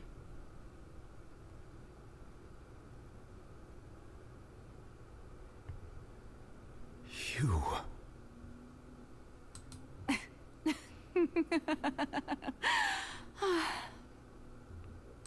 Sorry. That shocked expression on your face is just too amusing. I couldn't help myself. Why does it say, Furina for her name? That doesn't sound like her usual self. Is this actually Furina? Is it not Furina? Why does it sound like someone else but have the same laugh? You are not Furina. Who are you? The sweet sound of bewilderment. Marvelous. A sure sign that my attempt to deceive everyone was a resounding success. But to answer your question, I am Focalor. You know, the god. Oh, what? So Furina and Focalor are separate? What? I'm confused. But okay, I'll just go with it. Maybe you'll explain more. Focalor, why did you deceive us? Oh, that wasn't my goal, of course. Goodness, no. But I had to fool everyone else too, if I was to stand any chance of deceiving the heavenly principles.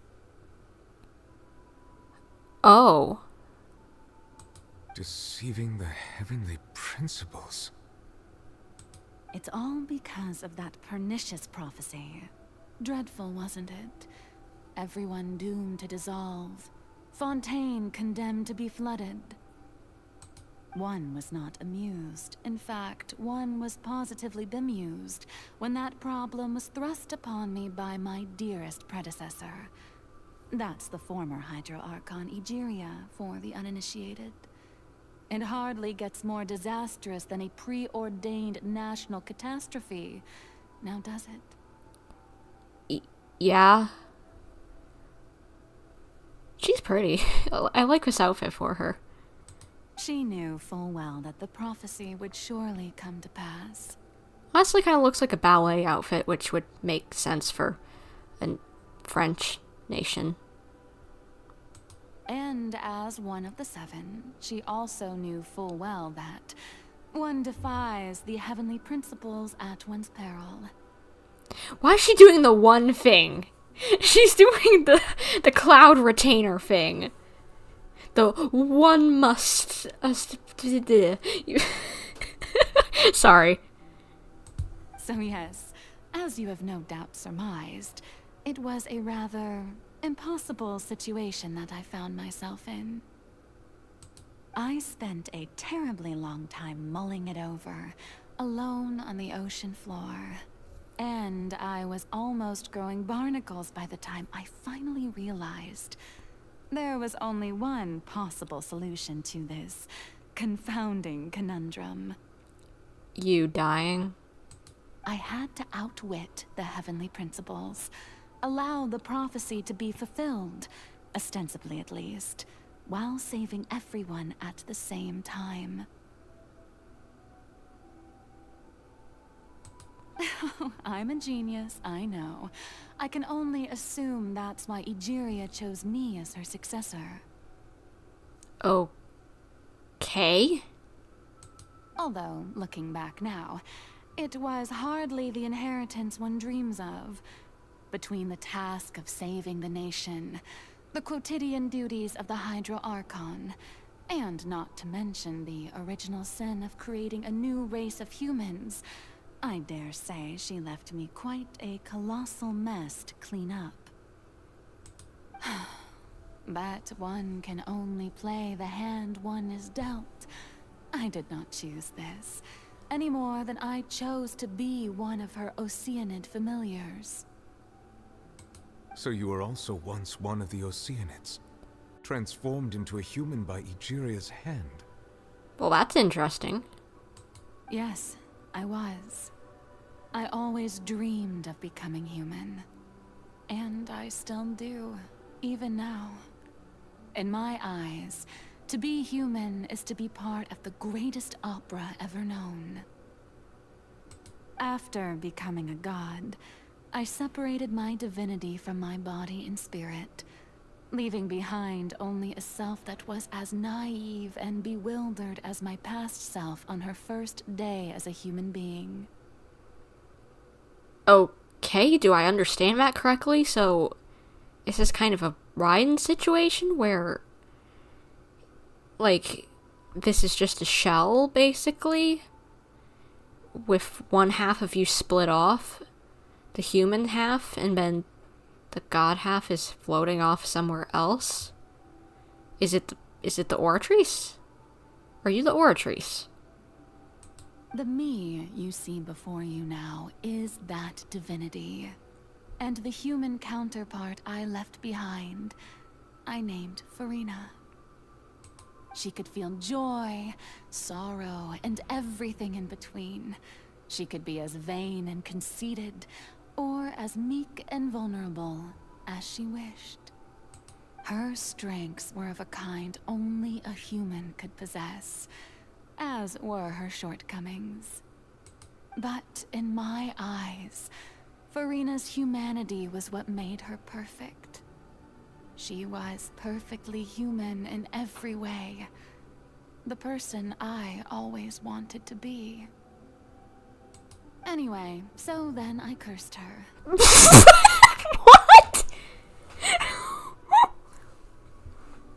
I'm sorry, what? What? That's like the so anyway, I started shooting or whatever.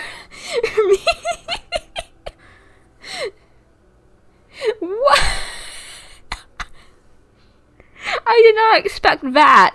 Just random. So anyway, yeah. All part of the plan, of course. The plan to deceive the heavenly principles. Do you still remember the final scene of the prophecy? The Hydra Archon alone, weeping on her throne. Yeah, so casual about it, I agree, Zhao. In order that the prophecy might appear fulfilled, I invited Furina to be an actress, to play the part of the Hydro Archon in the prophecy. Under the curse I placed on her, so long as I, Focalor's divinity, continued to exist, she could not die. But nor was she free to live her life in the pursuit of happiness.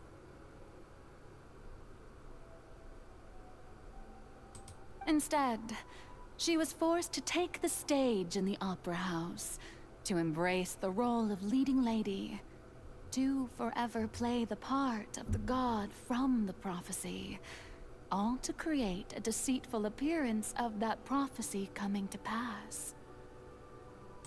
I suppose now you probably understand why your court is called the Opera Epiclese. Because you've always been putting on a show. But Furina is only human, isn't she? Even though she has had a long life, her mind is no stronger than that of any other ordinary human being. I cannot begin to fathom what she has had to endure. It must have been torture for her. Wouldn't it still be torture for an Archon anyway? But I guess I know what he means. It has indeed. And although she is, in a sense, me in human form, I most definitely owe her an apology for it. I guess the split idea that people had thanks to the eyes was true. It's been 500 years.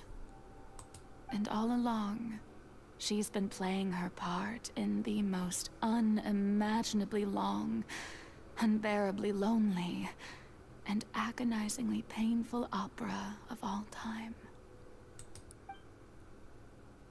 Aw. That's sad.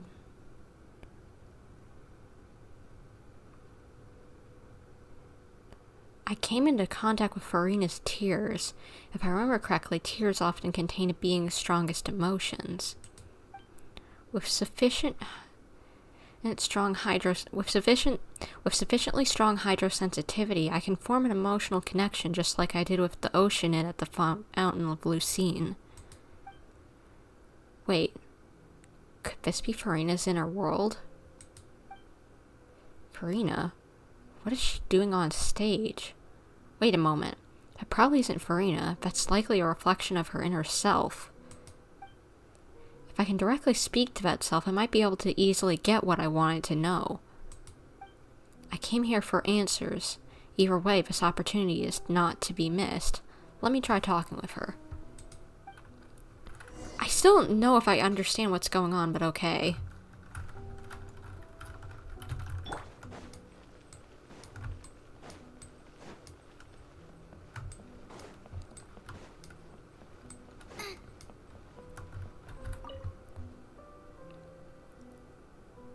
Oh? Who permitted you to come onto the stage? Now, I understand your admiration for my august self, but I must ask you to keep to the rules. Furina? All right. It is not my intent to reprimand you. There is no need to state your name. Just be off with you.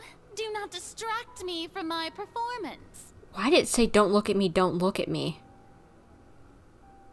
Are those her internal thoughts? What? But I don't see an audience here. That was a little weird and freaky. Oh, do not jest. Can you not feel it? Just let the stage lights go off, please, if only for a second. I am Focalor. The eyes of countless Fontainians are upon me. I must, at all times, display the utmost elegance and nobility. That way I can become myself again. Oh gosh, this is creepy and sad. Something's off. There's no getting through to her. Even in the heart of hearts, she's still playing the role of the Hydro Archon. What sort of resolve must she have that even her inner self and subconscious would have such an impenetrable defense? I have to find a way. Is it the curse that she put on her?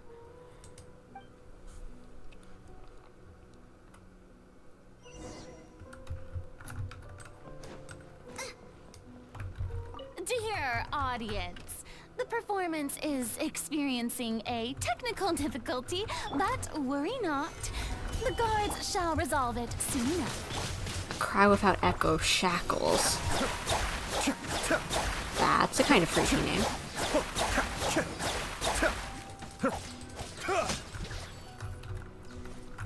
Hey, what gives? The audience is still watching me, you know. Guards? Wait, where are the guards? Guards! Cascade. She did want the lights turned off, so I guess we'll turn them off.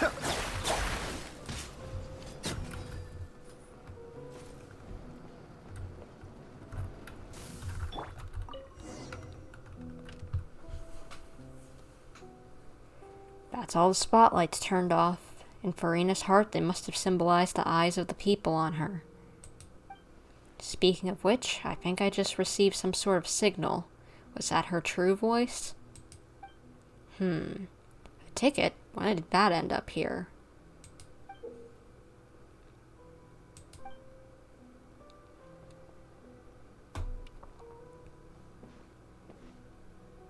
Either way, it looks like the show is about to begin. In that case, show me how you truly feel, Furina. Scene 1. Before a mirror, Furina.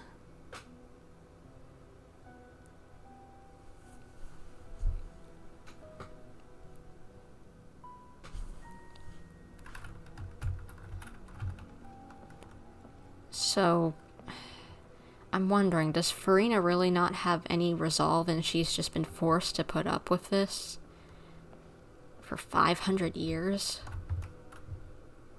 Furina. Furina. Huh? Who's that? Who's calling me? Where are you? Be not nervous. Be not afraid. I am before you. Wait a moment. You're mirror me? How can this be? Mirror you, huh? You know what? That's not bad. Let's go with that. Mirror me. What do you wish to say? Does she even know that she's human? Oh gosh. The prophecy. Have you heard of it? What prophecy? Wait. I know. I think. I don't know why, but it's in my head somehow. The people will all be dissolved into the waters, and only the Hydro Archon will remain, weeping on her throne. Only then will the sins of the people of Fontaine be washed away. Oh, very good. You know it well. What's going on? I can't seem to remember anything clearly. The only thing I know for sure is this prophecy. Will it really come to pass? Wait, she has the black shorts and short hair in here. Unlike Furina in the real world, who has white shorts and the long tails like Focalor in the mirror has. I just realized that. What does that mean? Yes, it will. And that is why I've come to you. Disaster will come to Fontaine sooner or later. Things will develop just as the prophecy declared. There is no escaping it. But doesn't that mean everyone will die? I'm a Fontainian just like them. Will I dissolve too? Oh, don't worry. Magical meetings exist in this world precisely to give people a chance to turn things around. It is the reason why you met me today. I will tell you how to save everyone, but you may have to suffer somewhat. Oh, so there's still hope after all. Goodness, you frightened me. You spoke so much and with so much certainty. As for the suffering, well, I will admit that the first thing that came to mind was, why do I have to be the one to suffer? But if the prophecy will come true, I'll also die anyway, right?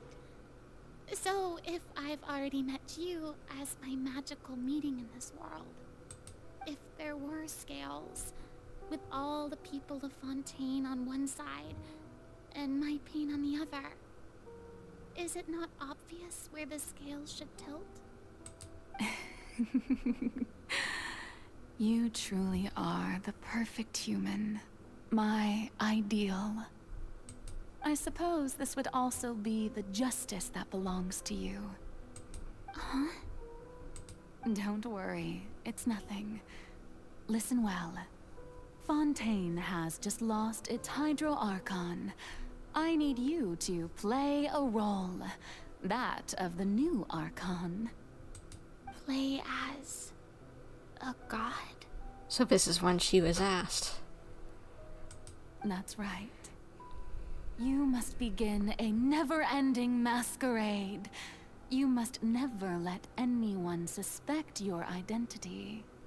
If you can keep it up, then I shall have my way of defying this prophecy. But should your identity be revealed, then all hope will be lost.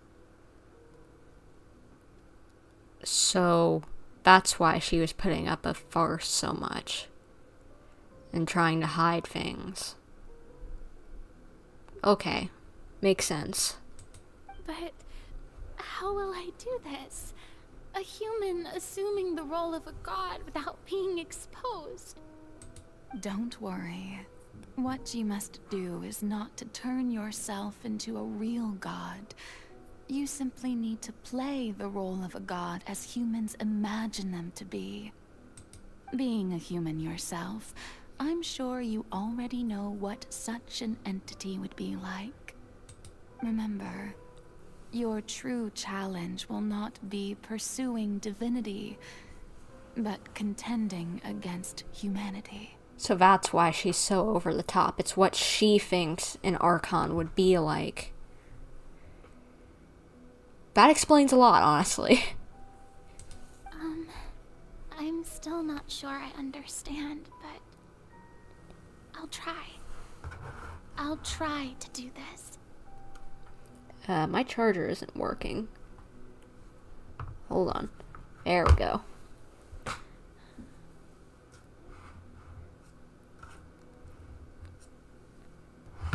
Maybe like that. Yeah. So, how long am I going to have to play this role? To accomplish this mission, you will have to stay on the stage for many, many years. You will endure and not grow old until your task ends. But I promise you, all will eventually end in a magnificent and dramatic trial, and everyone will be saved. A trial, huh? how exciting. I'll be looking forward to it. I can't imagine you actually are. Scene 2, a session speech, Furina.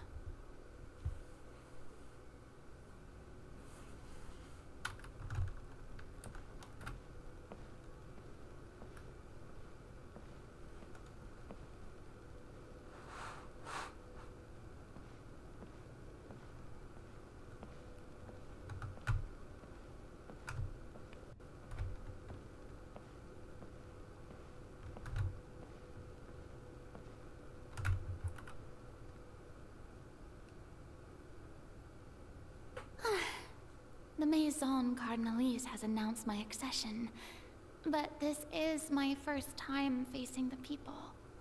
What should I say to most appear like a god? To be honest, I still don't know. Perhaps I should first try to act natural. Summon courage. Ladies and gentlemen, good evening, and welcome to the Opera Epiclese. I'm sure you've all heard about how I have taken on the role of Hydro Archon. Indeed, I am Furina de Fontaine, your new Archon. Appear earnest.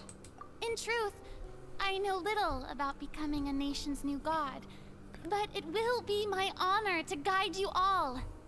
As the god Focalor, the god of justice, I shall do all within my power to lead you into an age of fairness and justice.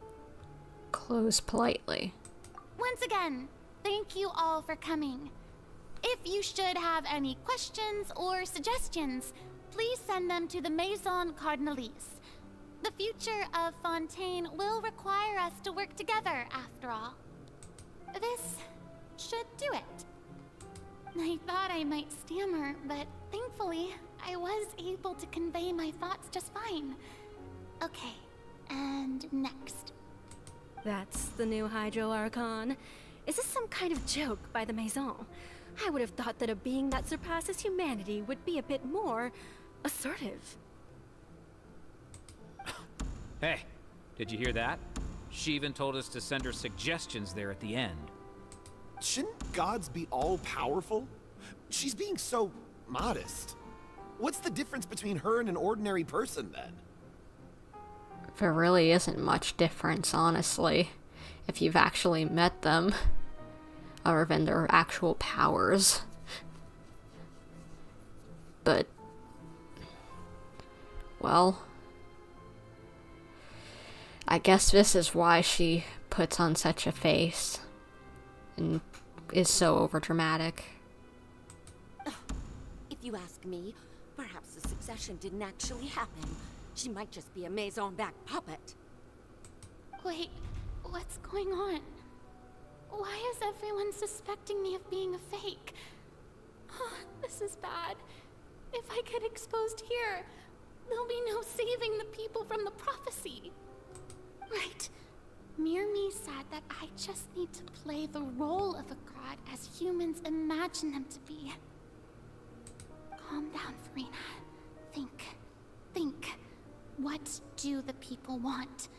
How would they imagine a god to speak and act? Oh, yeah, this is just kind of sad that she just can't be herself. Assertive, with a strong sense of presence. One who can dispel all doubt. That is the character I'm fated to play.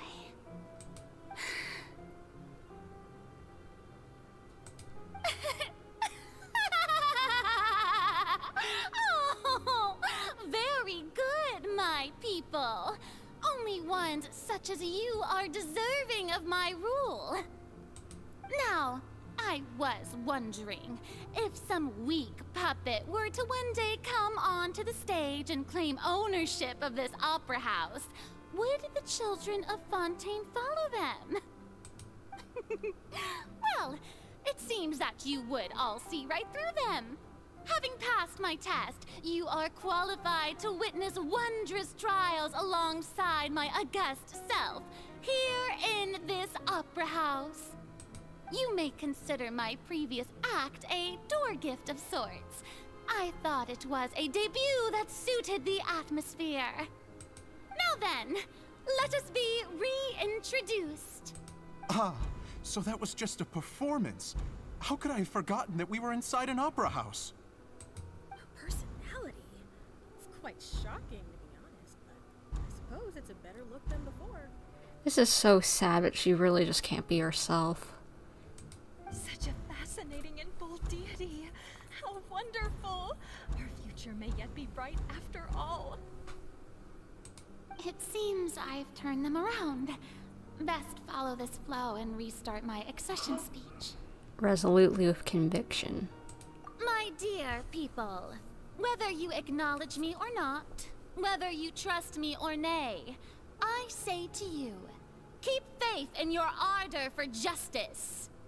We have heard it said that this nation's sins can no longer be washed away. Well, I say that justice is most fragrant when it blooms amid sin. Turn up the drama. The scales of justice should not weigh heavy in the hands of its god. On one side, it must carry fairness and justice. And on the other, praise and applause. May law be the prayer on our lips. May judgment be our worship. Let us light the fires and drink to the future of Fontaine. And the speech emphatically. There is no trouble in this world that justice cannot solve. All that is needed is for you, my people, to believe in it, heart and soul. So long as I, the Archon Focalor, stand within the Opera Epiclese, so long as I stand before the Oratrice, I shall even judge the gods of this world!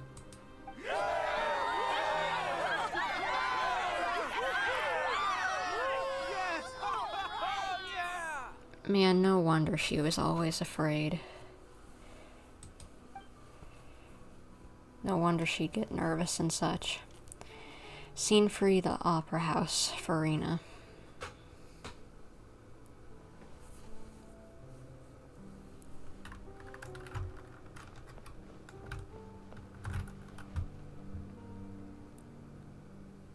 Lady Furina, here are today's case reports, as well as a summary of the follow-up for your perusal. Come now. Was I not just at the Opera House in person? Leave these kinds of things to Neuvillette. Besides, none of these trials were the one that I'm looking forward to the most. If I may be so impertinent, what kind of trial are you truly looking forward to? A magnificent, dramatic, and wondrous trial. A trial to end all things. How could you hope to understand? Aw, she was hoping for something dramatic because that would mean the end of her suffering. Oh, that's so sad. That's true. I fear I lack the ability to grasp your divine thought, Lady Archon. No need for fright, and do not take what I said before too seriously. Go now, do your duties. The trial I await. It will come one day.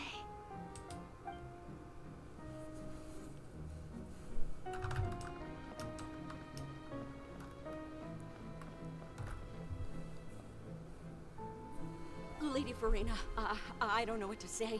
Thank you for agreeing to see me. No need to thank me. Or rather, thank your own sense of perseverance instead. Long have you stood in line to meet me, have you not?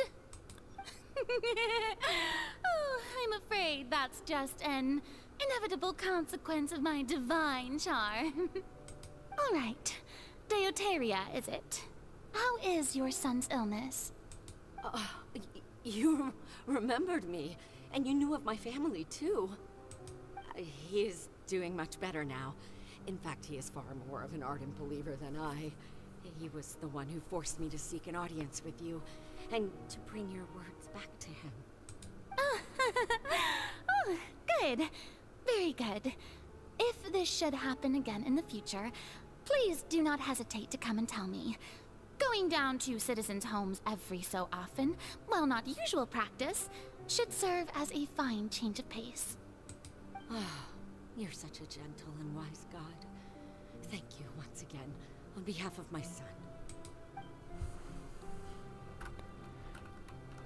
She really is just what they need to see in the moment, isn't she?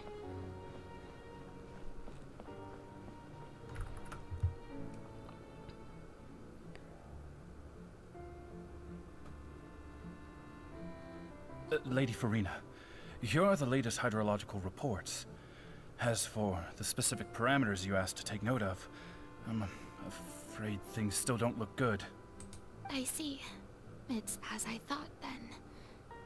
As your god, I did already expect this, but I wanted to see how far your human wisdom would allow you to analyze it. All manner of signs indicate that the prophecy will still come to pass. Forget it. That's not something you need to worry about right now. Well, as I understand it, the Fontaine Research Institute is also trying to find a way to counter the rising water levels. Really? Have they found anything? I'm afraid that they haven't found any effective solution thus far. Is that so? Well, no wonder. This issue has reached the realm of the gods after all. Still, their spirit is praiseworthy. Just always putting on whatever face they need her to have. She really is an actress, playing whatever part they ask her to. The day is finally over. I haven't had a moment to breathe this whole time. But it's good to see that everything's getting on track. There are no longer any voices of suspicion. Maybe this is fine. I just need to keep going, and everyone will be saved. Alright, Furina, don't think too hard about this. You need rest. Tomorrow's a new day. Scene 4, Opera House, Furina. Lady Furina, here are the new trial reports for the latest cases, as well as a summary of the follow-up. There'll be no need for that. I've seen them already. There's no need to go back over scenes I've witnessed in person before. Lady Furina, I've waited so long for this chance to see you in this manner. Indeed, my dear, loyal citizen. This joyous moment is an honor for us both.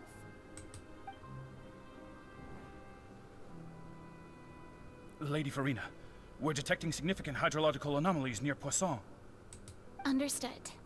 Keep monitoring. Keep me informed should anything come up at the Institute.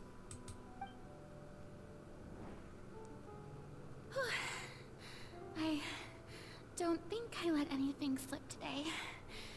I must show the people that there is nothing to worry about. Gosh, this must be tiring for her. I just don't know when these days will end. I feel utterly exhausted. Best to rest early today, too. Does she ever get to do anything she wants?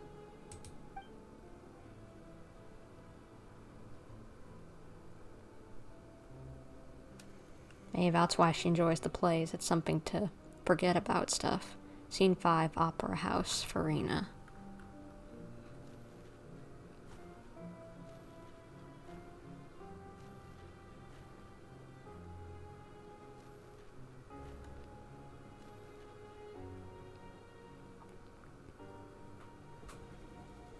Oh gosh.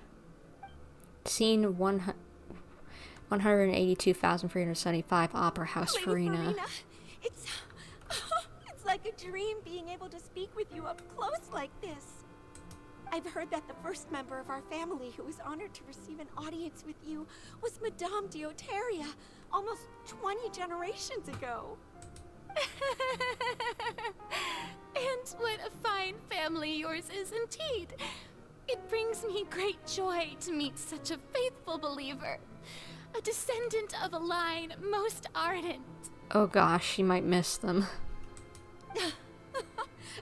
Surely you exaggerate, Lady Furina. My lady?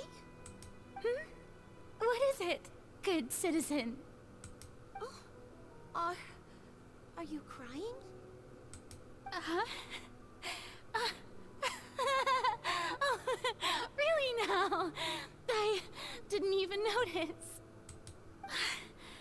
This must be the overflow of hydro from my person. Well, can't quite help being the god whose dominion is the waters, can I? No wonder.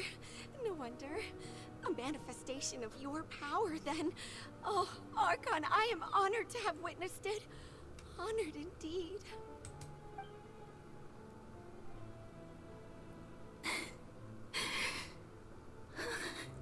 Gosh, that had to be a reminder how long she's been doing this. 20 generations. Good lord. So interminable.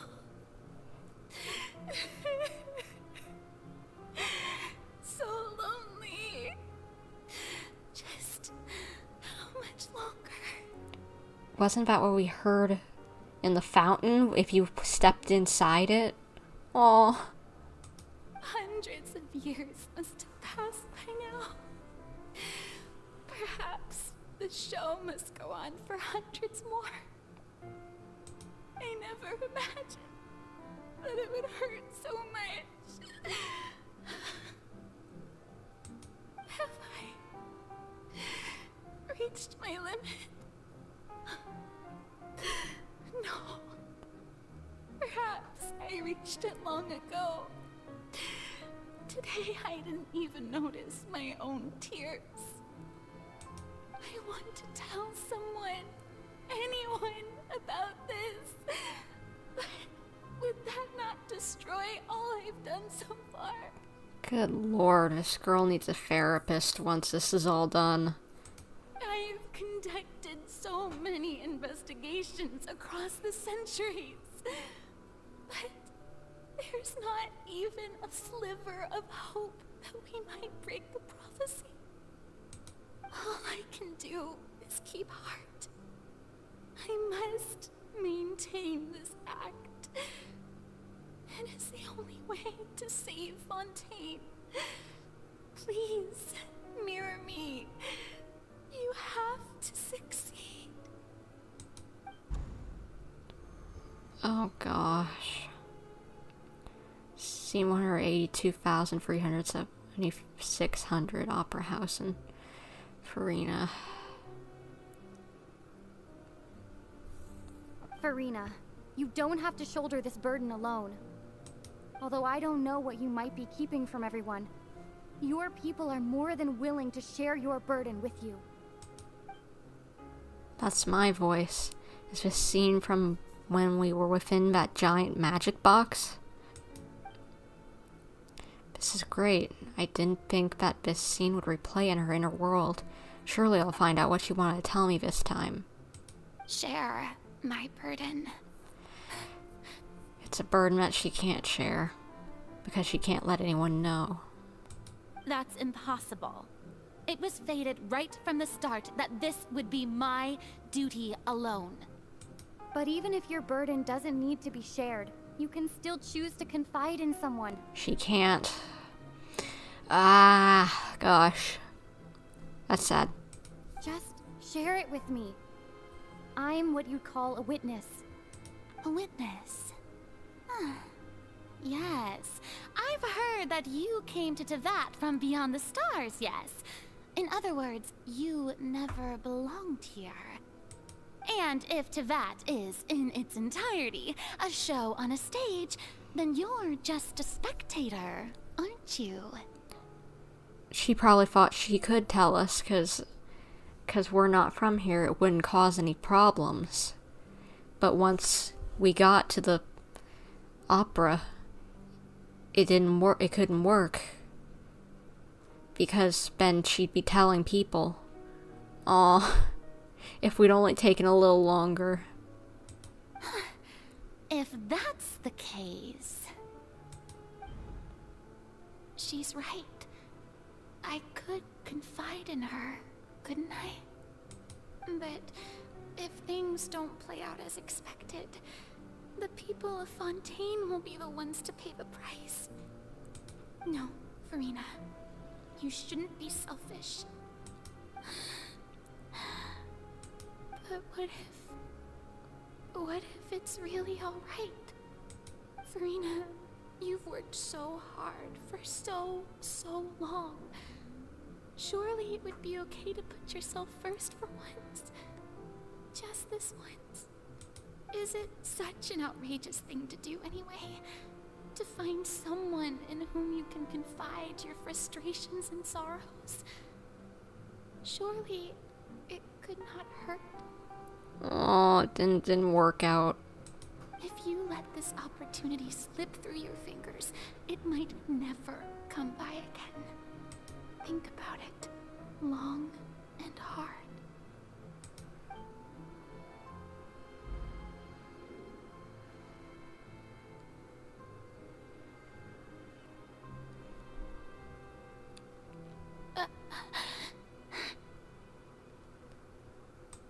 No, I have nothing to say.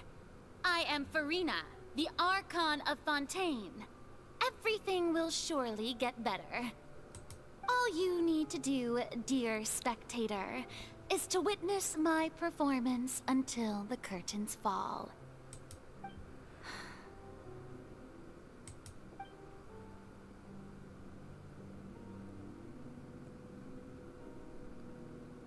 Fine.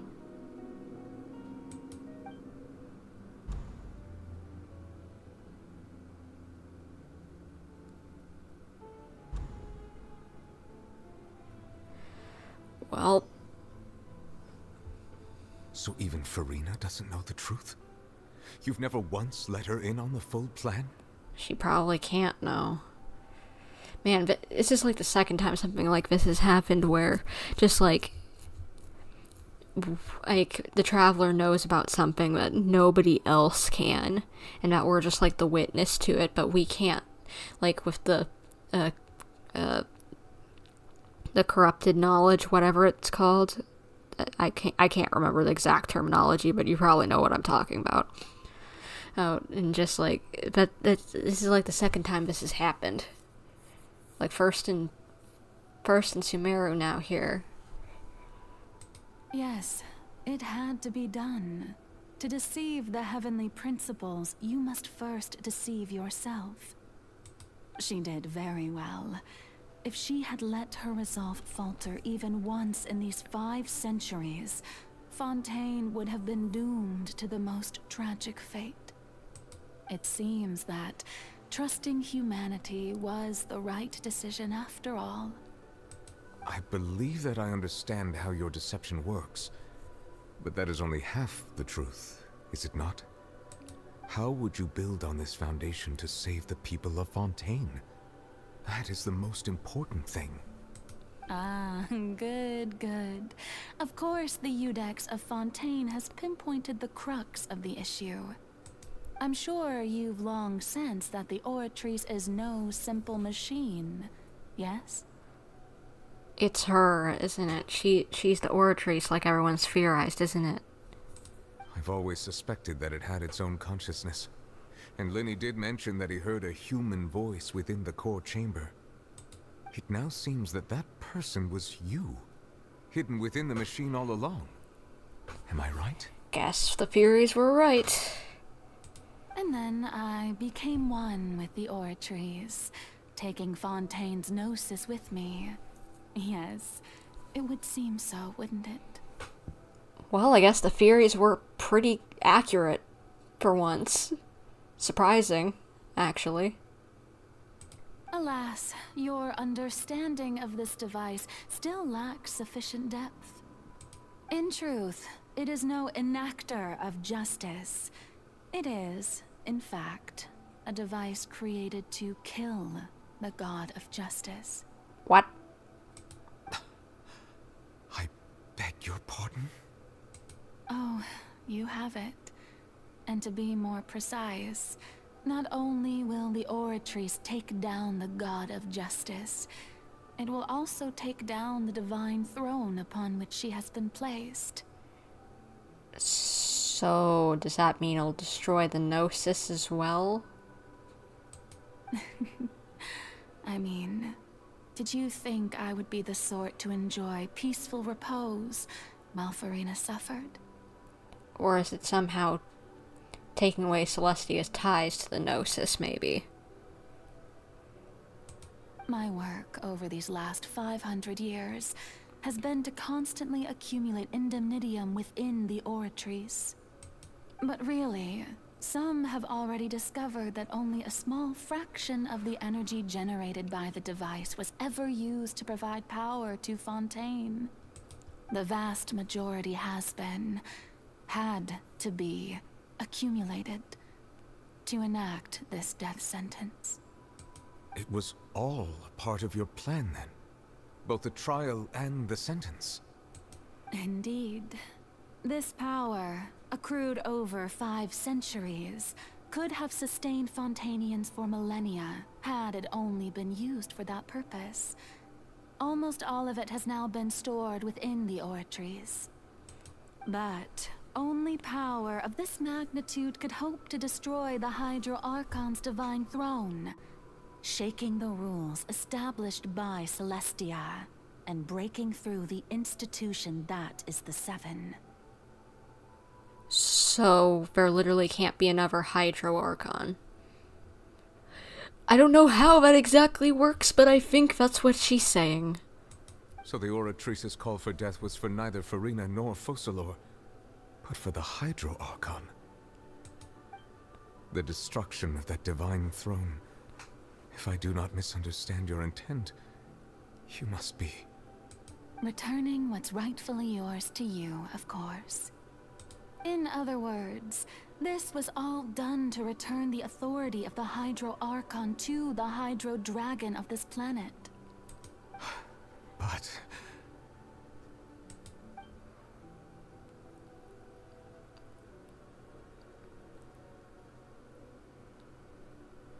Oh, what? Getting sad again, are we? Question, do you think he ever actually knew this version of... Well, he was confused when he saw her, so nope. Oh, he probably didn't know this Focalor version of the Archon. Yeah, probably not. The authority of the ancient dragons shall soon be yours once more, O Hydro Dragon Sovereign. And this is the face you make. All you've done throughout the years is just so you can sacrifice yourself at the very end. I've never quite seen it that way, you know. Even now, I'm quite pleased at how well my deception worked.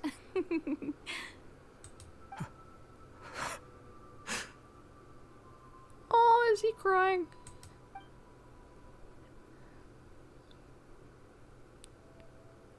Hydro Dragon, don't cry. Oh, that's so cute. I must say, had it been within my rights, I would have loved to judge the heavenly principles themselves. Were they not guilty of essentially the same crime? Egeria stole the power of the primordial sea, and the heavenly principles stole the power you ancient dragons possessed. I, for my part, am the god of justice. And is it not just that your original powers should be returned to you? No, Nuvalet. Yeah, he needs to stop crying. Speaking of justice, I have always believed that justice lies in the process of pursuing human existence itself. So, if the theft of the primordial sea's might was Fontaine's original sin, then, leaving matters of procedural right and wrong aside, the descent of the Fontainians as humans and their right to exist in this world would be Fontaine's original justice. Huh. In other words, existence was Egeria's justice, and to me, justice is the continuation of that existence. Defying the prophecy and ensuring that Fontaine's people shall live on, that should be the justice enthroned over all others. At this point, we, whether it be myself or all other Fontainians, have shouldered the burden of this sin for far too long. Iudex Neuvillette, the highest judge in our land, when you regain your full power as an elemental sovereign, what verdict shall you pass upon us? I imagine he's chill, because he kind of has always been. So when I was invited to the court of Fontaine to serve as Iudex, I see now that that was your idea too. At last, I now understand the true purpose behind this position. In the beginning, I was uninterested in human existence. But these 5 centuries of living alongside them have gradually brought about mutual understanding between us. And I have even attempted to feel as they feel. You are a devious one, Focalors. Things being as they are, surely you know that I could never declare them to be guilty. Aww, he's such a sweet guy. I'm so glad I got him.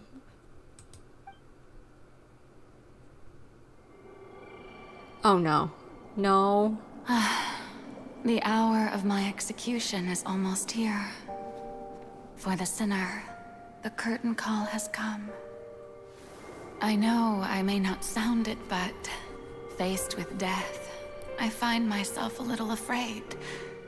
Perhaps this is one thing both gods and humans have in common.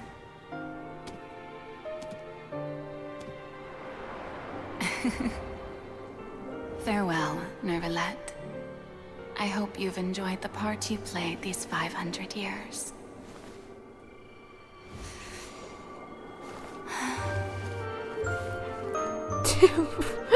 What's she doing? I thought she looked like she was doing like she had a ballet outfit, and it does look like that.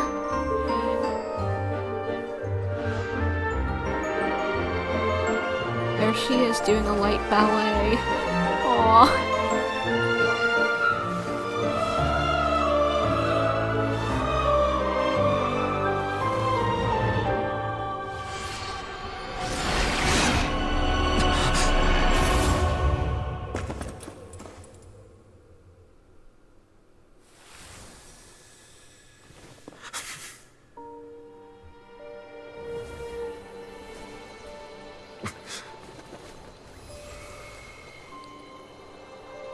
And he's getting his power back.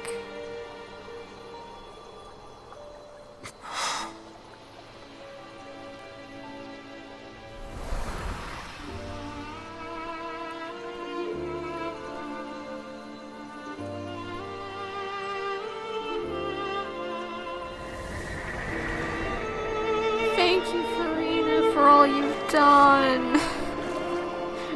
From this moment on, please live happily as a human, just as I wished we could.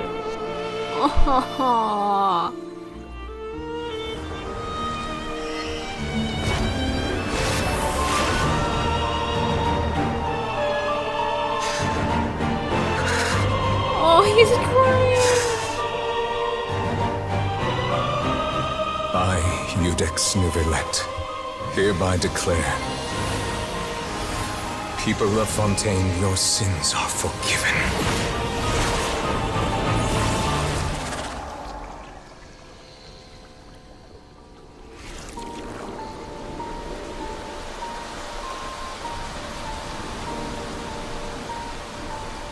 He's so sad. Oh my gosh, he's so crying. Why? Why does this game have to be so sad? Gosh, that's a downpour. He's gotta be sobbing. And he can't tell anyone what just happened. He can't tell anyone. At least I don't think. Otherwise, then the jig would be up.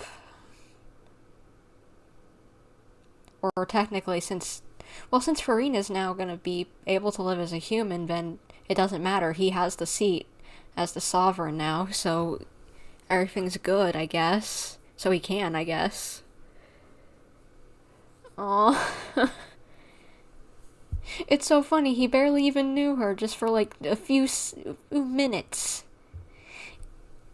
And yet he's just absolutely in despair after her dying. Oh my gosh, he's such a softie. What just happened? Has the death sentence been carried out? Yes and no. I don't know how to explain everything that just happened. Angelique Reber, hi, can you add me? If you mean in Genshin, no, I'm sorry. There's only so many friend spots that you can have, and you can't delete friends, so I'm sorry. I'm not just doing random friendship ads just for no reason. I apologize. But if you do want to find people who might do that, try going on to Hoya Lab or something, or Reddit. A lot of people over there would definitely be happy to play with just random people, you know. Oh my gosh, I'm still tearing up a little over here. This is sad, my goodness. So, question, does that mean that all Archons have to die to hand over the power to the Dragon Sovereigns? Or was that, like, into, like, upheave Celestia? Or does that mean, or was it just for this situation? Because I don't want to lose Zhongli or Nahida. I love them too much. They're wonderful characters, especially Zhongli. I hope that's not the case, that all the Archons have to die at the end of this story. That would be extremely sad. Was that bright light some sort of misdirection? I have a feeling that something huge just happened. But since we're all still alive and haven't been dissolved, I assume whatever happened was good for us. It's time to end this. We must mete out punishment to that beast. Someone is probably pretty angry.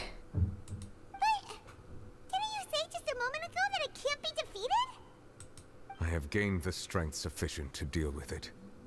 Through certain means, I now have the ability to separate the power of the Primordial Sea from that creature.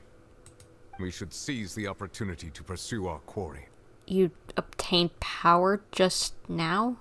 Traveler, now that the oratories can no longer function, I require an executor to help me mete out justice. You mean me? The root of the calamities befalling Fontaine. The beast that enacts the prophecy. Its name is the all-devouring Narwhal. Okay. Come with me, traveler. The hour of execution has come. It did, didn't it? Oh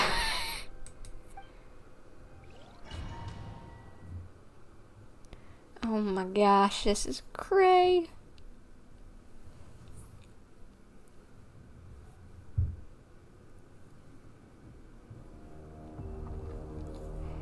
That's a big whale. Oh boy.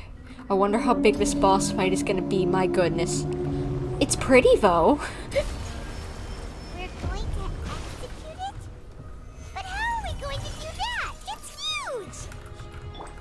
I've already done my best to separate the power of the Primordial Sea from the whale. But considering the size of the beast, I cannot reach the power source. Unless we can find a way to attack it from within. I shall share a part of the ancient dragon's power with you. We shall look for an opening together. It has an aggro meter. Should I be scared of that? Feel its sorrow turning into hostility. Boba, get Oz, repeat. Cascade. Should I be scared of that? It has an aggro meter. Kamisato Arc. Suiyu. Gather. Get down here, boy. Stop. Destroy the Eye of the Maelstrom to effectively attract all devouring narwhal. The all-devouring narwhal attention. cannot resist its instinct to devour. Continue to trigger its hostility. A chance will present itself. Okay, good to know.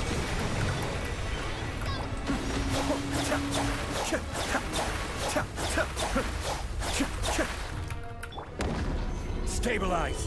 Okay, there it be. What's happening now? Oh my gosh! Run, run, run, run, run, run, run, run, run. Well, I guess we wanted to go inside. What is this music? Huh. Why is there a hole-looking thingy over there? It looks really scary. Be still. Okay, why is there some sort of abyss creature in here? Stabilize. In your stomach, Mr. Narwhal? I have granted you my protection.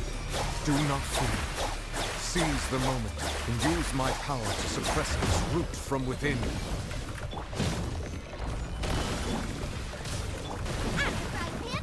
Be still. It's a very cool looking enemy. It's like one of the chasm enemies. Solidify. Nice and spicy. Cascade. There we go. Oh. Spit us out.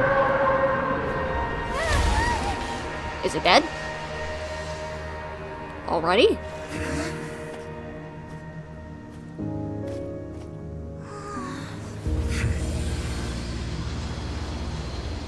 Well, I guess take care of it.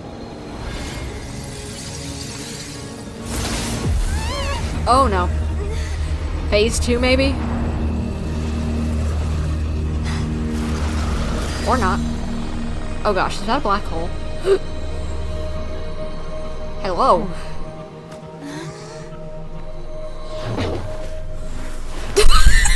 You just cheated child out! Where did he go?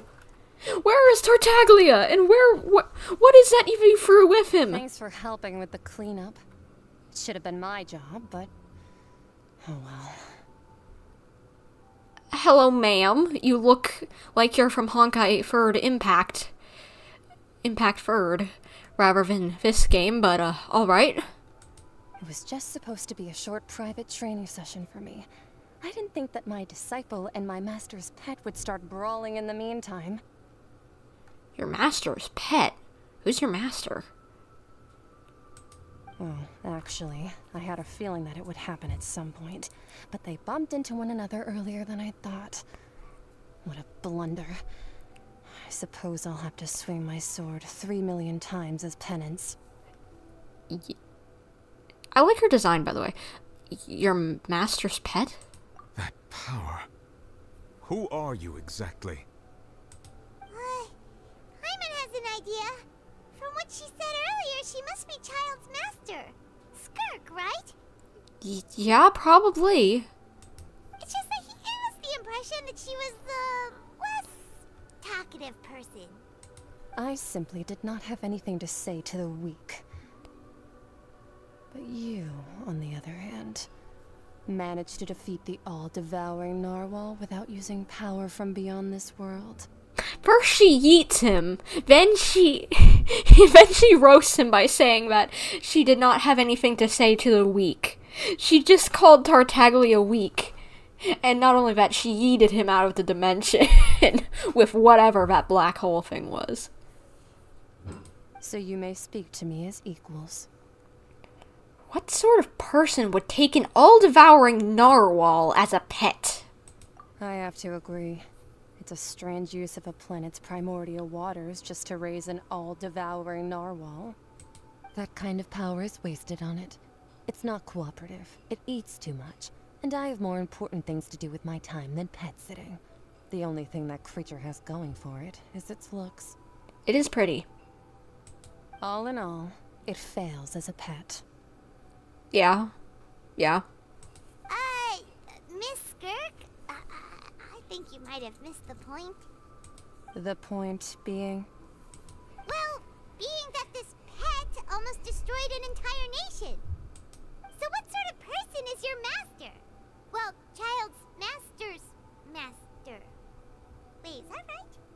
Yeah, I think you're right. Oh, right. So you don't know him. Sorry, I assumed you did. Okay, so it's a he, whoever it is. His name is Sertologi. Sertologi? What? Who? You know anything about this, Nouvelette? I am unfamiliar with that name. Okay, good to know. You people who know more stuff than me, is that like maybe a Honkai character? Because she definitely looks like she's from Honkai. Huh. So Master isn't sufficiently famous. How should I describe him then? Have you heard of the name The Fowl? No. The Fowl? Still nothing? Well, how about the Visionary? Vetterfulnir then? Or Gold Rhine-daughter?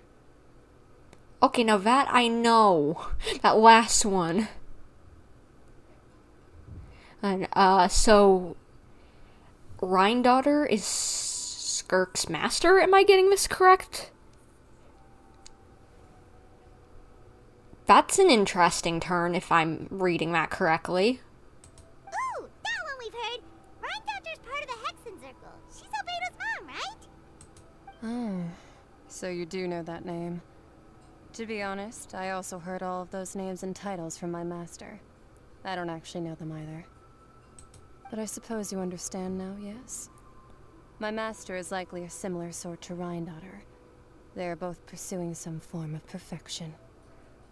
Okay, so it's not Rhine-daughter. It's not Gold. Albedo's master. It's someone similar.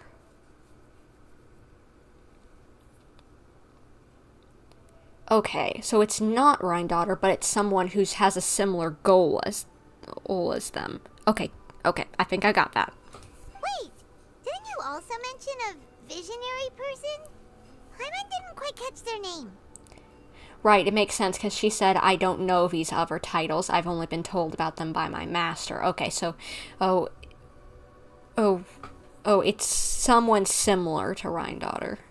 Just has the same goal and is probably a alchemist who does weird stuff. Which would fit with Gold, you know?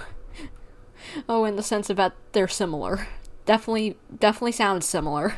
If you have a pet narwhal. But yeah, who's the visionary? Actually, never mind that. I believe it expedient to inform you that the all-devouring narwhal used up nearly all its strength fighting you. Oh, I guess that's good. Means we're powerful. Such roiling hydro energies will prove difficult for the planet's deep seas to digest. As such, the Fontaine back on the surface has most likely been thrown into chaos. Oh, that doesn't sound like good thing. In other words, the prophecy that you've been fretting over should now be in full swing. Are you kidding me? What? We were stopping it! That doesn't sound good. We need to get back out there. What? No. There's little to be surprised about, Paimon. Technically, there was nothing that we could do about this. It is natural, after all. The prophecy will surely come true. We knew this and accepted it. However... Not to worry. Focalor has already managed to deceive the heavenly principles. In the end, the people will all be dissolved into the waters, and only Furina will remain, weeping on her throne. Nouvelette, can you maybe fix this now that you have your powers back? Because everything is drowned. And everyone's Only then dead. Will the sins of the people of Fontaine be washed away?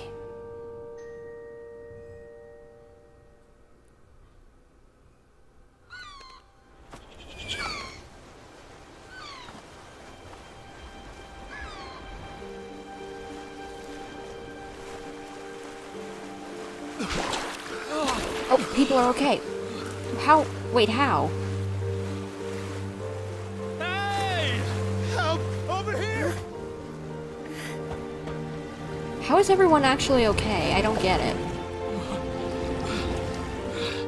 Oh wait! The flood happened! It's just that it's not primordial seawater anymore because Neuvillette took away... judged them fairly.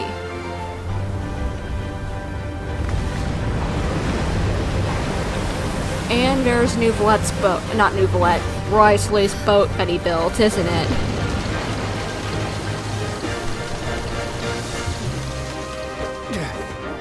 All hands, initiate emergency rescue! You go, boy! I'm glad to see him. I had a feeling we'd see him still one more time. Hurry!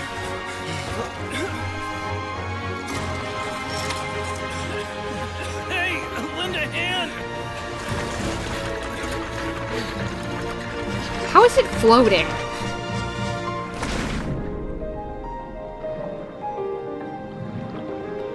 You might want to go save some people.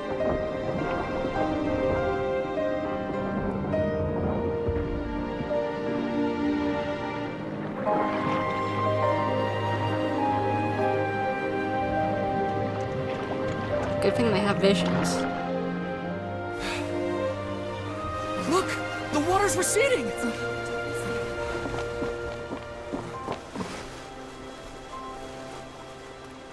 It is.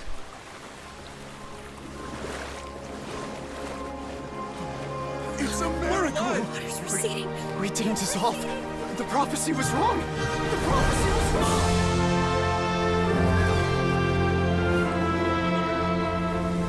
Well, I guess everything did turn out okay.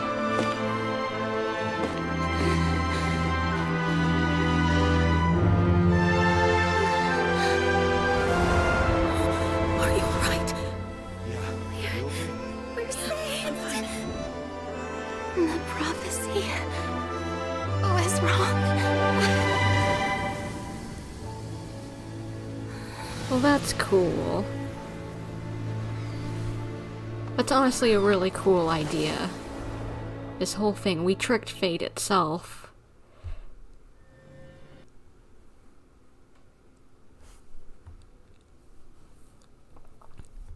That's so cool of an idea, honestly. Just, I can't get over that. This whole plan of Falsalors is insane.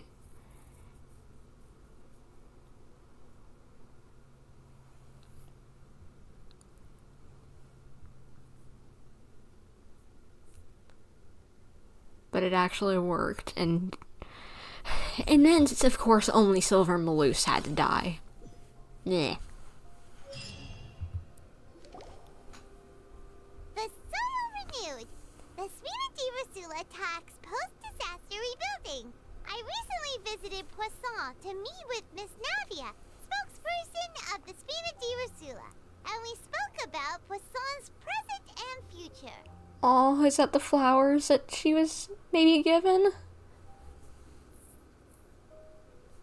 Old soil can still give birth to new bloom, Miss Navia stated.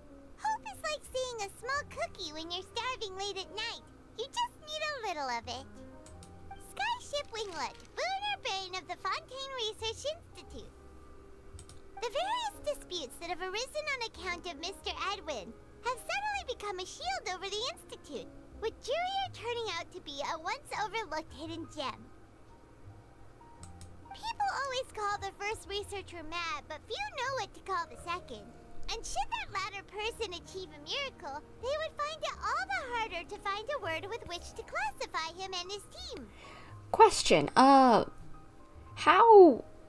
does that thing fly, and what are you doing with it after this flood is gone? Like, seriously, you have little to no use for this boat anymore after the flood is over. Wow! Paimon barely recognizes the people in the reports. Are those really Jurier and Navia? They sound like real big shots. They might have been real big shots from the start. We just didn't meet them in that capacity. What do you think? Pretty enthralling, huh? The Steambird's idea was pretty simple. With the disaster just having passed, we would print a free edition packed to the margins with good news to calm people down. The value for these big scoops lies in their inevitable follow-ups. We'll publish further reports and go into the stories behind those people. Edwin's assistant, Jurier, created a true flying ship, while Navia is leading people in the reconstruction of their home. I'm sure that these stories could draw even your well-traveled eye. Very true. The articles do make me curious about how things will play out. I'm curious too! Wait a minute. Didn't we watch everything happen from start to finish? What's there to be curious about? And that's exactly why I'd like you to come conduct interviews with me. You're the best incubators of news, if you haven't noticed. And also, with you around, I'm sure I'll get to see that Duke. Are you sure? Hasn't he turned you down several times already? Oh, this time will be different. Come on, let's head to Poisson first, and then make a trip to the fortress. There are some things you'll only know when you get there. Well, some good faith might be, like, some good things happening after all that drama might be a nice little chill down before we end things off, so I can't complain. Let's see, we just got another key item there. Tartaglia still does not have his vision. Where is the boy at? He's still just visionless. Where did Rhine-daughter yeet the kiddo, the child, the Tartaglia, and what was it with? I'm still asking. That little void, whatever it was. A drop of water obtained from the colossal beast who coveted the primordial sea life. A philosopher in the faraway ancient world once posited that where there is life, there is death. Naturally, where there is death, there is life. If not, then the fleeting light cannot resist the eternal darkness, and all rivers into nothingness at the end of time. The rules among the stars dictate that nature must be conserved, but the laws of the universe have never been conserved. In a sealed box, destruction always overpowers new life. Millennia upon millennia of prosperity are but an instant in a span of billions of years. The greatest of achievements, the proudest of accomplishments, in the time all will tarnish, decay, dissipate, and ultimately fade into oblivion. Thus there are things floating in among the stars, once adorned with countless prestigious titles from innumerable civilizations, shedding tears for their ordained demise. Their tears stream down out of desperation, out of hope, because all desperation and hope alike will be utterly extinguished along with the immeasurable stars. Their tears stream down out of sorrow, out of joy, because both will eventually scatter into the cold, dark, endless void. Every tiny yet beautiful silhouette, and every moment worth remembering, will fade with time, even stars. And then there are these so-called gods that are determined to save everything worth saving, and devour everything that should be devoured, until the end of time, until the sea of stars recess into nothing but dying embers, until a newborn world moves for the first time in the stomach of the whale. There will be no more sins, no more sadness, and no more tears, because everything died with the ancient stars. Wait, are we saying that okay, this is maybe a reach mentally, but are we saying that that little orb that Skirk threw into that rift with Tartaglia was a new world? Like a new universe? I wonder, does that mean a new Hoyoverse game is coming out soon? Or to be announced or something? Or does that maybe mean Zenless Zone Zero is about to be coming out, is about to end its beta stage and go into live? I wonder if maybe that's what it's hinting at. I know that's a big reach, but maybe it's hinting at that or a new game being announced soon.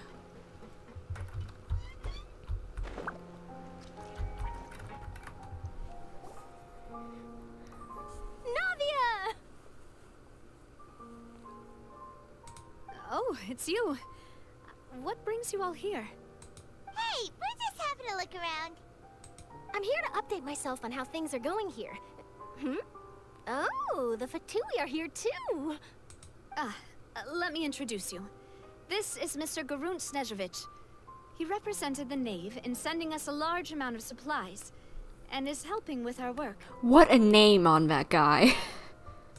Our residents are hard at work as well. Thanks to everyone, work is progressing nicely. We've lost a lot of people, but we're moving forward.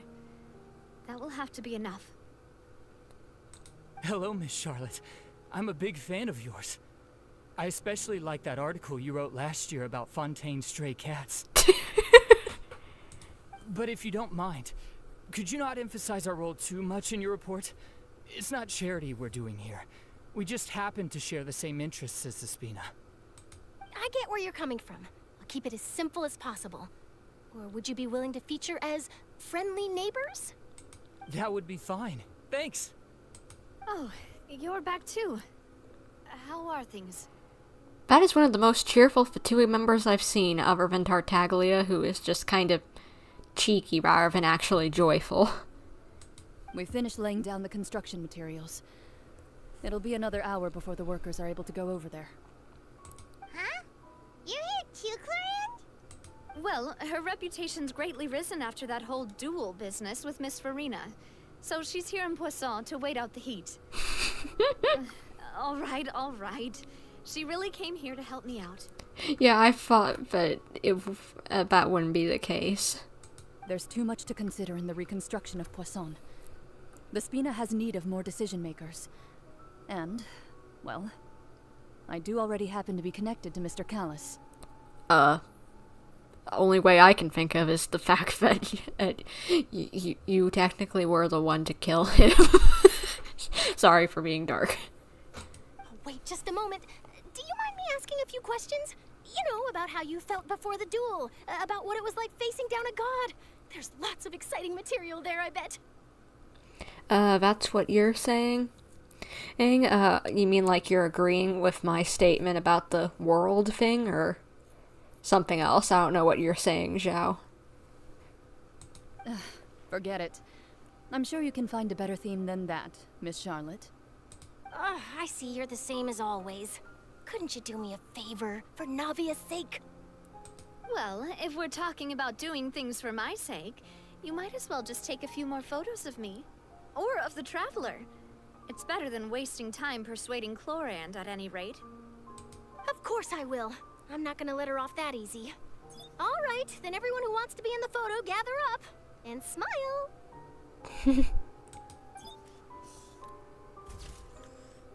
Cute. How did it go? Was it a good shot? Did Paimon look cute in it? Not bad. Your addition really helped the composition of the picture. All right, hang on a moment. Let me snap a few more shots. All right, that should do it. I'll be back here later anyway, so let's call it a day. You're very quick. Speed is of the essence when it comes to the news, and freshness is the key. Also, not to brag, but I'm pretty good at building connections. Who knows? I might eventually get that interview with you after all, Miss Clorinde. Wow, you really do have that never say die spirit. I'm impressed. Me too. Ooh, if I was out doing field work with, like, reporting stuff myself, I'd probably maybe wish I had the same spirit, you know? I'll hazard a guess that this is how you got that interview at the Fortress of Masquerade. You already knew she was going? Whoa, you're well informed. Let me make a guess too. I asked sigewinne, who told Monsieur Nervillet, and he told you, right? That's a very complete information chain. In truth, all Monsieur Nervillet asked me was, when did the fortress become so friendly towards the media? I told him that it was best not to speak too soon. There's no guarantee that Wriothesley will make a personal appearance. You're right. I've got to treasure every moment I have with them. In which case, I'll be making a move first. Stay safe now. And tell me if you hear anything interesting. I'll treat you to afternoon tea in exchange.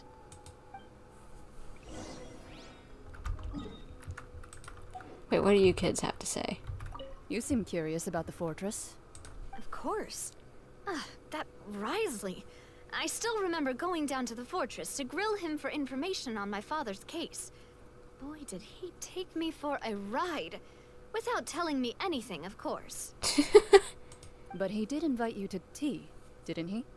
2 large pots of it, in fact. It was good tea, though. I have to agree. The tea there is very good. Ah, speaking of that, would you like to have some today? I mean, you've got time, right? Well, I'd be partial to some shortbread. Wow, it's like we've got a menu or something. Sure. Good. What flavor of biscuits would you like, Mr. Snezhevich? Me? I'm fine with anything. But I would prefer chocolate, should you have it. All right. Leave it to me. I'll go over the newly arrived supplies with you later, Mr. Snezhevich. We should be able to finish the preparatory work today.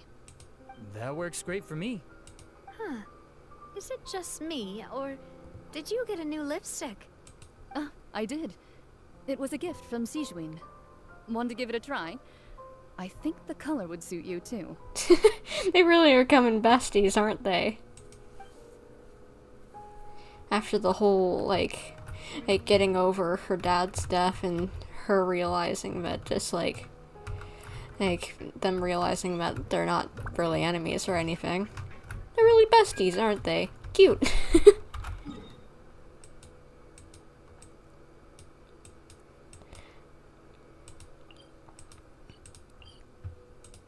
Sounds like something like I'd hear some friends of mine would say possibly to each other, just like, oh my gosh, I got this shade of lipstick, it would look so good and you want to try it.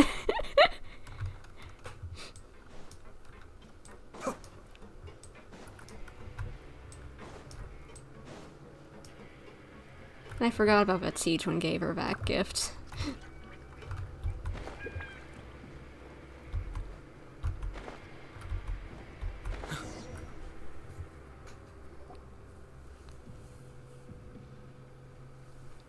Wow, guess we're here again, huh? There's a real nostalgic feeling to this place. Looks like you've been missing us. Well, yeah, I missed you more than anything. Dude, did you come all the way to the entrance to greet us? Of course. I'm here to welcome you and our dear Miss Charlotte, whom our good head nurse recommended to me. It's an honor to finally meet the much-rumored Duke. Thank you for consenting to my visit to the fortress, sir. No need to thank me. But that said, I shouldn't be the focus of your interview. I trust you recall our agreement? Of course, of course. All right then, this way.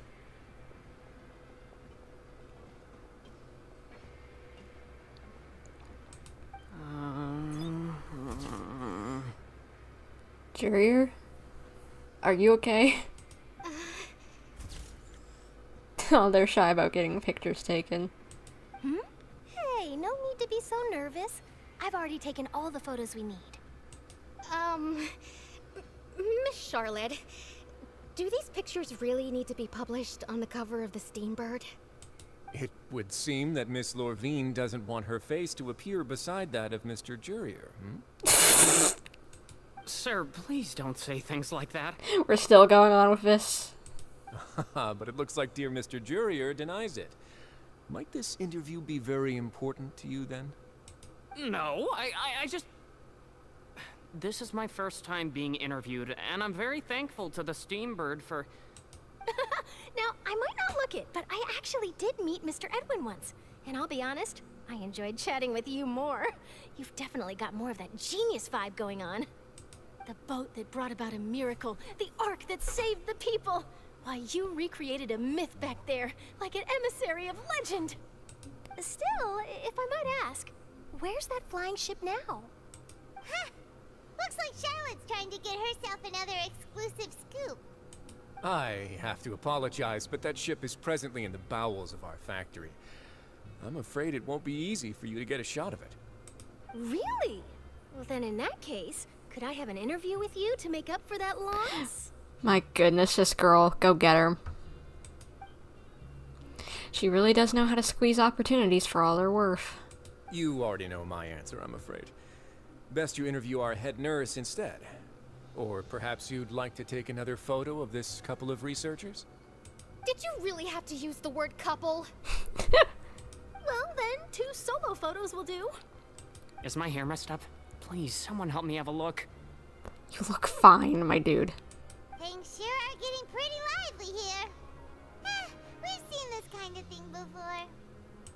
Oh, seems like everyone's here. Would any of you like to try this new drink I came up with? Sure. Ah, sigewinne. Hey, Miss Charlotte. Why don't you, take some pretty photos of our head nurse? Sure. Come on, Miss sigewinne. Over this way. Let's find a brighter spot. Huh? Sure. Do I have to smile? So, how have things been at the fortress?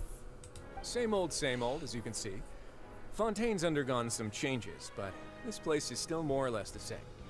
Other than that flying ship, it got a tad too much attention, I think. That's why I decided to let the interview go through. We should direct more public opinions toward the behind-the-scenes heroes. Am I right, Mr. Jurier? Miss Lorvine? You're too kind, sir. I believe that you too should have your day in the sun.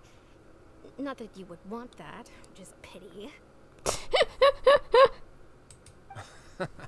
I'll just leave the spotlight to you two. Why is he so just like, nah, I don't want people looking at me and whatever. But like, he's not freaked out like they are.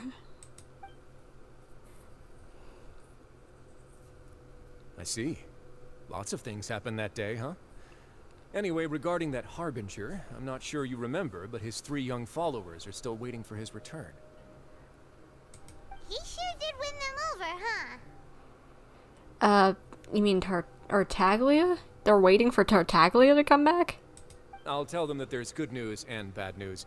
The good being that their boss seems fine, and the bad being that they must face extended sentences for abetting his escape. Oh, actually, what about you? Are things gonna change for you too? What change can there be? The fortress will keep chugging along, and so will my duties. As to what Miss Furina's departure will mean for the nation, and if our laws and governance will be transformed, we'll leave those to the folks in the overworld. Wait, Furina has... What? Does that mean she's given up her title as Archon and the people know about it? Huh. Well, I guess since Neuvillette has the power, I guess you can do that. But I honestly would have thought the nation would have gone into disarray with that happening. But she still would have had to put up some sort of act. Hey everyone, the photo shoot's done. Good. In that case, let's call it a day here. Thanks for your cooperation. Come on, Traveler, let's go. Till next time, everyone. There'll be a next time? Maybe. Who knows? I might write a story about the underwater factory next time. Until then. All right. Last stop, the docks. What? Where? Where are we going? The docks. You mean, oh, there. The entrance to Fontaine. Duh, I was like, where are the docks?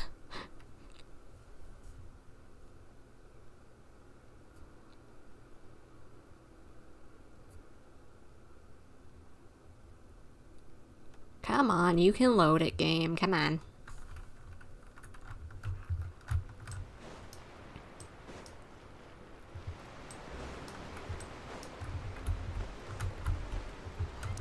Jump on down and let's hope that our boy doesn't die on the way down.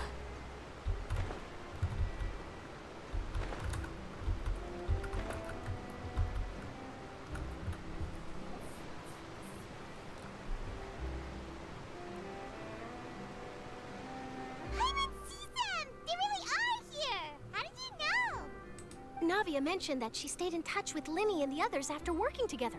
Apparently, they've been at the docks distributing these strange pockets the whole time since. The pockets, right, the pouches. Why are you still distributing them? That doesn't make sense. The crisis is over. Traveler, Paimon. Ah, and Miss Charlotte, too. Would you like a magic pocket? Why do we need them after this? I'll sure take one, but still. What sort of gadget is it? It's a wondrous bag that can be used to carry many things. The water level has returned to normal, but if you see any of your things floating around, you can use this to carry them. Or you could trick a friend into doing it for you. Did she trick Furina into doing something? Trick a friend? I wonder which of my friends would fall for that. No. You could just make a friend like Furina here. Isn't that right, Furina? Is this what you meant by, I'll help you make some more friends? To be honest, that sounds pretty sweet. Could I have your contact, please? Sure. Please, write down my address. Furina, sweet child. Oh, let's try and get those confidence levels up a little bit, alright? You sure are working hard to help Furina socialize. He was the one who proposed doing this. He even wants to assist in our magic shows. Sounds like that would suit him. Yes, I was planning to first introduce Per as an assistant, and later Furina himself. In the future, I think we can leave underwater escape magic to him too. You were gonna introduce his penguin, his robot penguin as an assistant first. You kids are funny. That said, would anyone want to see a diver escape underwater? True. Oh, it'll work out. Every journey begins with the first step. He'll become a part of our show eventually. Lynett, could you come over? Miss Charlotte says she wants to take a picture of us. Got it. My, that Charlotte is rather perceptive. She got rid of everyone the moment she realized I had something to say to you. So, how have things been, Traveler? I'm doing alright. Father says that you did a great deal during the latest events. She's very grateful for your contributions to Fontaine. That's alright. We were more than happy to help. So, what's she doing now? Probably just helping out with, like, rebuilding or whatever, or, you know, fixing any of the little problems still left over from the flooding. And because there's nothing she can do to get the Gnosis. It doesn't exist anymore, does it, technically? Because Neuvillette has the power. So there's nothing for them to get anymore. Oh, I guess you haven't heard. Well, after Lady Furina left, Father and Monsieur Neuvillette opened negotiations, during which he gave Fontaine's Gnosis to her as a diplomatic gift. Wait, the Gnosis still exists. I would have thought that wouldn't exist because he has the power now. The full power. Hold up, I'm gonna ask, ask it real quick. I guess that means if it does still hold power, the Gnosis, I guess my theory about giving the power back to the Dragon Sovereigns being the Tsaritsa's plan is not what's gonna happen. It could just be an empty Gnosis at this point, but who knows?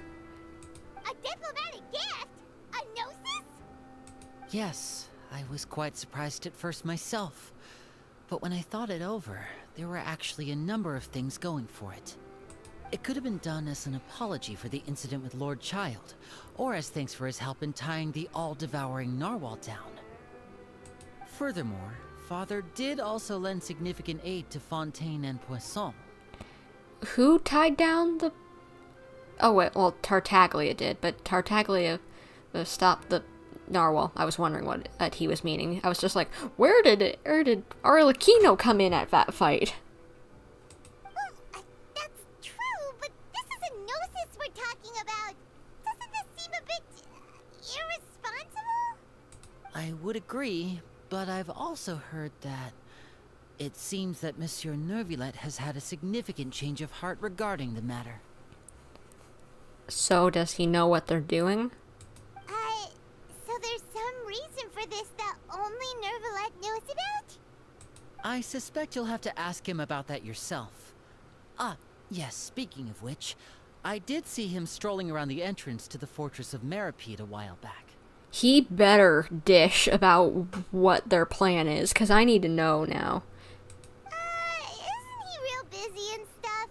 Paimon didn't think he'd have the time for that. But back to the topic. The Gnosis was given to the knave, right? What about Child? Yeah, where is he? They say that he's returned to Snezhnaya to recover from his wounds. I hear that the recent disaster really did a number on his health. Well, I guess I can call him one of my war buddies now. That's true. When you think about it, we've had loads of run-ins with the Fatui. To think we'd be allied with them this time. So shocked by such a simple switching of sides?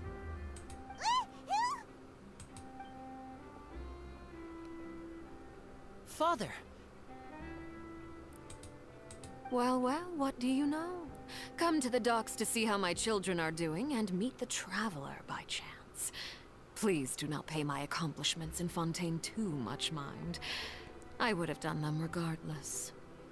Are you going to take the Gnosis back to Snezhnaya? That is our duty as harbingers, yes. Don't be too preoccupied with sides. The goal of the Fatui concerns not a single place or person, but the entire world. With such a grand goal in mind, it is inevitable that we must wear many masks. Yeah, I still want to know your plan. Switching my masks is something I've always done. Will you keep to your position? Well, that depends on many things.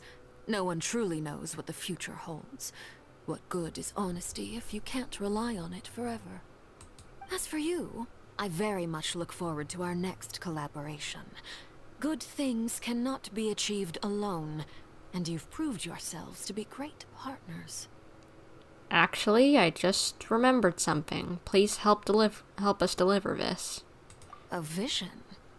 All right. I'll remember to return it. Thank you for keeping it safe for him this entire time. Well, I guess he's getting his vision back. And that's a wrap for me. Huh? You're... Greetings, Miss Journalist. Hello. If I'm not mistaken, there are diplomatic channels I'll need to report to take a photo of you. That is correct. So forgive me, but I will not be able to serve as a subject in your article. However, feel free to write as much as you'd like about our dear magicians and our upcoming rookie talent. I will. The sea breeze is quite pleasant. I shall continue my walk while the weather remains so agreeable. Farewell. Well, see ya. I guess she's someone we can trust, honestly. Farewell, Father. Oh, she has such an intimidating presence. I didn't even dare to take a picture. Thankfully, I've already wrapped up all my pre-scheduled interviews. Thank you all. This'll be more than enough for me to write about, I'm sure. Don't be too nervous. Why don't you take a magic pocket before you go? Here, Traveler, Paimon, you take one too. To move things about? That's right. Funny. I was giving out magic pockets when we first met too. And what do you know? I'm doing the exact same thing right now. So many things have happened, but the pockets are still the pockets. I guess so. I guess this must be life. We will all follow our own paths, and serendipity will lead you to your fated friends. All right then. We'll be handing out pockets in some other districts later, so we'll get going now. Have a good day, you two. Well, guess we sent Charlotte off. Shall we go see what Neuvillette's doing? As long as he's not so busy that he doesn't have time to chat anyway. Well, yeah, he's like the whole thing of, like, since there's no longer an Archon, you know, he's probably the best person to talk to. I wonder, will we see Furina and see how she's doing now that she's no longer the Archon and can just be a human? That is so funny now that you think about it. Whenever, for any of you who are pulling for Furina, you ain't pulling for an Archon. You're just pulling for a random human dressed up as an Archon. She may have the power of an Archon on the power level, but she ain't one. That is such a funny little detail.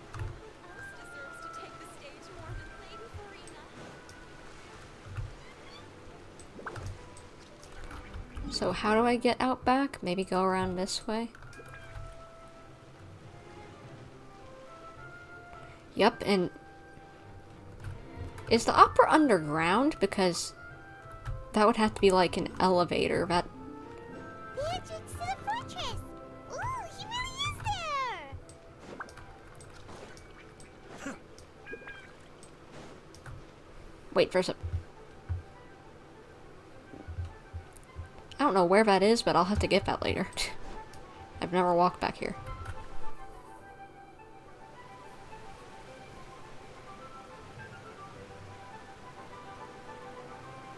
So, you really are here, Navia.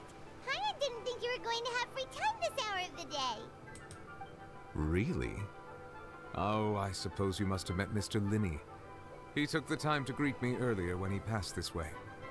In any case, you came at a good time. I was just considering reaching out to you to set up a meeting, so I may explain some things that I haven't had the time to before. Okay, good. Aw, Paimon's glad that you remembered. Thank you for keeping us on your mind, what with you being busy and all. Alright, let's have it then. How was Fontaine actually saved? The whole business is still quite the mystery to us. I don't know if he can explain, and it's gonna start raining probably if he does. It is strange how words can often leave a bitter taste in the mouth when it finally comes time to say them out loud.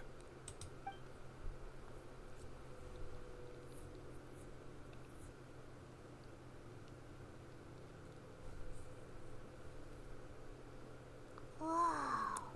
So that's what happened? I only saw Furina's part myself.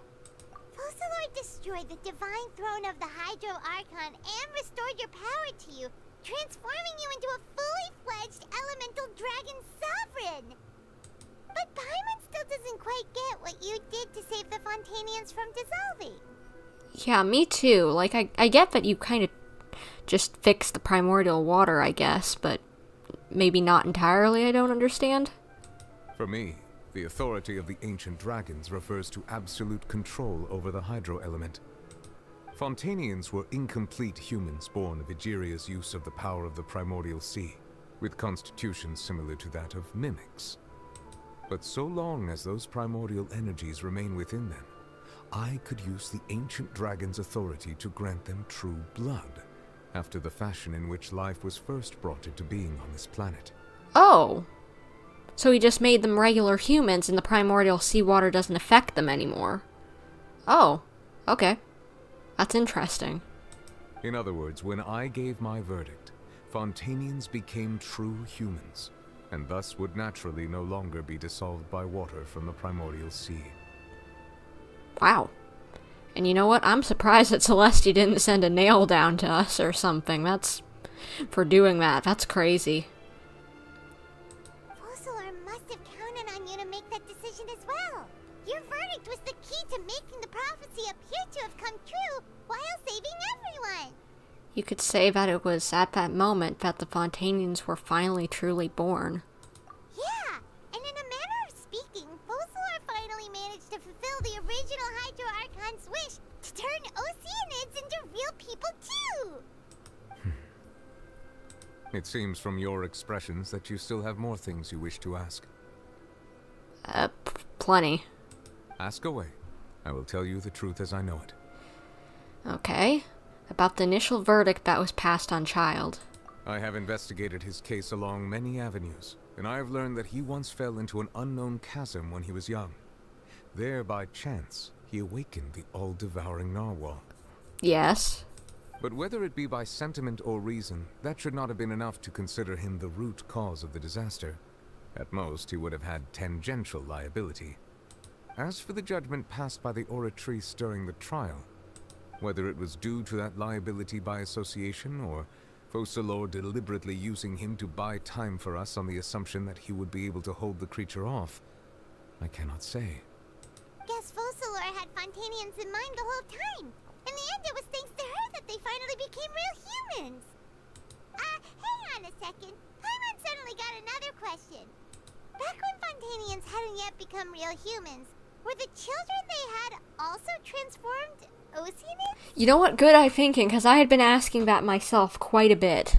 Actually, just like, wait, so does that mean their children are also Oceanids, or does that mean they're just... They're humans? What? Life has always flowed like water. Do you recall how Fontainians would often come to the Fountain of Lucine to pray for children? Yeah! Lynett said the fountain is where all the waters in Fontaine converge. In truth, even those couples did not know that such prayers were no mere custom, but instead a form of ritual. What? Those Oceanids who were blessed within the spring water would later descend as new humans in the coming months. Paimon sorta gets it now. Either way, it seems like this ritual won't be of any further use, but it'll probably live on as a local custom. True, yeah. Ask away. I will tell you the truth as I know it. About Fontaine's future. Yeah, about that. Wriothesley said Furina has already left. What's that all about? Ah, Lady Furina. The people are only aware that her death sentence has not been carried out. She abdicated the post of Hydro Archon and left affairs related to that title to me, before leaving the Opera House. So she's just living her life doing whatever? Huh. I related Focalors' words to her faithfully and completely. After hearing them, she seemed neither saddened nor comforted. She simply said that she was tired and needed to rest. I'd be tired too after everything. Having said that, she then packed her things and moved out of the Opera House. Not unlike how an ordinary person might. Well, she is an ordinary person now. But she's still got a place to stay, right? You need not worry. I will make arrangements to ensure that she will not want for food, clothing, board, or travel. In truth, I am somewhat happy for her. The wear and tear on her spirit will, of course, take time to heal. But now that she no longer has to play the role of Focalors the Hydro Archon, she can finally lay down her burdens and lead a normal life. She can finally be herself, aw. What about you then? What are your plans now that you've regained your full powers as the Hydro Dragon? After Focalors passed on, the Oratrice also ceased to function. This matter will directly affect our trials. After much careful consideration, I've decided to take over its role in our courts. From now on, I shall hear cases and pass verdicts by myself. That's what I thought would probably happen. Looks like you're still considering stuff from the perspective of the Udex, huh? As an elemental dragon, there are indeed many things that I must do. But this power and this duty, in a manner of speaking, you could say that both were granted to me. Good lord, somebody's car outside made a butt ton of noise. As such, before I attend to my other responsibilities, I must first and foremost continue to serve Fontaine as its highest judge. The duty of the Hydro Sovereign and the duty of the Udex shall coexist within my person. Additionally, the Hydro Archon's departure has brought about another problem, which is that the Opera House shall no longer produce indemnitium. Oh, that is true. What are you going to use for a power source now? That's true. That power was derived from the people's faith in the Hydro Archon, wasn't it? Wait, but the various mechs and machines in the city are all still okay. Where are they getting their energy from?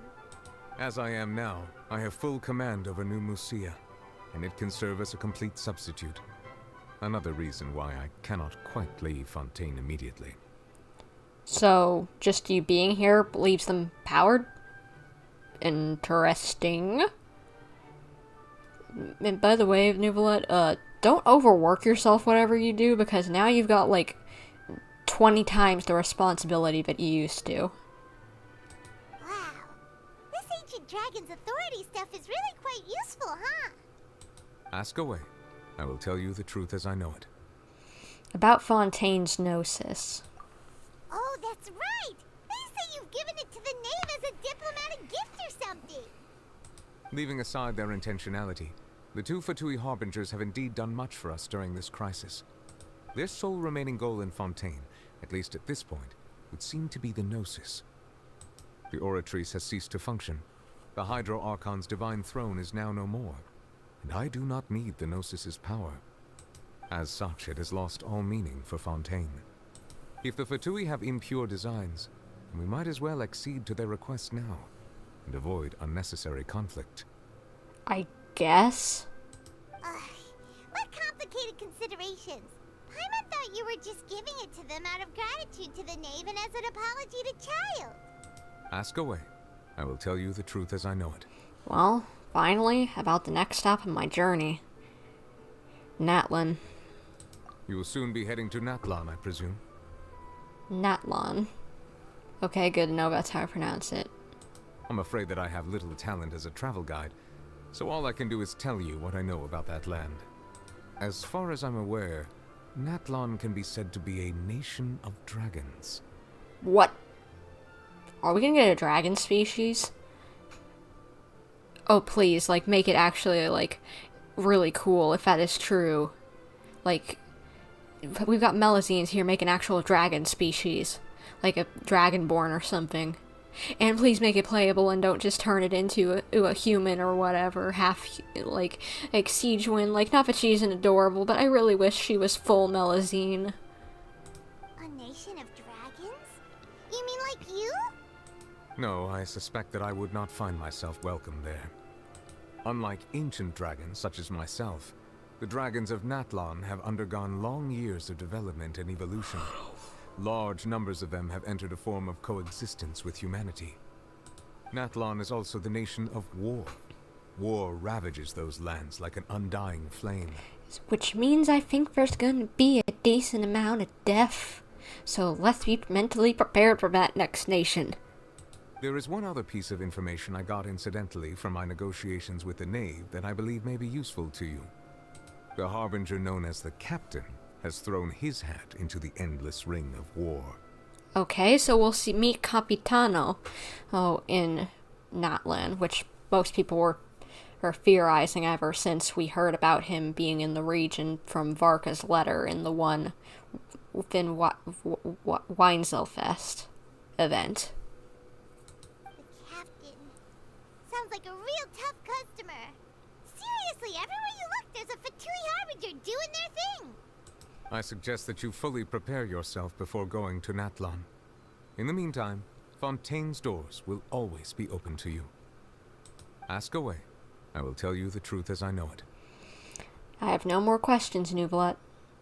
Hang on a sec. Paimon's still got a question about the Gnosis. What? When we spoke to Lyney earlier, he mentioned that your attitude towards giving away the Gnosis had clearly changed. We guessed that there might be some reason for it that only you were aware of. No wonder the House of the Hearth is the Fatui's intelligence division. They are certainly sharp. So regarding this specific issue, I was just getting ready to share something with you. Okay. What is it? In truth, I exchanged some further words with that lady named Skirk after sending you two back to the surface. It went something like this. Oh, more. This gotta be big.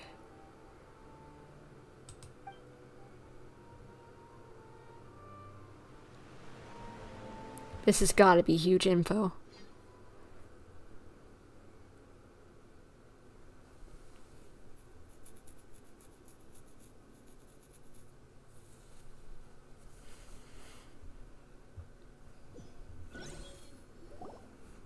Well, we're going to head topside to see what's going on. You hurry over soon as well, all right, Nervalet?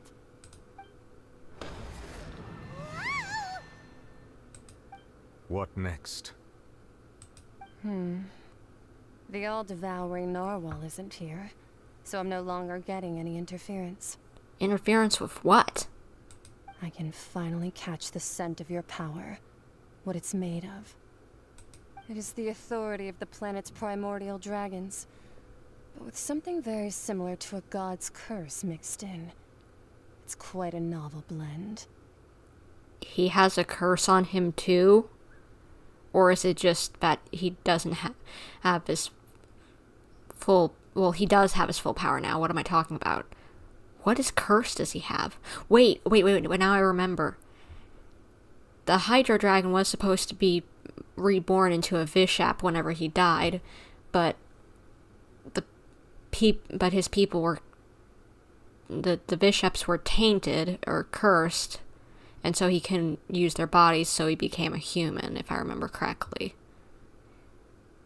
I'm sure I've encountered something like this before. What was it again? I do not know what you speak of. Ah, of course. How could I forget? You should have the remains of the third descender on your person, yes? What? Who is the third descender, and what do you have? Remains? I've never heard of any such thing. Huh. According to your parlance, I believe it may be called a gnosis. Wait, hold up. Does that mean... Aegeria, the previous Hydro Archon, was a descender? Am I reading that right? Someone tell me, please. Well, that much is true. After Focalor's divinity faded, she handed her gnosis to me. But I fear I have never heard of it described in the manner that you just did. I've been training with my master, the Foul, ever since I was young, and I have never returned to the surface since. So most of the information I possess, I got from him. It is only natural for those who are greater than humanity to possess a different sort of common sense, which is why there are so many problems in our attempts to communicate with humans. Regardless, you should probably get rid of objects of misfortune to prevent any disasters from befalling you. To live in itself is a blessing, but once a person dies, the bonds he once had with this world shall all turn to curses. Do what? So that gnosis... What? That gnosis was the property of someone, some person, man who's dead? What do you mean by that? No need to fret. These are just my personal thoughts, and my reason for no longer wishing to return to the surface. This third descender you refer to, who are they? And when did they die? Master never mentioned them to me. Perhaps it just wasn't that important for me to know. If you're interested, though, I could ask him. I'll be sure to pass the answer on to you next time. Okay, then. Next time? You believe we will meet again? Yeah, that's what I was thinking. What you coming back here for? You said you don't come to the surface. I do. Wait. I have a disciple of my own, don't I? He can be the messenger then. Well, looks like we're waiting for him to come back. Probably in the interlude quest.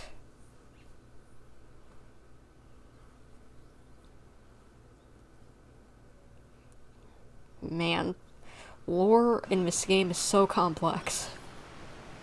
That's what she told me. Whether it would prove useful or not, I wanted to pass that information on to you. The remains of the third descender? So that's what the Gnosis actually are. Paimon just thought they looked like chess pieces. How could they be a person's remains? So the Gnosis themselves are a person's remains. Okay, I guess I was wrong before. All the same, assuming that there was no misunderstanding or special metaphor at play, that is what she meant to say. And she said that it would bring misfortune and that you should check it, which is why you gave it to the Fatui. The Gnosis themselves are the remains of the third descender. That is some weirdness. If she speaks the truth, then I would simply be putting Fontaine at unnecessary risk by keeping it here. a descender. She mentioned one of them. I'm the fourth descender. For me, this information means two things. One, that the Gnosis are related to descenders, and two, that the one who came before me has already died.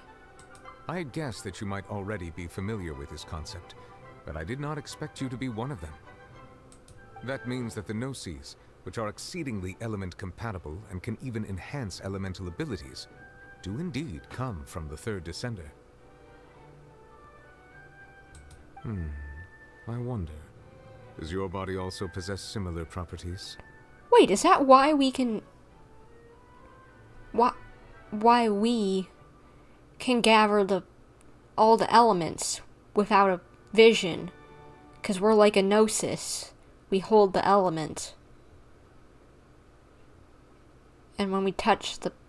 That would be interesting. Like being able to use elemental powers without a vision. That does sort of count as special compatibility, right? No, let's not think about this stuff right now. It just feels creepy. Yeah, that's pieces of a dead person, the Gnosis. Comparing the Traveler to the dead third descender and all? Don't worry, I won't die so easily. That's what you say, but this topic still feels like bad luck. Once Child recovers, let's get some more answers out of him. Or go look for his master and get the answers that way. I too believe it unwise to make too many blind guesses when information is lacking. The same is true of being at court. Alright. Whatever the case, it seems like the crisis here in Fontaine's over for now. Don't say over for now. I don't want another crisis. Yes. All of Focalor's efforts were for this moment as well. But she sacrificed herself in the end as a god, and she suffered through all those years as a human. Was that really what she wanted? I suppose that would be the mystery of a god's will. Can you understand the will of the gods? I suspect not. But once in a while I too would guess that if wishes were like the clouds in the sky, they will one day return to the earth as raindrops.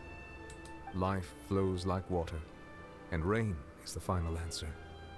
The water levels may sometimes tilt one way or another, but the rain falls fairly upon all. And what ultimately is the difference between the rains that fall upon all of us?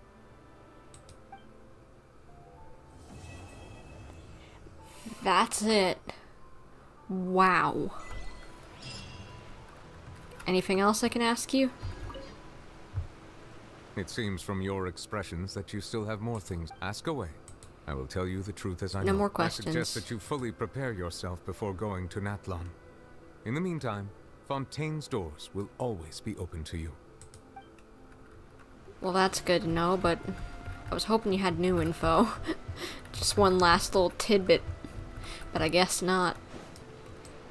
Okay, I'm tempted. I'm gonna jump off.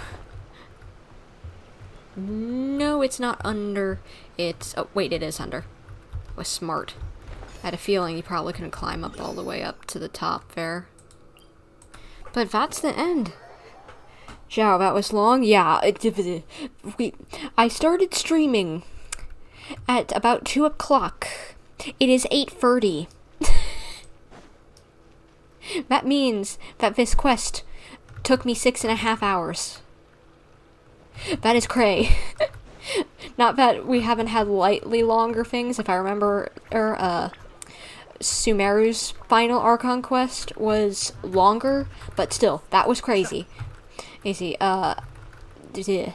man. Anyway, that was a trip.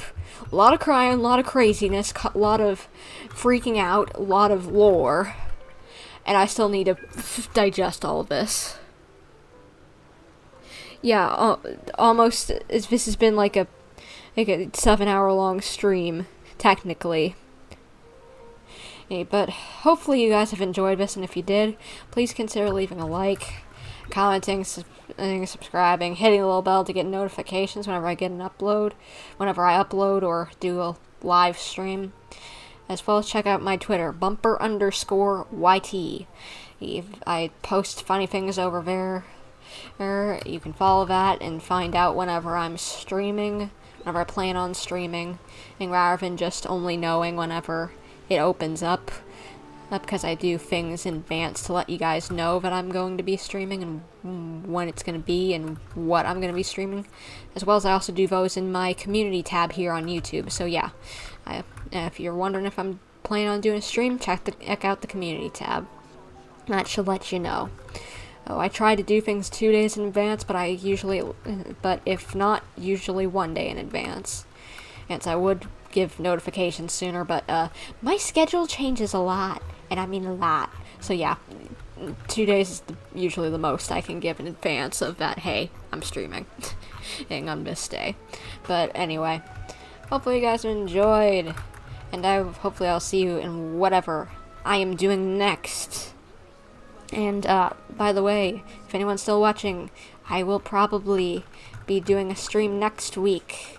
The flagship event, and if that has any, like, story to it. I can't remember what it's called, but it's something to do with Furina, I believe. So yeah, next week, keep an eye out for that. Probably next Thursday, I think. Thursday. Next Thursday, yeah. I think it's next Thursday that I'll be doing it. But yeah, keep an eye out for that, and hopefully I will see you in whatever I'm doing next.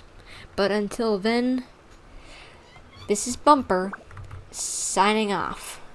Bye, guys.